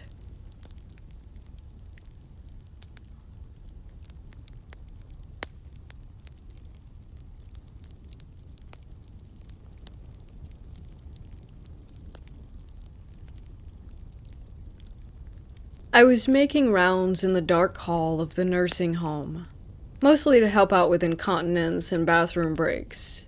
There's only one aide per hall. I went into the room of two ladies. One was sound asleep, the other was awake. She had some slight dementia. The curtains are attached to the ceiling for privacy, much like a hospital. I went into her side of the curtains, leaving a small gap open, and told her that I was there to help her. She said, "Okay, but can you please close the curtains all the way? I don't want him to see us." I immediately got goosebumps and asked, "Who?" And she said, "The man right there with the hat," and I followed her pointed finger to the small gap in the curtain that I had left open. I could see that there was a mirror, and in the reflection of that mirror, an empty chair facing us. I immediately closed the curtain and was slightly nervous for the rest of my shift.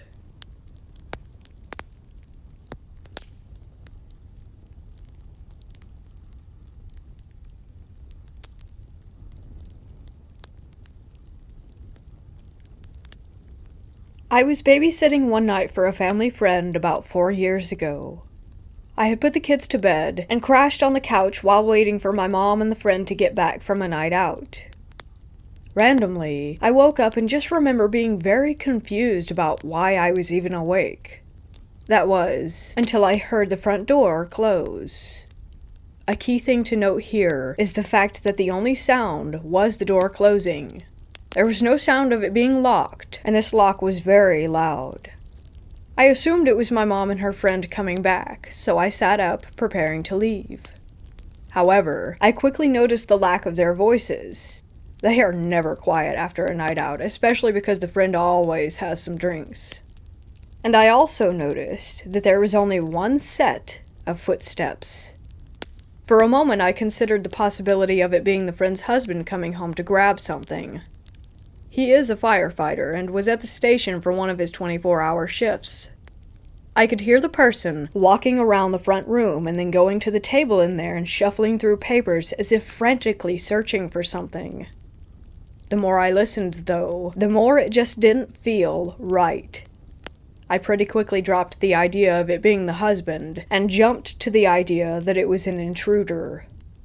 Being around 15 at the time, I was in no way brave enough to confront any intruder that broke into the house. I barely managed to scoot along a wall leading to the front room before becoming completely paralyzed by fear. I ended up promising myself that I would keep my presence hidden until the person walked upstairs to the kids or back toward me. I could hear them pacing around a lot, papers and items being shuffled through. Eventually, I heard the footsteps start to come down the hall before turning into the bathroom, which was before they could reach me or the stairs.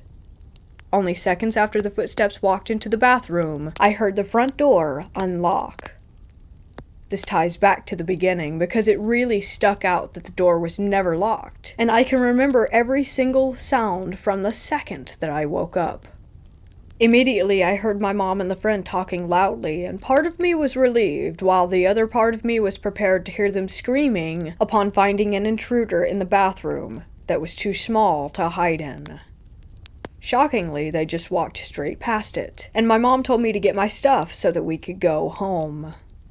I was still listening the entire time, and the bathroom door never closed and no further footsteps were heard.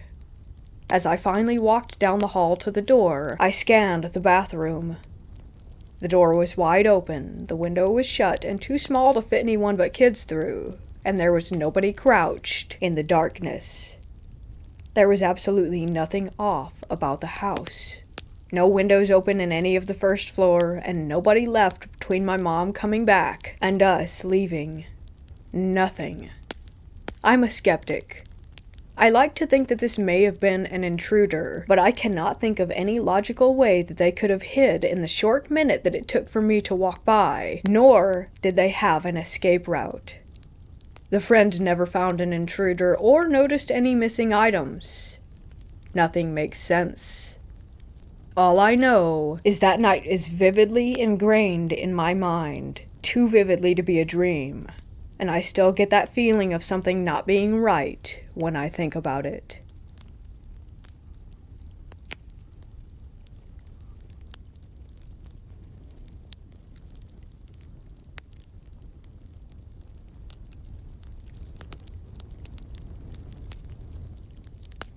So I've been sitting on this story for 3 years, telling some close friends who respond with astonished looks and advise on mental health and think I'm completely insane. It's 11:17 in rural New Brunswick, Canada, and I'm getting in my car to head back to Fredericton from my parents' place in the middle of nowhere. I had just finished up a small gig at a local fair, having had 1 or 2 beers at the show. I'm just pulling out of my parents' driveway onto a dim country road going back to the city when I turn on my high beams to see a tall, lanky, completely black figure standing in the ditch on the right side of the road. I mean, this thing must have been 8 or 9 feet tall. It absorbed all light and had limbs no bigger around than a baguette. As soon as I saw it, it started to run up the ditch and across the road in a very fast, very strange, gliding kind of way. I slammed on the brakes and watched this thing run across the road and into a field on the other side of the road towards some woods. I'm getting goosebumps writing this, but I could still see its silhouette speeding across the field in my neighbor's yard as it went into the black of the night. I stopped for a moment, shivering, before speeding up the road to a safe distance. I had no idea what I had just seen, so I called my mom to tell her that I had just witnessed this tall, alien-looking creature less than 100 meters from our home. She and my sister searched online with what I had told them, and came back with an article on the Black Stickman phenomena, which fit exactly what I had seen on this normal August night in New Brunswick. This experience has really opened my mind to the paranormal, so for that I'm almost thankful. I was looking over my shoulder for a few weeks, afraid to go out at night, and I still feel unnerved when thinking about it. I haven't seen anything like it since, but have had some experiences with spirits growing up in what my whole family agrees is a haunted house.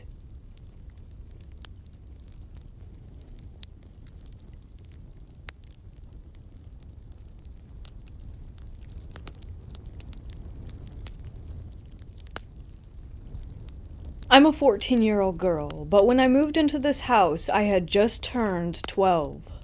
The house was fine, and was very quiet since before this I had lived with a ton of family, but now there were only 4 of us. We moved in the day after Thanksgiving, and it felt great to have my own room that I didn't have to share with any cousins or siblings, so I spent a lot of time up there basking in my newfound alone space. Let me emphasize this. When we moved in, I felt nothing. No presence, no spirits, nothing paranormal, nothing off. That is, until December rolled around. The first week of December is when I felt it for the first time, like I was being watched by something. Like when someone stares at you in public, and you have that instinct to look at them, that's how it felt. I always felt watched in my room, to the point that I hated being alone up there, and spent all my time in the living room or in my parents' or brother's room. The first week goes by, and I try to ignore the feeling. I chalked it up to me being paranoid because it was a new house, but still, the thoughts stayed in the back of my mind. Finally, I told someone who may have answers for me, my aunt. She's my mom's sister, and she has always believed in the paranormal for as long as I can remember. She got me into it for a while before I stopped believing. I believe again now, because this is the worst thing that's ever happened to me. She explained that it was probably a nice spirit watching over the house and, hopefully, me. I hoped that was the case, and in a way, it was. Over time, I would feel it any time I entered my room, and especially when I was trying to fall asleep. It creeped me out so much, and I just wished that it would go away. Then it went from watching me to making contact. One night I was home alone because my brother and parents were visiting Santa, and I didn't want to go that year because I felt sick. I was in the kitchen making hot chocolate when I felt breathing on the back of my neck. It was hot and made my hair stand up. I froze in fear and stood there until the microwave went off. When it began to beep, the breathing faded away as if whatever were there had just walked off. I made the hot chocolate and sat on the couch. I was so freaked out that I was just there staring at the TV in shock until my family got home. Worst part is that I could still feel something staring at me, and this time, it wasn't in my room. Finally, the week of Christmas came, and the excitement made me forget about the incident prior until it happened again. Me and my mom were hanging out in the kitchen when she turned around to answer a question that my brother had asked her. I felt the hot breathing on my neck, and this time it stayed there longer. I froze again, unsure of what to do. I panicked and got up and went over by my mom, who was very confused. After that, I felt the breathing constantly, even on Christmas while opening gifts. It lingered.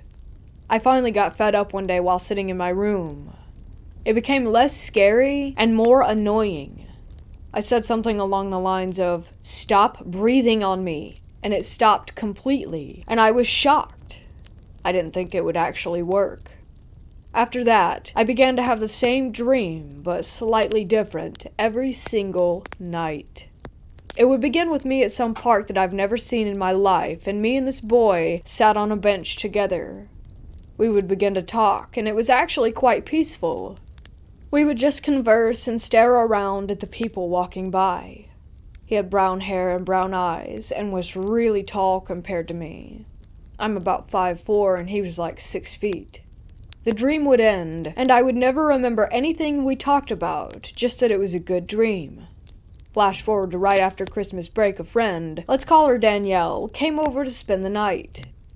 We both heavily believed in the paranormal, and she decided because of this whole watching and breathing thing that she would bring her Ouija board.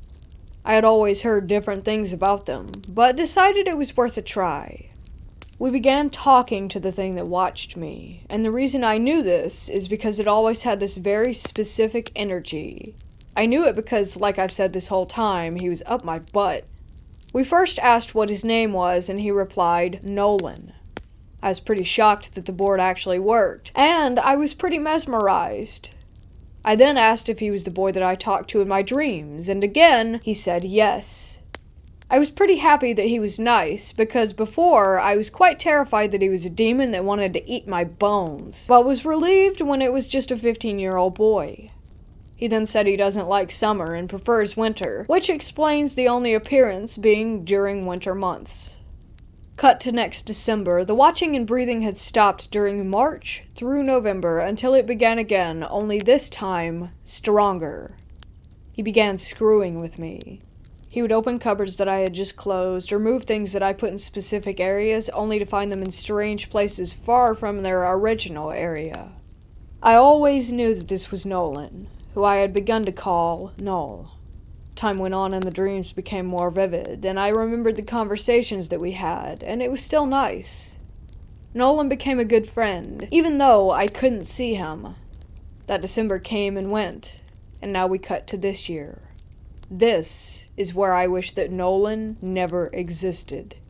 So because of financial issues and other problems, my dad's family had to move in, my grandparents, aunt, and cousin. And me and that cousin were never super close. I'll call him Connor. Connor was super annoying. He always made messes that he never cleaned up. He never did chores, never did or went to school, and would do stupid stuff for attention, yet he always got what he wanted. By now, I'm 14 and Connor is 12. December rolls around and I'm excited to talk to Nolan. Me and Danielle are still friends and do weekend Ouija sessions with him. So we're home alone, me, Connor, and Danielle, and we decide to introduce Connor to Nolan. So we set up the candles and everything and begin. Things are going smoothly, until Connor starts calling Nolan names. He was saying some pretty mean stuff too. Me and Danielle were trying to get him to stop, but nothing was working until Nolan got really, really mad. Doors began slamming open and shut. Cupboards were going nuts. Our TV was flickering channels, and the windows sounded like someone was beating on them. Finally, I looked into the doorway to the hall, where everyone's rooms were besides mine, and there was a tall figure standing there, not moving, as everything went haywire. I screamed and said goodbye, standing up. Danielle was yelling for Nolan to stop, and Connor had begun to cry.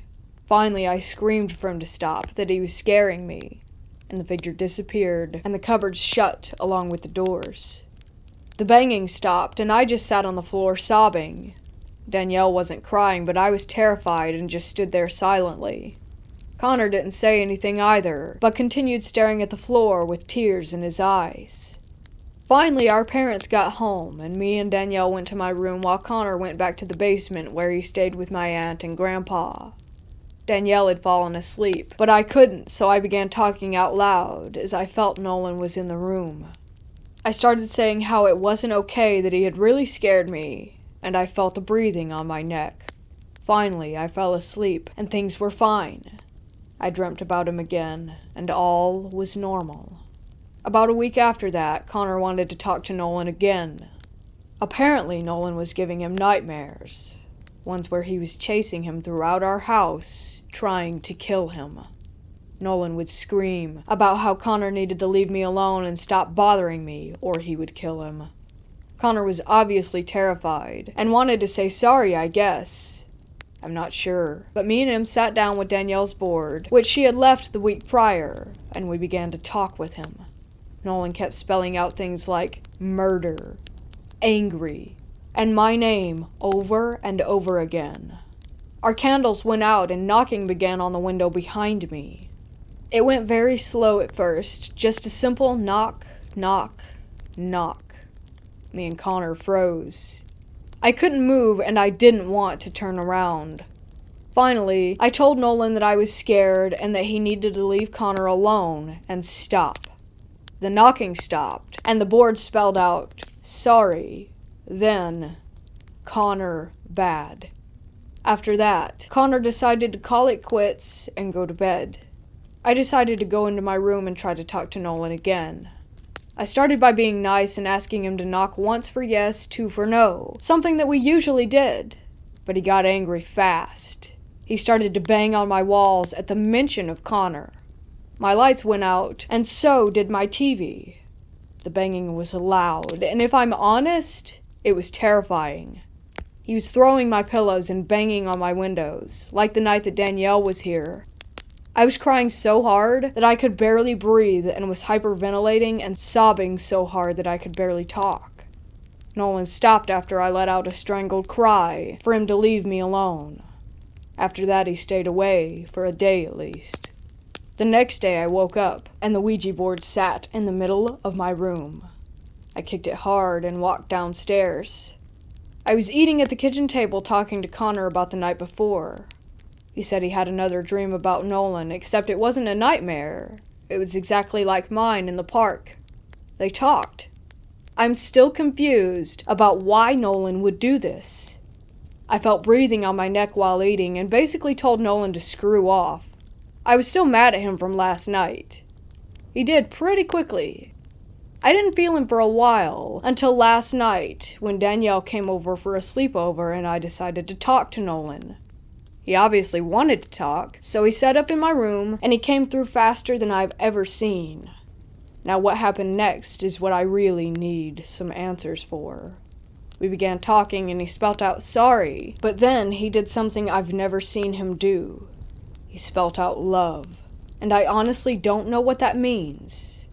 He would emphasize it, and barely answer any questions after that. Danielle then made the mistake of bringing up Connor. Nolan got pretty mad and started to bang on the walls again. I yelled at him to stop, and he did. I didn't say anything after that. Today I called my aunt for advice. She said he may just be an overprotective spirit, but I'm not sure if that's the case here. I don't know if Nolan is bad or not. He isn't to me, but he is to Connor and sometimes even Danielle, but never to me. All I know is that I won't be talking to Nolan for a while, a really long while. And even now, while typing this out, I can feel his breath on the back of my neck.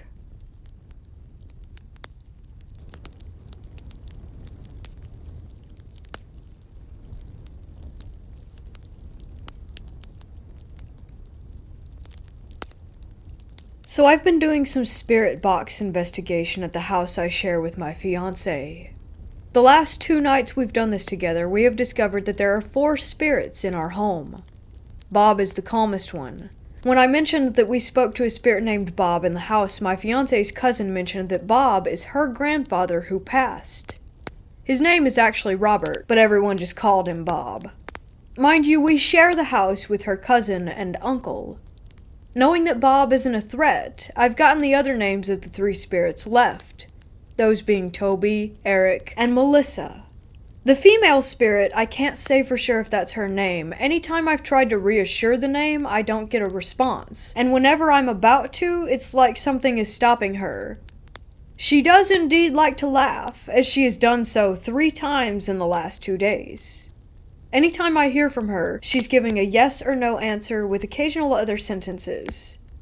Toby is, from what I understand, a good spirit, although I've seen him as a dark shadow next to our bathroom, and this was earlier today while I was home alone, with most of the lights out. The main part of this story that I'm getting into now is Eric.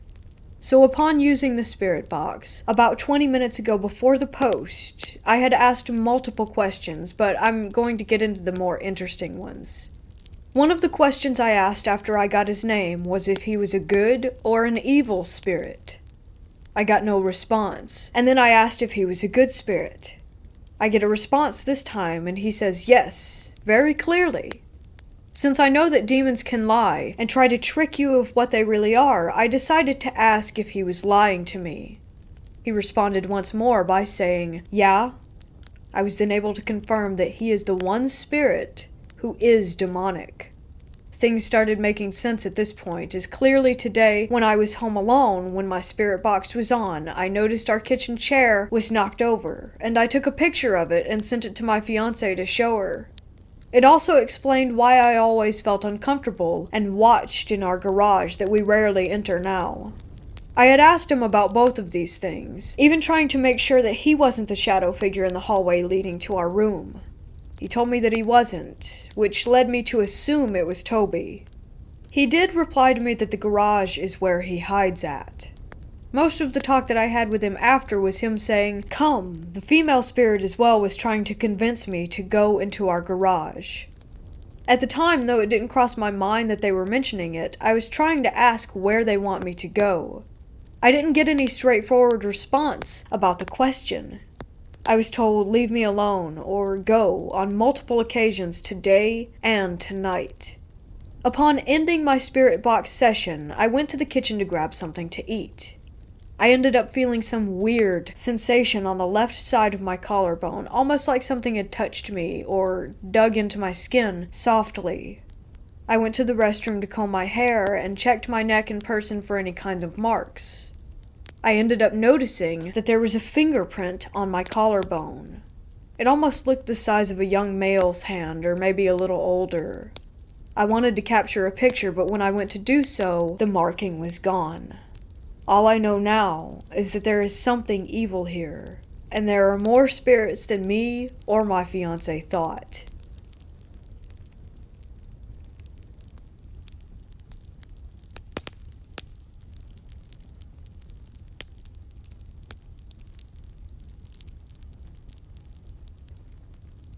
This happened when I was young, around 7 to 8 years old. I was napping in my room that I shared with my younger brothers. Our bedroom consisted of only 3 mattresses put on top of 2-inch wooden panels and a child-sized wardrobe. There was also a floor-to-ceiling window that was strictly for decoration and couldn't be opened. When I woke up from my nap, my babysitter, she was a live-in, was folding our clothes. I talked to her for a while, and then went out to get a water. I don't remember what, but I needed to talk to her after, so I went in again. But she wasn't there.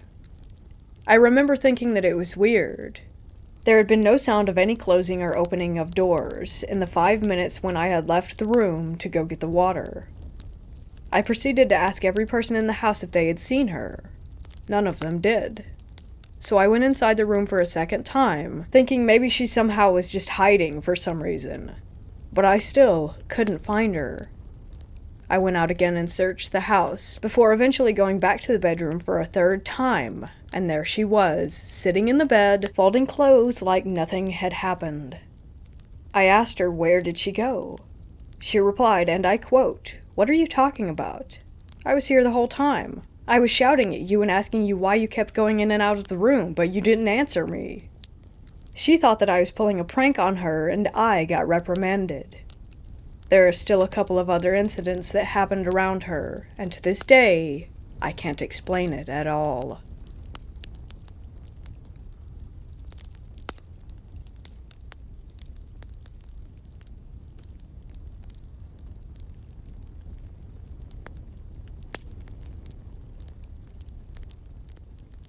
A A few months back, really closer to a year ago, a friend of mine suggested that we do something interesting with our night for once. He told me about how he had been to one of the city's cemeteries after dark a few times, and that it terrified him, but in that sort of way that makes it worthwhile. I was a little against it at first, because the cops like to check on the area often, and there was no way we were going to be walking into the graveyard sober. Of course, however, my mind changed when we got to talking. "You know about the witch?" He started cracking a grin. "I think so." I had heard very little. "Remind me, just in case." "So there's supposed to be this witch or ghost or some crap, and I know right where the grave is." Jesus, alright. I don't know exactly what I believe, but I know that the place is messed up. He paused, thinking hard. I said, "I honestly don't believe in anything, but a dark graveyard is scary anyway. Definitely need to check it out sometime if we don't get to it tonight." He popped up with, "Oh man, I just remembered there are these dead kids." "What?" "There's a bunch of graves together for this one family, and a bunch of them are these kids. That spot is extra creepy. They're all old as hell, from like the 1800s or something." "Well, I guess we gotta go see all of it." We pulled into the lot when the sun was setting and decided to smoke a little bit in the car since we had time anyway. As we smoked, the whole place emptied out, and we were the only ones in sight. By this point, we were at a comfortable level of dissociative perfection, so we brought just a little bit of it with us. And, of course, my pack of cigarettes, which is no longer a habit of mine, but at the time was a means for managing stress. So, off we went, with a bit of sun still shining and one single truck riding through the cemetery. We figured it would be good to wait for the truck to leave, assuming it was a worker watching for any unwanted guests. Although they had left the gates wide open, we were a little unsure of the legality of being around after dark, and a little bit uneasy about some psycho employee ratting on us and getting us caught with what we had. After about 10 minutes and 3 or 4 rounds of the truck passing by, we figured it would be smart to just go ahead and hide wherever we were if he passed by us again. We made our way down the main hill that leads into the center of the cemetery, and we noticed a chill that seemed to pass as we entered the real part. I passed it off as a weird current made by the creeks and the cooler air in that area, but a part of the primal fear that remained in the back of my mind made me question my devotion to reality. There were a few times where we had to hide behind a tree as the truck made its way back around, and then we would make a few more minutes of progress. As we began to become too close to sober, we imbibed a bit more. Another 30 minutes or so passed, and we had decimated almost our entire on-hand supply. We also had no clue where we were. As we wandered along the dark, winding roads, we started to get concerned about our phone batteries. His phone was worse off than mine, being near dead already, although mine was hardly doing better. After deciding to keep them in our pockets for the time being, the dark and discomforting silence started to make both of us paranoid. It was, of course, a bit heightened by our habits.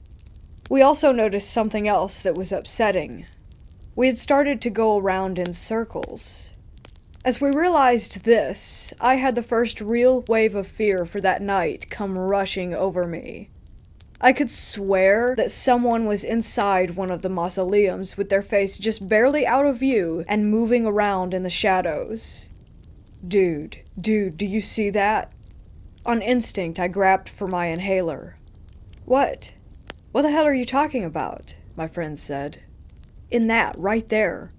I looked toward the window rather than pointing. I swear to Christ, I just saw someone in there. I saw the shadow of a face. My friend brushed me off. "You're just freaked out because you smoked too much. It's nothing. Come on, we need to get to the witch, and then we can get the hell out of here." "You still want to go see that?" "Well, yeah. If you don't want to, that's cool, but I'm gonna. I mean, alright, I'm cool with doing that, but I'm just getting a little out of it." About 3 cigarettes and another hour later, we heard something unnerving. At first, we assumed that it was a bunch of drunk teenagers, based on the volume and range of noises being made. Walking further, we found a sign for construction, and being high, we thought it made perfect sense that a group of construction workers must be around. You know, for some good nighttime, silent construction work. Then the voices began to get a bit too quiet for our comfort. We booked it, barreling in no real direction, and somehow ending up at the place. "Here it is," my buddy exclaimed. "This is it?" I looked to a massive circle of tall, dry grass. "Is it in the middle of this?" "No, man," he replied. "It's way in the back. Come on, I'll show you." I put another cigarette to my mouth with a slight tremble in my hand and followed him through the pitch black and to a large stone structure in a patch of dirt. It was the family he had mentioned, and it made my stomach turn. The cold, rushing wave of fear came back, but it was too late to change my mind. We walked onto the large stone slab and then around it. As we walked around it, he pulled his phone back out to read the headstones. I was nervous with his light being on at this point, after being near those people that we had seen. After a minute, he turned to me. "You want to see the really messed up part?" "Messed up how?" I asked. "The forgotten children. Their graves are back there down a skinny path." He motioned toward the trees. "You down?"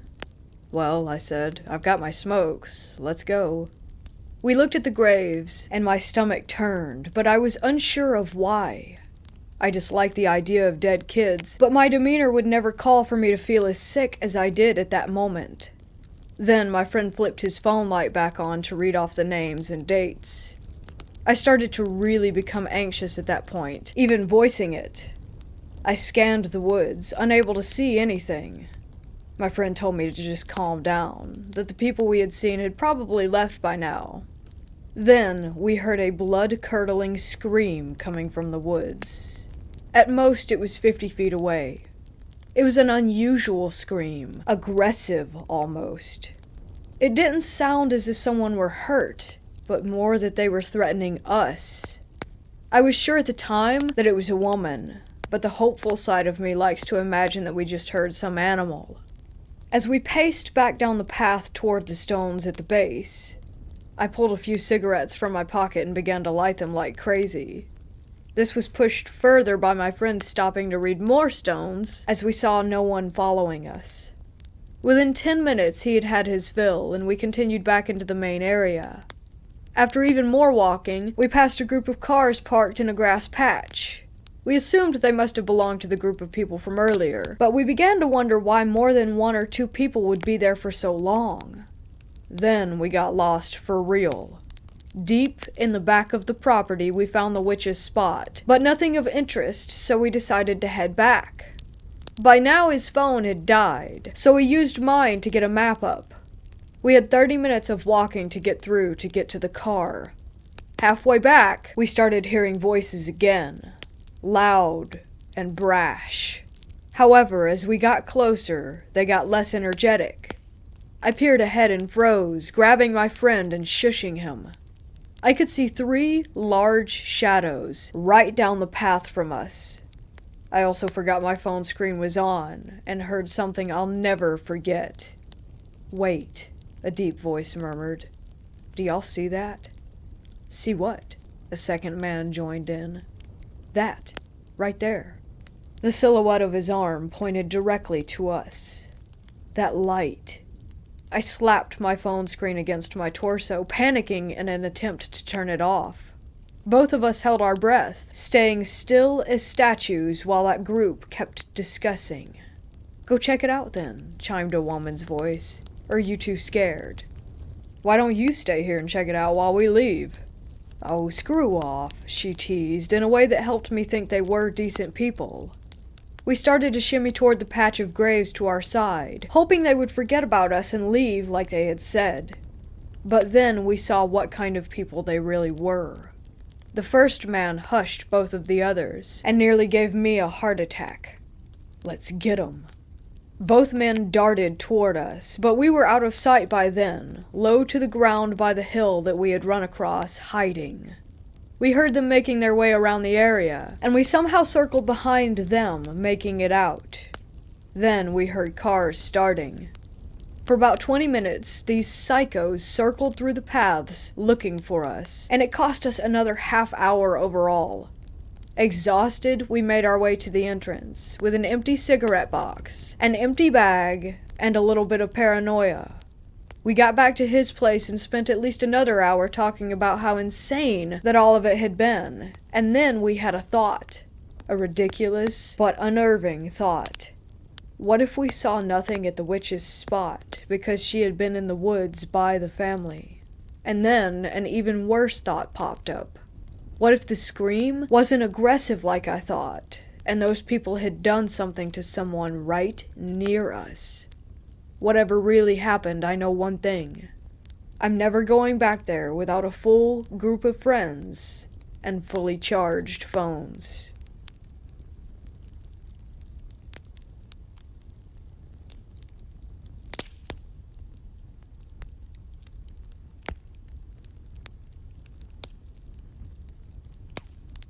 This is a real story in this area. People actually report seeing this. It's a tale that comes from a little town in Lancaster County, a place called Elizabethtown.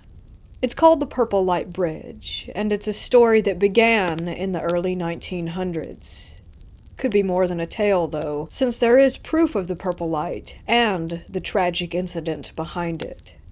So one of the tales is that a young boy is struck by a train on the bridge that intersects between Turnpike and Road Street, which is where the train station for Amtrak is.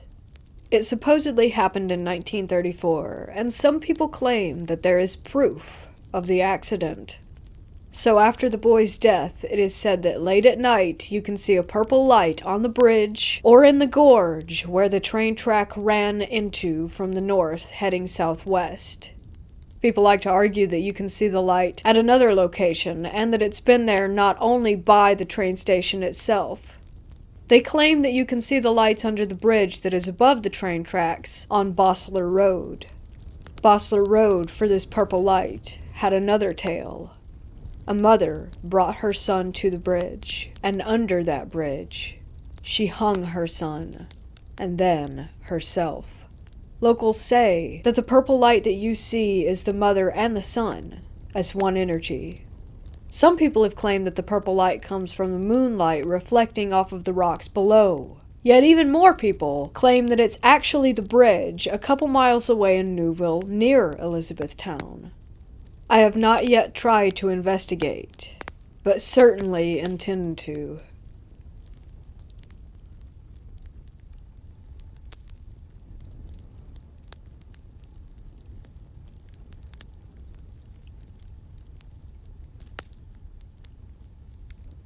I bought an old antique Asian chest about 15 years ago.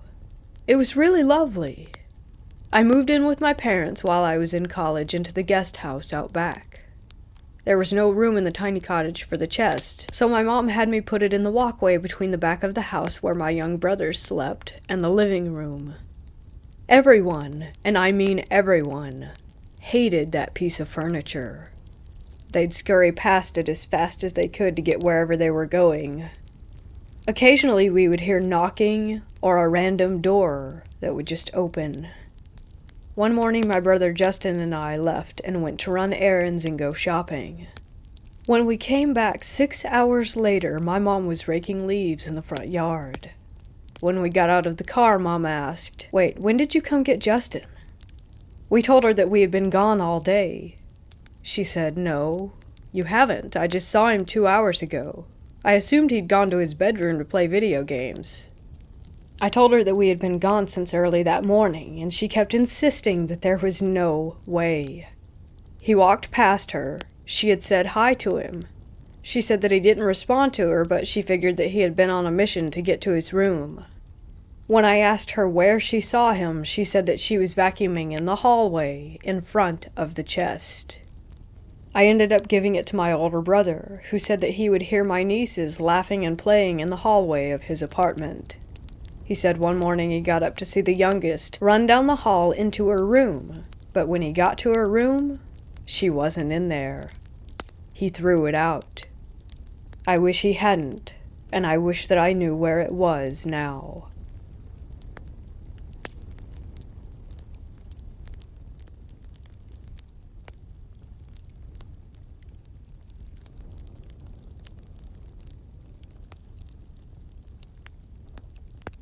This incident happened to me when I was 14, and I've told the story and gone over it in my mind so many times exactly as it happened that it feels as if it were just yesterday.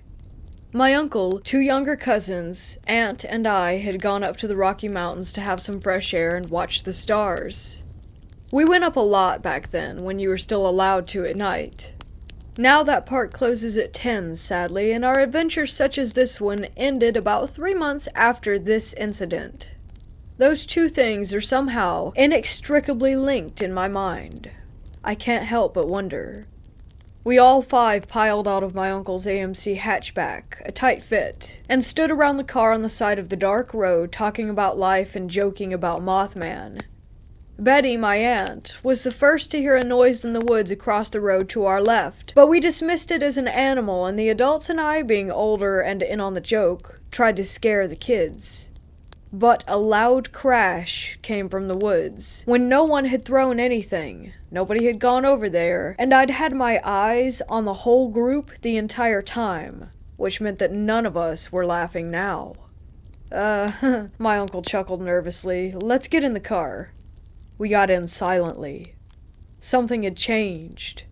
The wood was quiet except for the sound of the car itself toiling down the mountain, as something followed our car, moving the trees about 10 yards behind us on the driver's side where the mountains slanted down.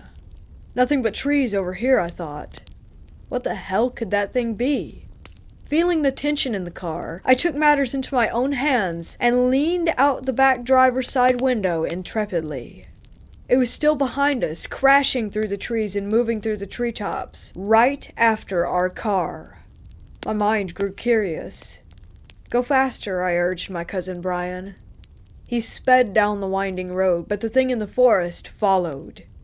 I looked at the speedometer. 35. We could do this. Go faster, I said.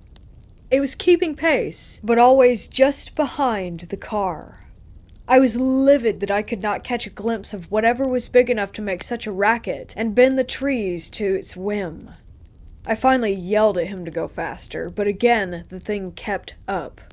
Our tiny car was racing down the winding mountain road, sheer rock on one side of us, certain death on the other, our headlights the only things lighting the way down as we sped out the gate of the park, turned, and peeled down the paved road toward town.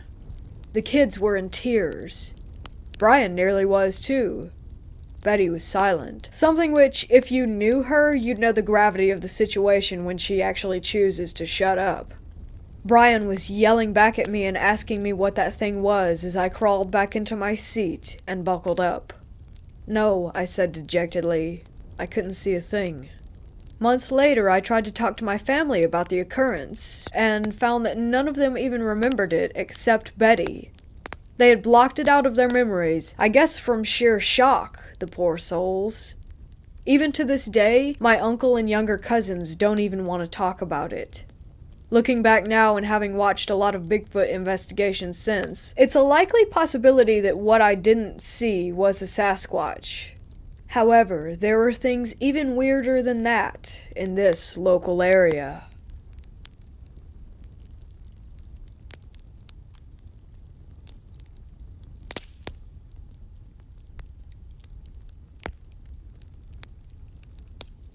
I have a few stories that I can't explain, but this is the one that I feel I need to share because it happens to align with a type of experience that so many people have reported throughout the years, arguably since ancient times. I'd always been certain of what I saw, but when I first became aware of shadow people as a commonly reported phenomena, any doubt that I had about the incident disappeared. So many people have tried to tell me that what I experienced was just a dream or simply brushed it off with that look that says this guy is either nuts or lying. And honestly, it's time that people start taking victims of paranormal visitation at their word. In an age where we're starting to wake up to the fact that victims of all forms of abuse deserve a voice and representation, it's sad to see that so many people are disregarded as mentally ill or confused just because their experience lacks an accredited scientific explanation. My experience was not as extreme as some that I've heard from others on various paranormal forums and podcasts, but it has affected my life in a number of ways, and to have the source of so many anxieties and frustration in your life disregarded as a dream or a fiction leaves a person feeling very alone, unable to really explore their trauma, because the subject is so taboo and very few people are willing to take your account seriously and help you search for answers. This is my story. And I assure you, I have nothing to gain by bringing you a false account. I just want to put my testimony out there so that other experiencers can know that they are not alone and that they are, probably at least, not crazy. There are things in this life that do not yet have a scientific explanation, and humanity is not the only sentient intelligence that operates in this world. Beyond that, I really don't know a damn thing. But accepting the fact is the first step in beginning to fully understand the nature of this world, or any others that may exist. The first time I saw it, I was about 8, maybe as old as 10. I was living in a dingy little house in Clear Lake, Iowa, in what you would consider to be the trashier part of a small tourist town. My room was at the end of a long hallway, on the right side of the hall if you were looking toward it from the kitchen on the opposite end. Across the hall, the left side, was my toddler sister's room, and in the middle of the hall on the left was the door to my parents' room. One morning I got out of bed and started to move toward the kitchen. When I was just about at my parents' door, looking toward the kitchen, the figure appeared. It sort of leaned into the hall from the living room, which was adjacent to the kitchen. It was a tall, black figure. Black as in pitch black, but sort of smoky and hazy, like it was just a bunch of compressed black smoke molded into a human form. Everyone seemed tall to me as a kid, but this thing certainly seemed taller than my parents, who were about 5'5" and 5'6" respectively. The only distinguishable feature on the being were that it had 2 glowing red eyes, just like circular LEDs, on its face. They didn't really seem to be the size and shape that a human eye really is, but truly round and glowing very brightly.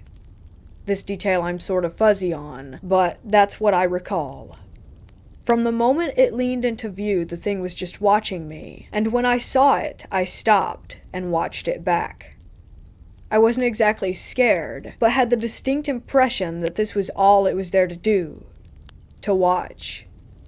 I knew that this wasn't something that I should be seeing in the real world, and I was uncomfortable, but all in all, the thing was non-threatening and didn't make any advancements on me. It just stood there for a minute or two, and then leaned back out into the living room.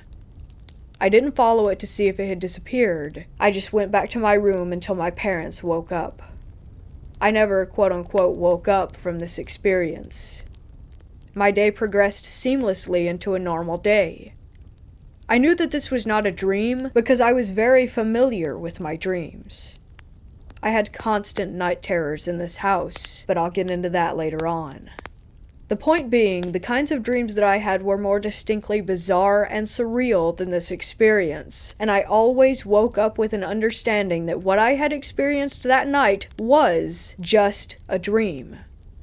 This was not the case that morning.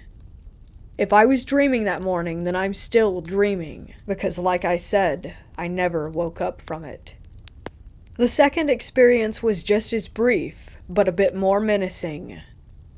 I can't say how much time passed between the two events, but this incident was dead in the middle of the day, full daylight with other people in the house going about their daily business. My mother was in the living room, and I had just walked into the kitchen and toward the hall. I was now standing approximately where the figure had been on the first occasion, looking down toward my room and my sister's. Suddenly, the figure appeared. This is where it gets really bizarre, because the thing actually crept out of my room. I mean, this effing thing was literally creeping, like some old-school Scooby-Doo villain walking on tiptoes with its arms raised and hands bent toward the floor. If you get what I'm illustrating here, you should probably laugh, because it was just as goofy as it sounds. It crept from my room into my sister's room, which is what really freaked me out by this event. The whole thing was over in just a few seconds. Moving in this bizarre manner, it had its head turned toward me the entire time. From the moment that it crossed the threshold of my door, its eyes were already on me, as if to say, "Yeah, I'm here, straight creeping around your house, and there's nothing you can do about it. No one's gonna believe you." I had already told my mom about the first sighting, and of course she had dismissed it as a dream or my overactive imagination. So I didn't bring it up, but I was really scared that it had some sinister intentions with my sister.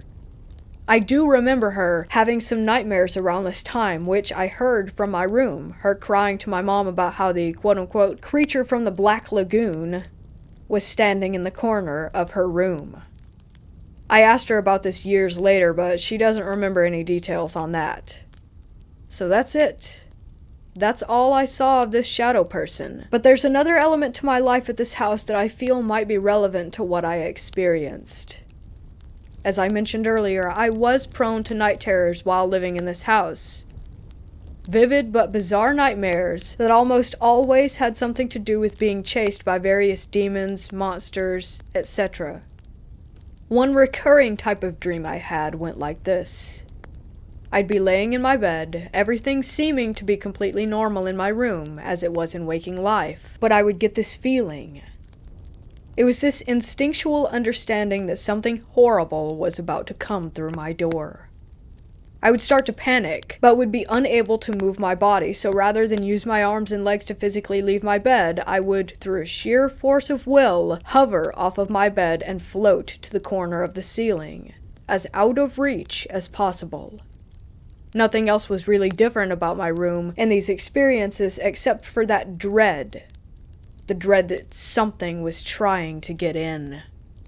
Another night I had a similar dream, where I woke up in my familiar room to find a tall, hairy man standing above me, reaching for me.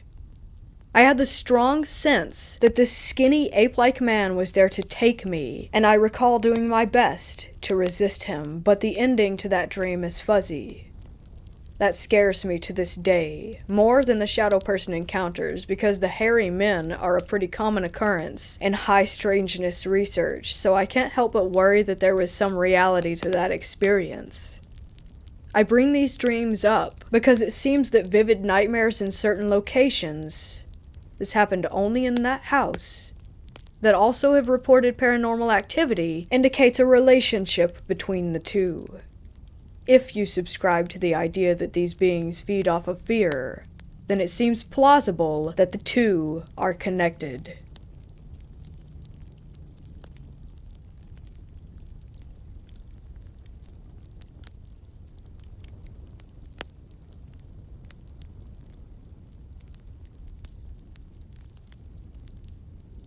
About 2 years ago, I visited the Auschwitz concentration camp with my parents. At one point, I separated from them because they are always slow while sightseeing. I entered the room that I later found out was used for torturing prisoners. Generally, throughout Auschwitz, I was feeling an overwhelming sadness, but I felt really strange in there.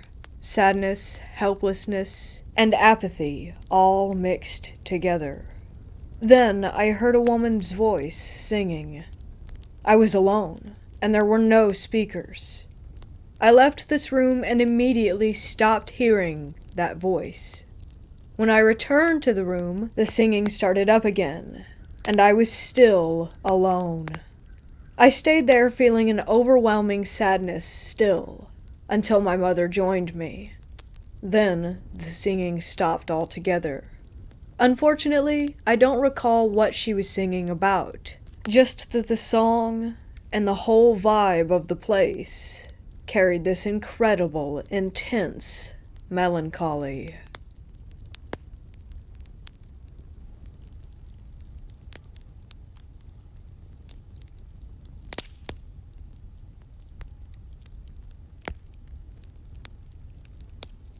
I've been a babysitter a bunch of times. Sometimes I take care of the kids of my mom's friends, other times I take care of my little cousins. I really liked to babysit all of my kids, because it usually went smoothly and none of them were problematic to deal with. One time I was babysitting my little cousins, who at the time were 6, 4, 2, and 5 months old. My aunt told me that the baby monitor needed new batteries, so I decided to just check on the baby from time to time. The night went as usual. The bigger kids ate dinner, played a bit, then watched some cartoons, and fell asleep a few minutes after. I was downstairs just texting with some friends and tried to listen carefully in case my baby cousin made any sounds. For most of the night, I thought I heard the baby making sounds, so I kept going in there and checking on him. I believed it was just my mind playing tricks on me, probably because I was on high alert, waiting for something to happen. Around midnight, the 2-year-old woke up crying because of a nightmare, so I grabbed him and let him lay on my chest until he fell asleep, and then I tucked him into bed again. A few minutes passed, and I heard the baby screaming, so I ran upstairs and did what I could to calm him down so that the other kids wouldn't wake up. As soon as I get to the door, the screaming stops, and when I entered the bedroom to check on him, he was sound asleep. I freaked out and checked everything in the nursery, hoping to find some kind of toy with a similar sound, but there was nothing. I immediately went and checked on the other kids, praying that they were okay. Fortunately, all 4 kids were asleep, and it appeared to have not disturbed anyone. Still, I made sure everything was all right, and that nothing had actually made a sound. I was kind of surprised that the scream hadn't woken any of the other kids up, but at the same time I was thankful for it, because I didn't want the other kids to be scared in their own house, and also I wouldn't know how to explain what had happened to my aunt and uncle without freaking them out. I didn't hear any other sounds for the rest of the night, until my aunt and uncle came home. I decided to not say anything, and just take the money and go home.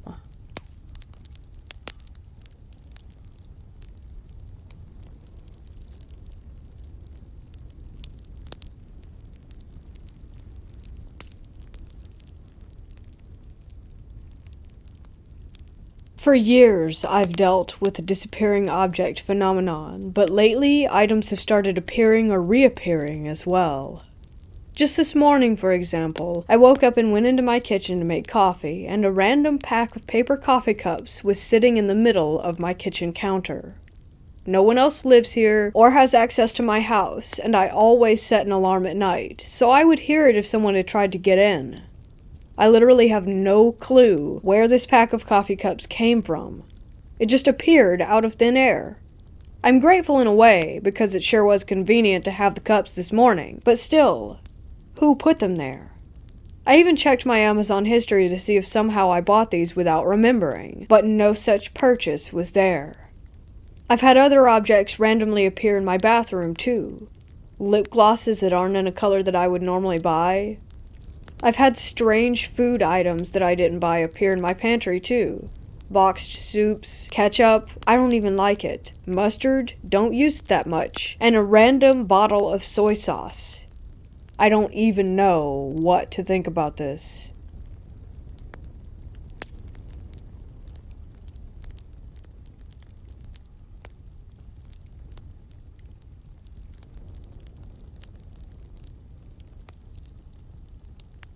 About 5 years ago, I had just moved into a new house with my wife at the time. We had 2 kids, ages 2.5 and 1. My 2.5-year-old was very articulate for his age, and so one day as we were walking out the front door, he points across the house and asks, "Mommy, who's that little girl right there?" Well, my wife and I just kind of froze, because he was the kind of kid that had never made up any imaginary friends, or anything like that. But the moment passed, and we kind of forgot about it. Around 6 to 8 months later, I remember I was in my bedroom late at night. I have a large window in my bedroom that looks out into my backyard. I also had a couple strings of lights overhead that illuminated the yard perfectly. One night I was up studying for a class the next day when I looked outside and saw that my kid's swing set had one swing going back and forth in a perfect pendulum motion like someone was on it, while the swing next to it was dead still. This was not the first time this has happened. It was actually the third, I think. But it was the instance that I remember the most clearly and took the most notice. I honestly have no idea why I didn't think to tell my wife or to take a video, but I just stood there in the window and watched it for a couple minutes, and it kept up perfect consistency. I grabbed my flashlight and walked out to my deck to get a better look. Still swinging. I had been studying lots of science classes at that point, so my head was in the space of, I'm going to figure out the rational explanation of why this is happening. It was breezy out, so I walked up to the swing set and held my hand in different places around the swinging swing, and no breeze. Plus, again, the swing next to it was dead still. Also, my thought was that if it was the wind, there was no way that it could keep a perfect back and forth motion. If a swing gets even a little off, it would have collided with the one next to it. Anyway, I'm not sure if I had a previous encounter with my son in mind or not, but I had a very certain feeling at that moment that there was a little girl swinging on the swing. Almost like I could see her, but obviously couldn't. I also felt very at ease and not frightened at all.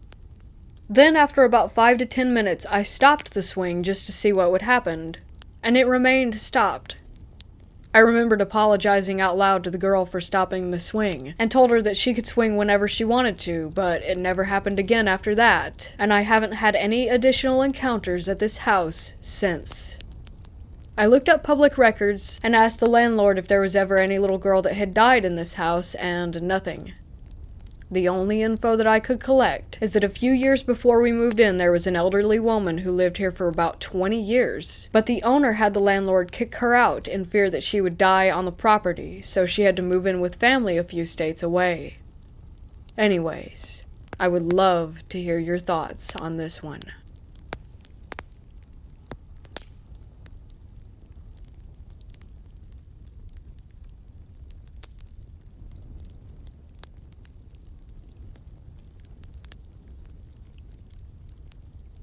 This is my story from about 4 years ago. I was on a camping trip with some friends when we decided to go a little bit further into the forest to get the best location at the river. We had some beers and went swimming. When it started to get dark, almost all of my friends wanted to go home. Only my buddies Flo and Laura stayed with me. We lit a fire and continued to drink beer. After some hours, I felt like I had to go to the toilet. No problem, even had toilet paper in my backpack. Our camp was located right at the river, and a big field of high grass separated us from the forest. I decided to go to the high grass right in front of the trees, so I grabbed my phone as a flashlight and grabbed the toilet paper and went in the direction of the forest. It was pitch black, and because of the branches of the trees, I couldn't even see into the forest with my flashlight. So I sat down with my back to the forest and started doing my business. I was about 160 feet away from my friends now and couldn't even hear them talking anymore. When I was almost finished, I heard a sound coming from behind me. It was like the rustle of dry leaves or the crackle of branches. I know it's the kind of horror movie stereotype. I stumbled and said, "Hello? Who's there?" 2 or 3 times. But no one answered. I thought it might be some kind of animal, so I screamed as loud as I could. But to my horror, this thing got even closer. I finished as fast as I could, which still felt like an hour to me, while the sound came closer and closer with each passing second. When I stood up and started running, the thing was so close that I expected it to grab me from behind as I tried to escape. So I ran as fast as I could, screaming and crying. When I arrived at our camp, I told my friends everything. They didn't really believe me, but they were pretty scared themselves. I was 17 at the time, big and muscular, and normally not the type of guy to cry. But this thing made me cry, and it would make me again. I could not sleep at all that night. I sat in my sleeping bag, the river to my back, while staring into the direction of the forest. There were no sounds or anything. just the sound of the wind and darkness. In the morning, we packed our stuff and made our way home. I won't go anywhere near that forest anymore. Jokes were often made about me, but I know what I heard, and I get the shivers right now just while writing this. In Germany, we have no dangerous animals living in the forests, but every animal in our forest would avoid contact with humans, especially when you shout at them.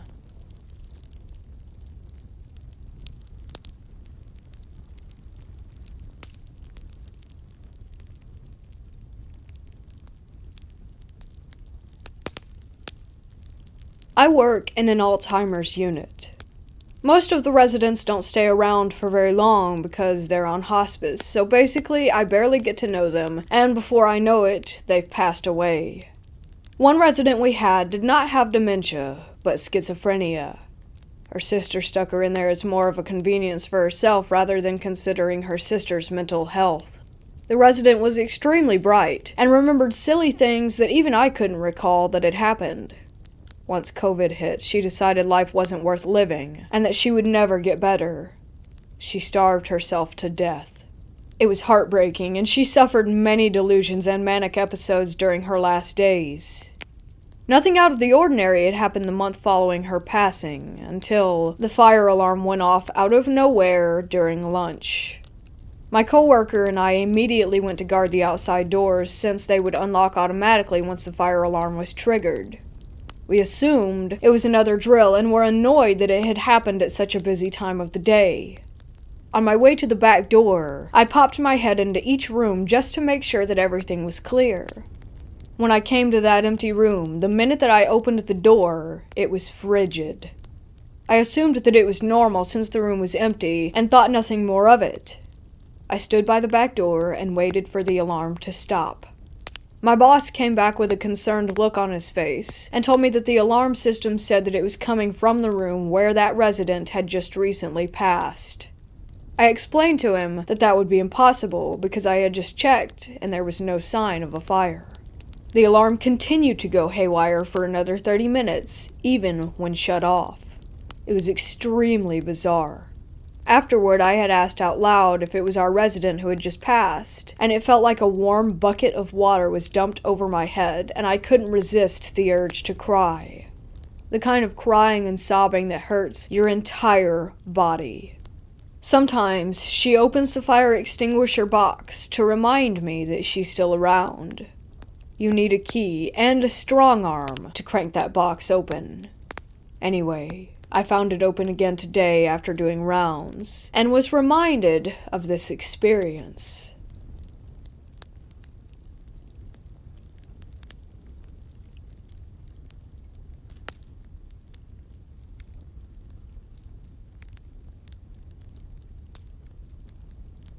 So I always struggled with sleep paralysis, but one time, maybe 3 years ago, I woke up from my sleep, but I wasn't able to move at all. I saw a very slim, abnormally tall, black figure in the corner of my room. I looked at him. He was looking at me, his face down. When I looked at him, he just calmly walked away from my room, and I woke up. To this day, I still think about it. And I found out thousands of people all around the world see the exact same thing. I can't believe it's all psychological. How can everyone see the same thing? From China to Ireland, USA to Turkey? It doesn't make sense. I think that we all may have witnessed something otherworldly.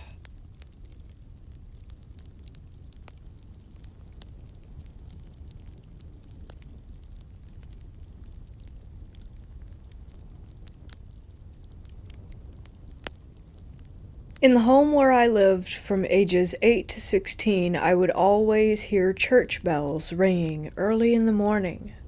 My sister, who shared a room with me, said that she heard them as well, and this was before I ever mentioned them to her, so I know that it wasn't my imagination playing tricks on me.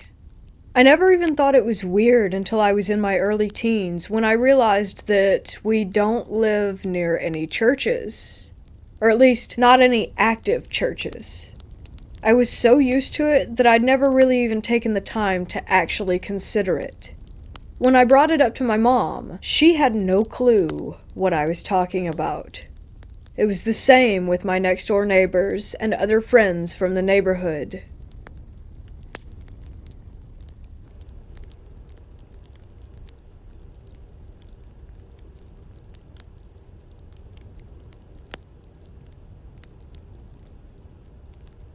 I used to work in a hotel as a security guard.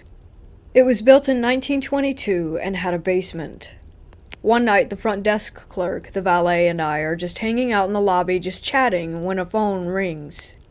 The phone call was coming from the basement where there are offices. At the time, there was supposed to be no one in there. I had already locked the doors and made sure that the basement was empty. The clerk picked up the phone, heard a weird noise, and then got disconnected. It chilled me to the bones.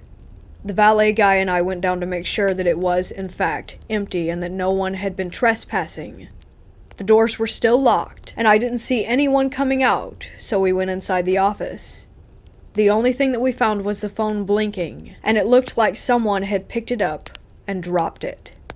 The valet and I looked at each other, and there was cold sweat on our faces. That is one of the creepiest things that has ever happened to me when working as graveyard security.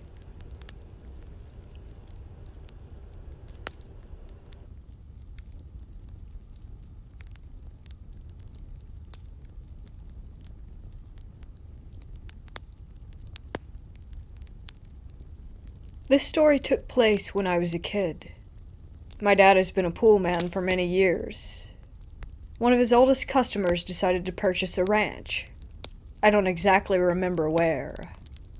He asked my dad if he could come and fix their pool, which was disastrously maintained before he bought it. He gave my dad permission to bring us along, and told us that we were welcome to stay a few days to enjoy the ranch. We drove there, and I had been in charge of reading the MapQuest instructions because I never seemed to be able to sleep during car trips. We drove back home a few days later, after my dad was finally able to save the pool. The drive home was very long. For endless stretches, the view was mostly desert, farms, and the occasional small suburban town. Unlike me, my mom and brothers were knocked out almost immediately. So most of the trip, it was just my dad and I talking or listening to music. I'm also a very avid reader, so I had a book on my lap beside the maps. I remember the ride had been quiet for a while because I had been reading. I had to stop because it was getting dark, and my dad would only let me turn on the dome lights to read the maps. No radio service, and the Game Boy batteries had all died. All I had left to do was stare out the window. All of a sudden, I spotted a very tall shadow on our roof. I realized that there was a man who seemed to be wearing a hat, bowler or top hat, dancing and jumping from rooftop to rooftop of this suburban lot.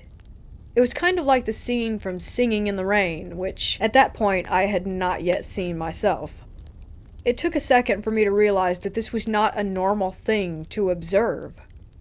The houses were separated in a way where a normal person couldn't possibly have jumped from roof to roof the way that that thing was. What scared me the most is how at the last house before a field he seemed to turn around and sense me. He bowed and tipped his hat. Even though I couldn't see it, I could also sense that he was smiling. All I felt was dread. I turned to my dad to see if he had also seen it, but he had of course been paying attention to the road. When I looked back, I couldn't see the houses anymore. They were way behind us. I never saw a face or any details. He was just a silhouette on the roofs. I remember the feeling of being afraid that it would follow us. That it could, if it wanted to. I never saw something like that on our many road trips ever again. Sometimes I wonder if I imagined it, but it felt so real. The memory is so vivid as well, which always comes back when I'm watching old musicals because the dancing reminds me of the way that he moved.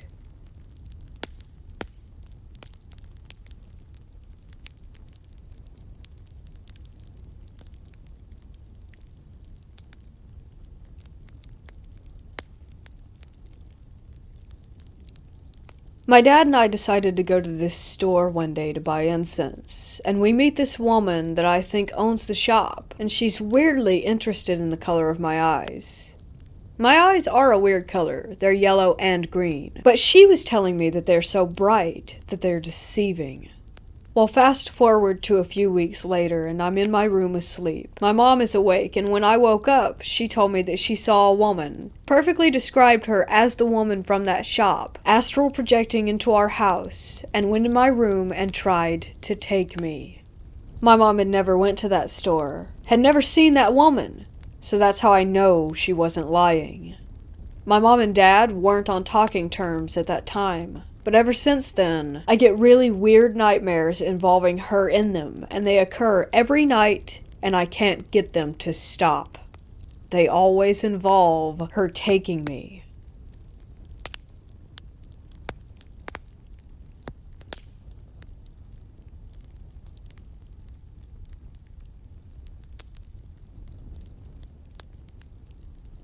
In high school, my friends and I knew a guy named Gene.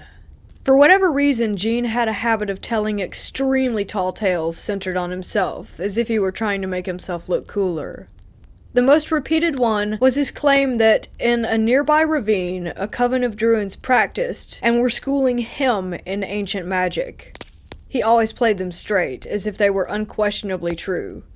He never had any evidence. While taking a walk one night, I happened upon a construction site. Being heavily into urban exploration, I explored the heck out of that site, and upon leaving, tipped over their porta potty. I was still a bit immature, and I thought it was funny. After that, whenever I found one, over it went. One day I told some friends about it, and Gene, ever the showman, chimed in with, "Oh, that's nothing. I like to burn them down." Arson was most assuredly not our thing, and we knew that Gene was full of it, so we were just surprised when, calling his bluff, he offered to prove it by showing us the fruits of his labors. 5 of us piled into the car, only one of us had a car, and followed Gene's instructions. The site was in a rural area with lots of big hills and dense forest, common in the Pacific Northwest. At a sharp elbow on a 2-lane road was a gravel turnoff leading maybe 100 feet into the woods to a gravel parking lot. This was the starting point for a number of hiking trails. There were no lights there, and the street light out on the road didn't show very much through the trees. Also, there were no other cars. One of the trails began past a gate that was designed to keep off-roaders from the trails, and it took a sharp left turn from the back of the parking lot. The porta potty had been about 30 feet or so up the trail, and on a later visit by day, we found out that Gene really did burn it into a puddle of blue goo. That night, we didn't make it there. We had a couple of flashlights, and we all started up the trail as a group. As far as I can recall, we never heard any noises, animal or human. We got about halfway to the spot, then all of us stopped walking. Someone whispered, "Do you feel that?" And we all bolted down the trail, piled back into the car, and got the hell out of there. Once on the road, we compared thoughts. I felt what everyone else did. The deepest, most intense, raw fear that I have ever endured. It was like we suddenly faced impending death. It clearly indicated, I need to leave right this instant. I can only guess that there might have been a cougar or something, as they've been known to attack hikers, but we saw and heard absolutely nothing. I've read that if a little voice in your head tells you to do something, it's a good idea to listen. Part of me wonders if Gene's porta potty fire pissed off some forest spirit or something. I've been back to that trailhead a few times during the day to show friends where this happened. I've also brought a friend who's quote-unquote sensitive, as they say, and they didn't pick up anything. I've had a few odd experiences, including seeing a couple of ghosts, some strange lights in the sky several times, and some other stuff. This is the only unexplainable experience that I've had which was deeply scary.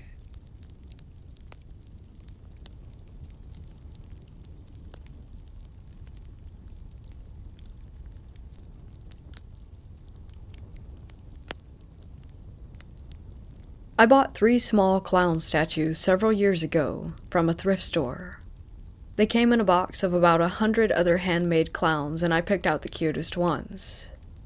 Last year I moved into a new house and put the 3 clowns in a large display case in my living room along with the other trinkets. The case is completely inaccessible to the elements, and is sealed by 2 panes of sliding glass. I got a horrible wave of fear one night a few months ago, and for no apparent reason my first instinct was to check the display case. To my shock, I noticed that one of the clowns had turned 180 degrees around in the case and had positioned itself to look away from the living room. The glass had remained shut, and nothing else was out of the ordinary. I turned it back to face the right way and forgot about it until I felt the same wave of fear about a month later. Once again I checked the case, and the same clown was turned the same 180 degrees around again. This has happened about 5 times now, and I'm starting to get really worried. I can't help but believe that it's a dark spirit or energy. I'm so freaked out. It's like the clown is trying to reach me, make me notice it, or perhaps get closer to the other objects in the case. I'm afraid to destroy it, move it, or touch it at all, because I don't want to absorb any energy or curse that it might contain.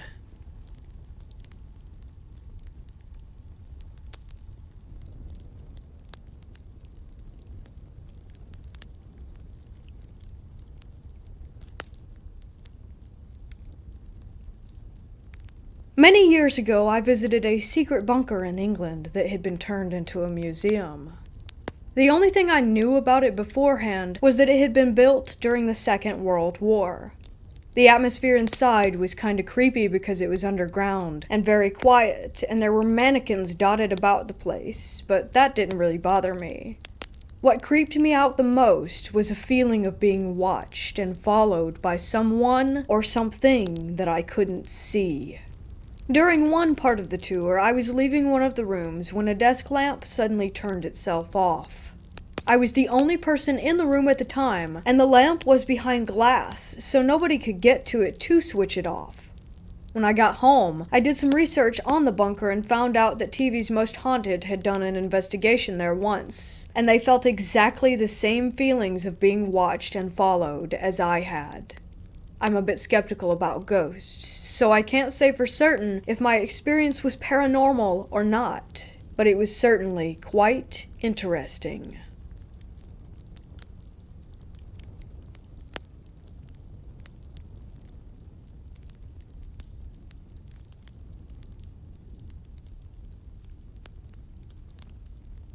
Me and my friends went into the forest that's in my backyard.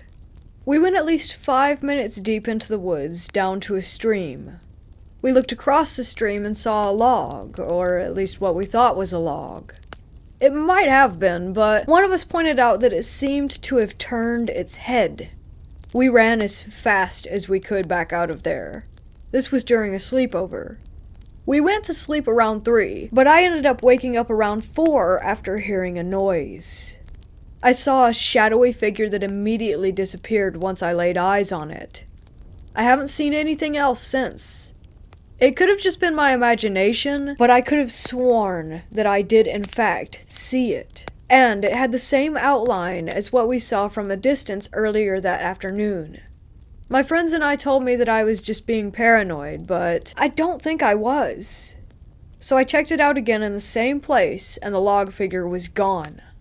So I still feel as if that thing were not after me, but after one of my friends. 2 years later, and still, I haven't heard or seen anything of it. Although every now and then, I do get the feeling that I'm being watched. I've been getting a little less sleep, but I think that might just be the fact that my sleep schedule is trying to adjust, but I still don't know what that thing is, and whether or not it was real, or if it was just part of my mind playing tricks on me. But again, I don't think that was it. Remember when I said I hadn't seen anything of it since? Well, I lied. The other day I went back into the forest, and there it was, in the same position that me and my friends had seen it in 2 years ago. I brought them over there, and they confirmed that they were seeing the same thing. It did not look over this time. but I've had an uneasy feeling ever since. They started to stop with the feeling 1 year afterward, but when I saw it a few days ago, the uneasy feeling increased. I don't know what it is, or what it wants, but I don't like it. It's not anything I've seen in any paranormal YouTube videos or anything else about the paranormal, which leads me back to believing that it wasn't real. But my friends confirmed that it was real, and I'm not questioning what they said. So it was real, and it was scary. I hope the uneasy feeling goes down soon, and if the thing ever comes near my house again, I'm going to call the police. Oh, and I forgot to mention that the morning after the sleepover, I saw not footprints, but something else that I can't quite put my finger on. Something that no human foot could ever have made. I have no idea what it was, and don't plan on trying to figure it out.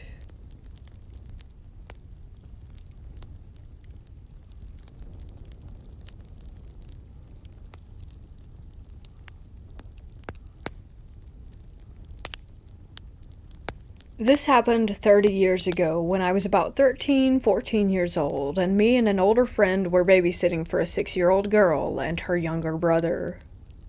We had been told that sometimes the girl complains about seeing a ghost man in her bedroom and upstairs at night, and that he comes out through the attic door. Now, I didn't believe a word of it.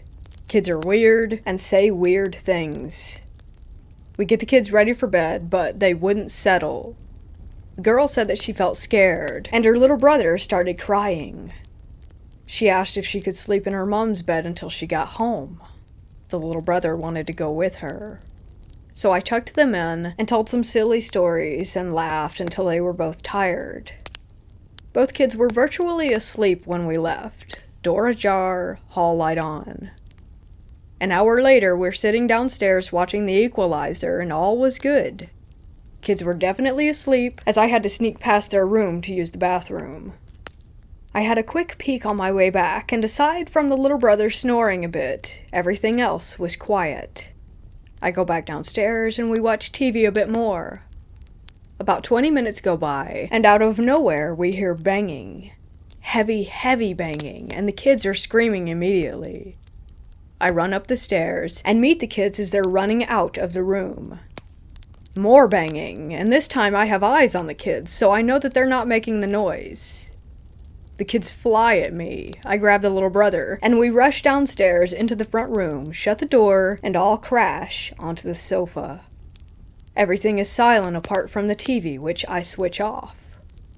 We sit in silence for about 5 minutes, just sorta holding each other. After a bit, the girl, with tears in her eyes, just says in a matter-of-fact way, the man was angry because she wasn't in her own room, so he tried to push over a wardrobe, and then he started thumping the wall. This event has stayed with me all these years.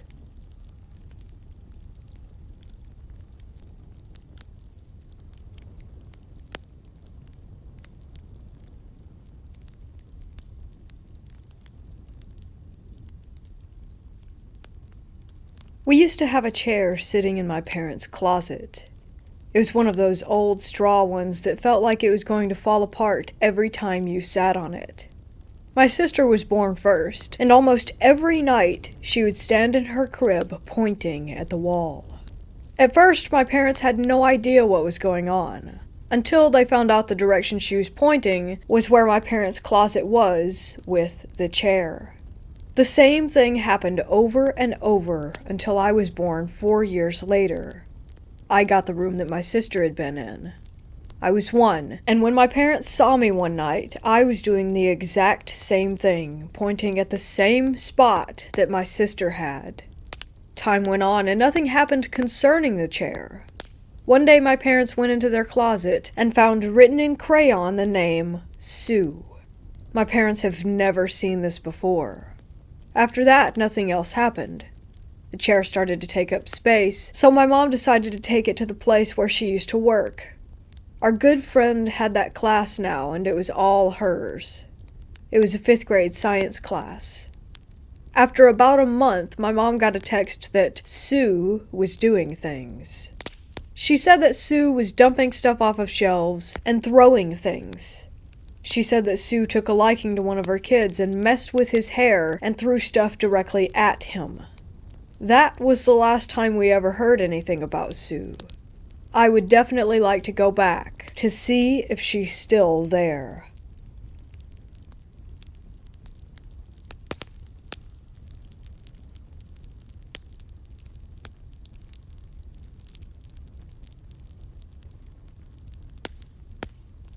I am right now sitting on my front porch, smoking a cigarette.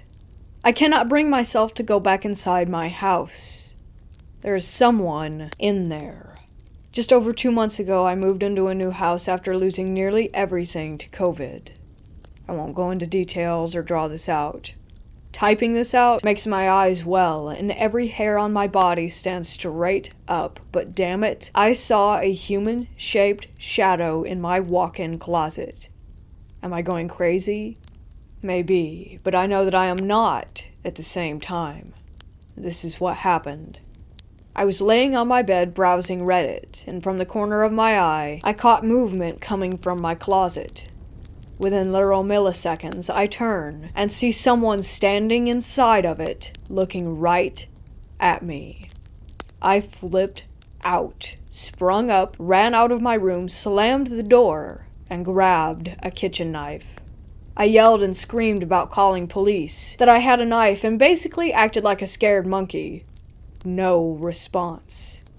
After about a minute of yelling and screaming, and realizing that I had left my phone in my bedroom to call 911, I slowly peeked in. There was simply nothing there. Nothing. No one could have gone anywhere. I am pissed and terrified about this. I saw this person. I saw their shape, their movement, their arms. There was a humanoid figure in my closet, and that is all I know.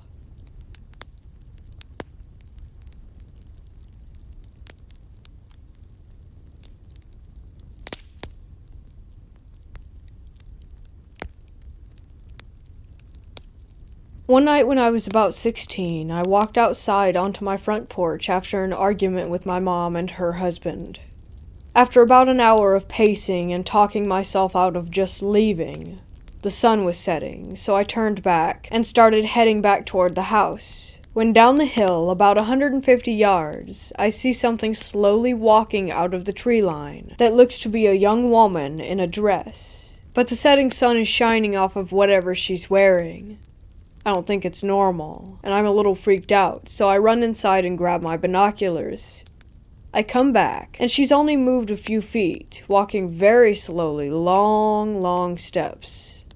I focus in, and she's glowing. Gold. And she's dressed like a nun. Again, she was glowing gold. I've never seen her since, and I've spent the last 12 years searching for answers of what I witnessed that day.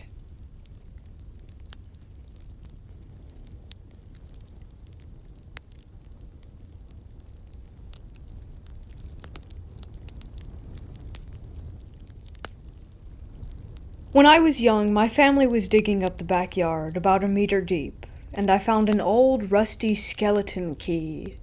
Me being a kid, I thought it was the coolest thing ever. It became my favorite toy. Most days I'd play with my Legos, Action Mans, and now my new key in my room. And this is when it started happening. I would have my bedroom door closed, and it would suddenly just open by itself and swing wide, slowly. This went on for months, and I didn't think anything about it really until I asked my mom why she kept opening my door, and she said that she hadn't. So the next time I was playing, I watched the door as it opened and yelled at it to go away. The door slammed shut, and my mom came running from the other side of the house to see what was going on. Fast forward to now, and I've started being able to see them. You know how you look at a light, and you get those wriggly things and spots in your eye? They appear like that, like an implant on my mind, except when you look around, they don't stay on that position on your eye. They stay on that position in space. I've gotten to the point where I don't need to verbally say anything to get rid of them. I just think about a way of getting rid of them, and they disintegrate or disappear. There are some, though, that are more powerful than others and take more effort. I just got finished getting rid of one at my girlfriend's house, and it was probably the hardest one yet. I had to picture the sun swallowing it whole, and watched as a miniature sun appeared in the room next to it and swallowed it as it was screaming. I've never heard sounds from them before, which is part of the reason I'm writing this. I've never told anyone about this. I don't think I'm crazy. I have a pretty normal life. I've never had any mental illnesses, and there's no history of any in my family. I'm wondering if there's anyone else out there seeing these things the same way I do.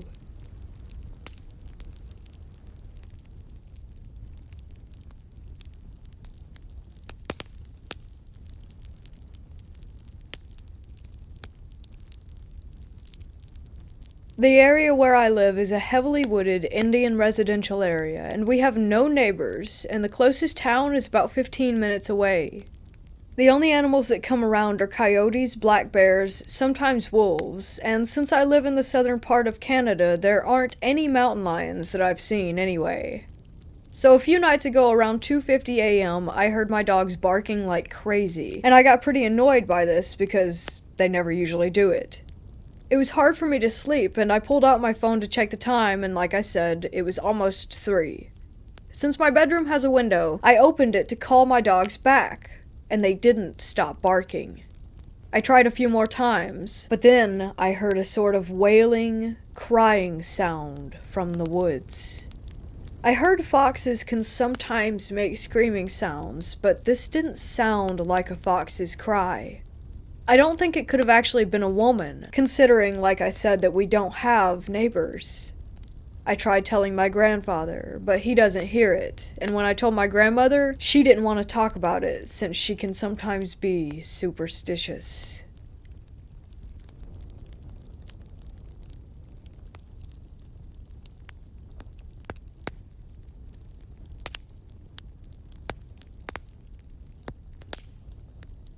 I've been working at a funeral home for about a year as an assistant, and will be starting up my apprenticeship next month.